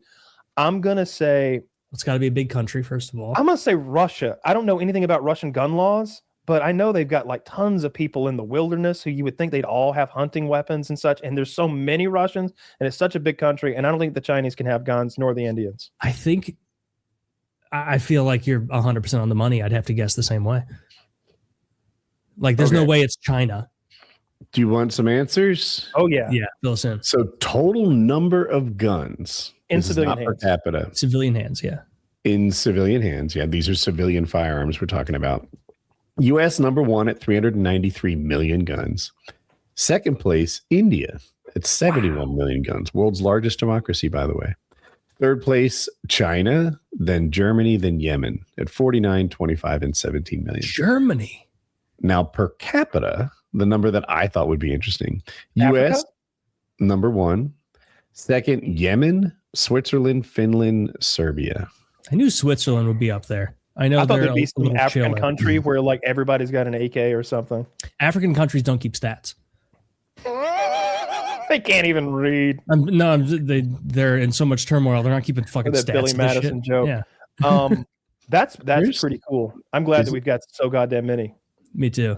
Where the hell's Yemen? Is Saudi Arabia that's south of Saudi Arabia? Is that Yemen is what next to? Is that? No, I guess it would technically be Asia, right? Because it's right next to Oman. Oh yeah, it'd be Asia. Yeah, you're right. It is next to Oman. When I look at Saudi Arabia, I give it credit for Yemen and Oman. Like emotionally, it looks like that's Saudi Arabia. And then I'm like, wait a second, Saudi Arabia's kind of fucking small. A third of it's not even Saudi Arabia. I've been overestimating them. Yeah, if there was ever a country that needed to clean up the border just aesthetically, it's probably Saudi Arabia, because those two countries at the bottom, they really. Zach, can you put up a picture of the Saudi Arabian peninsula? Seems misnamed to me. Should be the Yemeni Peninsula. Right? The SYO Peninsula or something. I don't know. They really messed that up. Saudi Arabia needs to do some conquering. They really did. Saudi Arabia doesn't really have an army, right? If you were in the market for a new, oh yeah.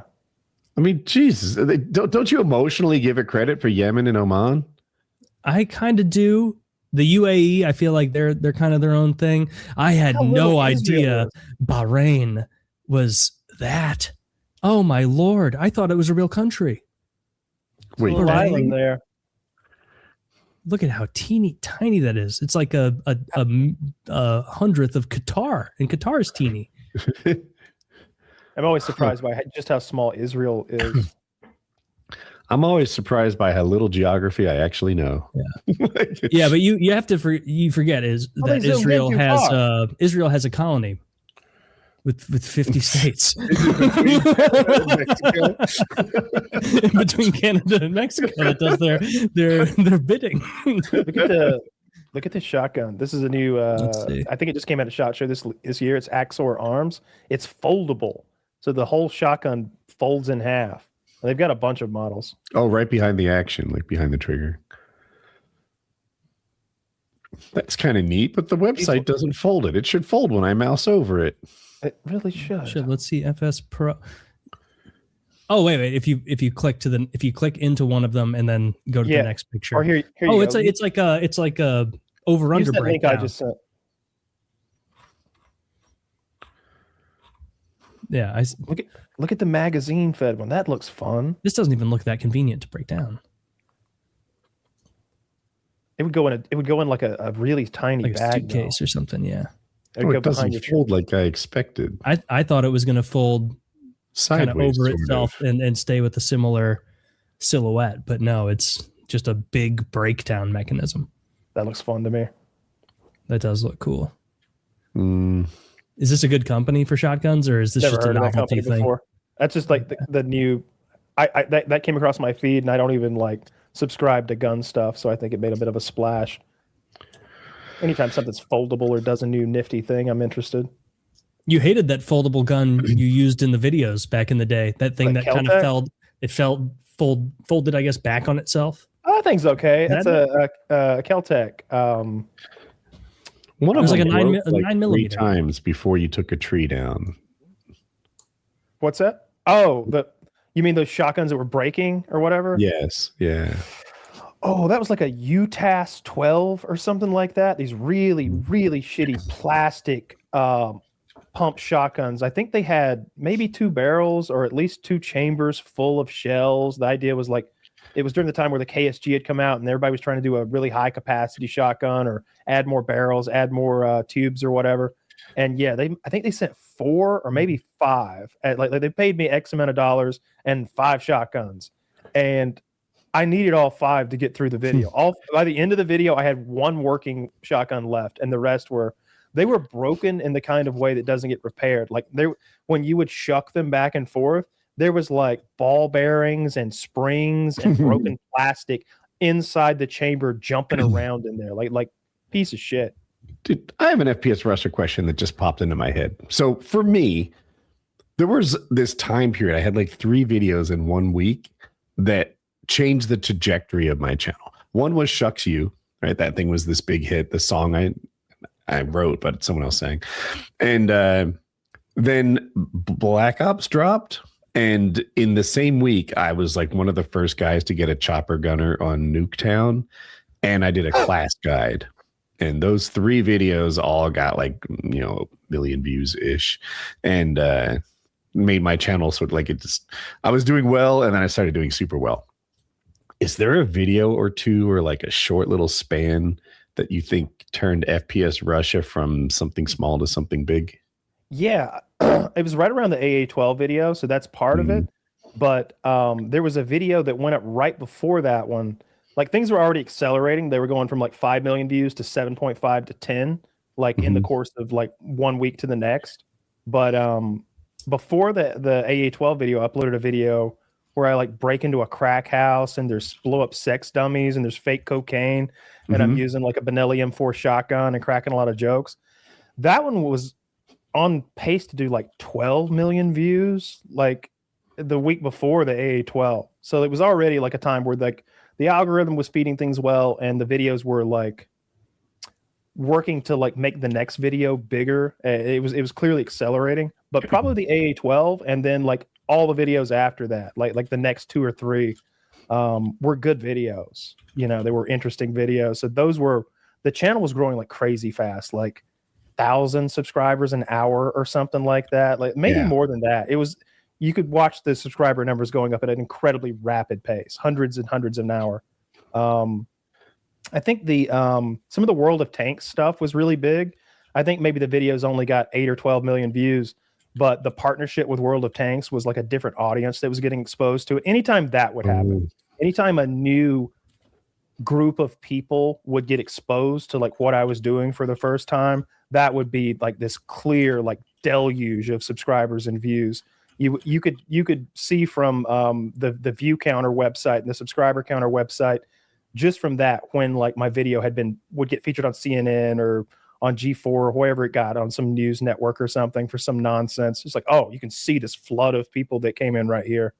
Definitely the AA-12 was probably the biggest one. The COD commercial brought a bunch of people. There was a big surge then.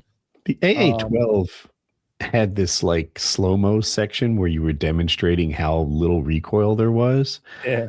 And something about that, like the audio in that little spot, like I think it changed your life. Yeah. It was huge.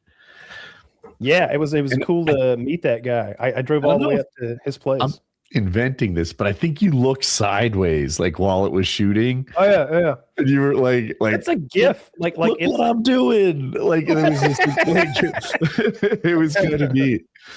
I mean, we spent the whole day before that like playing with the gun basically, and we were in this guy's yard. Like just in this guy's yard in Tennessee. So I couldn't blow up cars. So I was like, all right, we got soda bottles. Do you have an old door frame? Like yeah, look at that. You can see there's just no recoil. It's a really neat shotgun. Yeah, that's wild. Because I'm talking to the audience. Shotguns have a lot of recoil. I'm a grown man. And if I shoot shotguns for a bit, like afternoon or something, I'll get a bruise on my shoulder. So for it to just have no recoil like that is insanity. Yeah, it was part of that because of how much weight was in that big cylinder magazine. No, it's because of the open bolt firing mechanism and the unique way that the AA-12 handles recoil and cycles itself. Normally, that would come into play a lot. A heavier gun recoils less, but you can see there it's not recoiling. It looks like it's chipping back and then I'm pulling it forward, but it's the opposite. It's pulling forward and I'm correcting back. When you shoot it, it recoils forward, not back. Like it pulls away from you as you're shooting because of the way the mechanism's working. And those were bird shells, like probably an ounce of shot, going like 1,000 or 1,100 feet per second. So it's a low recoil round anyway. But even when we shot heavier shit, it was still just really, really light. It just doesn't have any recoil. That guy was really nice. He brought that gun down for that event we did with White Boy and Hex and everybody. We did a whole segment on that show where I think we had remote controlled drones covered with explosives driving on the ground, and the contestants had to shoot them with AA-12s and explode them and try to reload an AA-12 in the middle of like doing that. And it's like, this is great. I love that the guy brought the AA-12s down for us to shoot the video like for free and everything. Well, that was a nightmare because we had to find win-win though. We had to find explosives that are sensitive enough to go off with a shotgun shell. But then we had to go to every Walmart in the area, 3 different Walmarts, and buy all of the turkey shells they have, because you need high velocity shotgun shells to even pop the low velocity explosives that are all over these goddamn drones. And we've already destroyed a bunch of them. There's a props department here crafting new ones, looking at me, giving me the stink eye because we just shredded some, but they didn't explode. I was going to add, that was where I was going. Did the explosives blow up reliably when you hit them?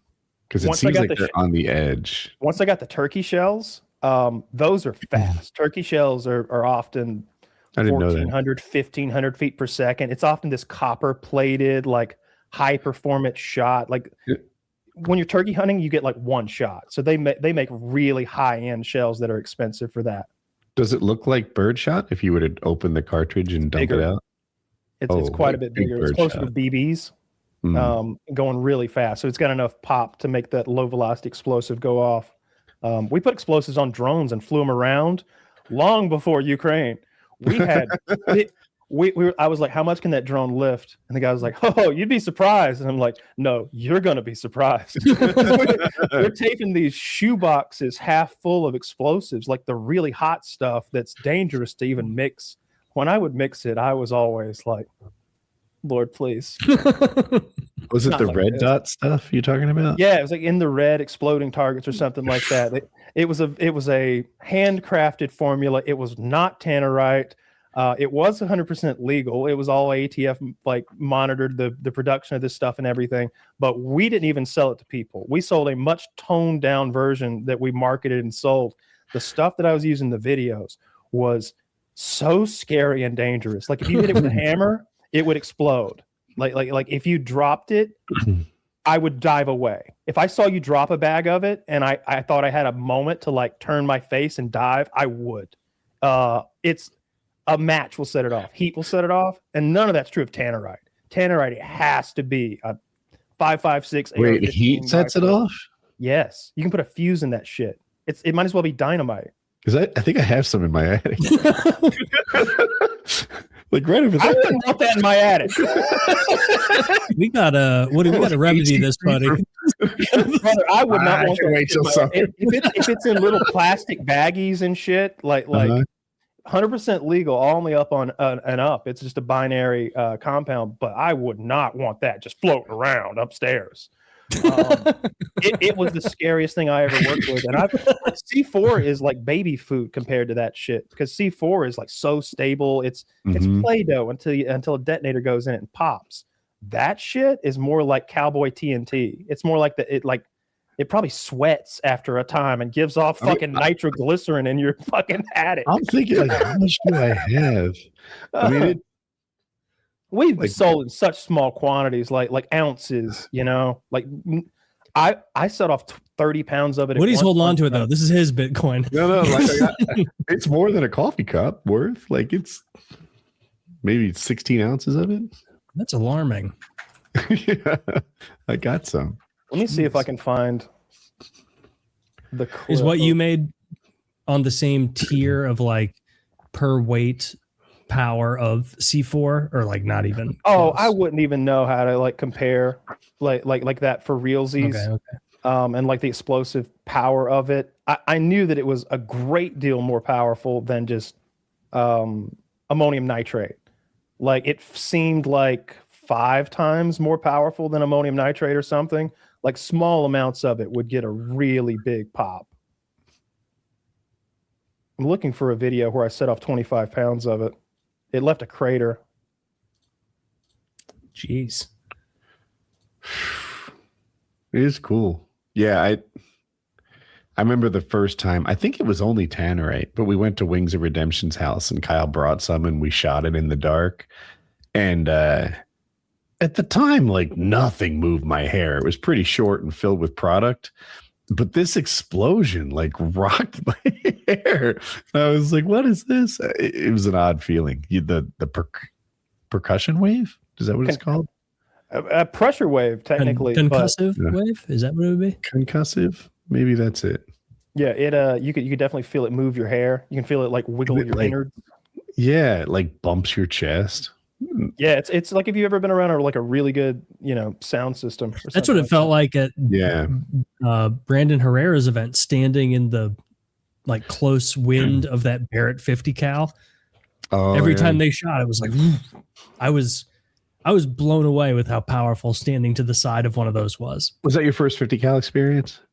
I didn't get to shoot it, but that was the first time I'd ever been near a Barrett and seen it shot ever. I shot a black powder 50 caliber gun a couple times. My buddy had, and that was fun and silly. But like, dude, the Barrett was like, I was there with Wendigoon, and he was like, you want to like close your mouth and like be ready for this, and I was like, okay. And then this guy started shooting, and I was like, this is unreal.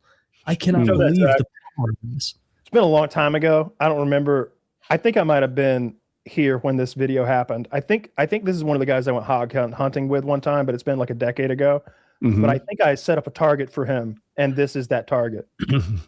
I'm like 85% sure I'm behind the cameraman. He's really close to this. I've been shooting my bow, and it's just been tearing up all the animals. I don't know if it's the power of this Matthews bow or the power of my broadheads. But anyway, I'm about to shoot this target and see what we can do.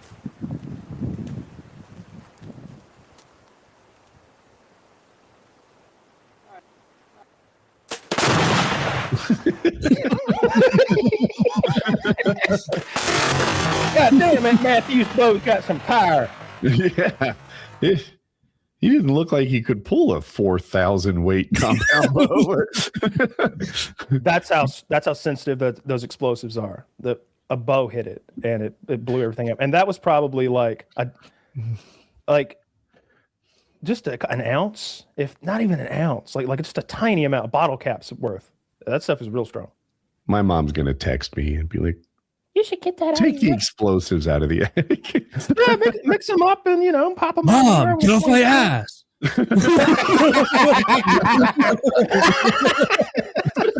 Oh, you're always on my ass about my experience. You're always on my fucking ass about me with my friends, Mom. Is that Napoleon Dynamite? It became that, yeah. And more to it. That was a fun episode. Yeah, it was good. All right, check out our sponsors, BetterHelp. Buy some cum pills. I've heard your cum is disappointing. PKA $7.91.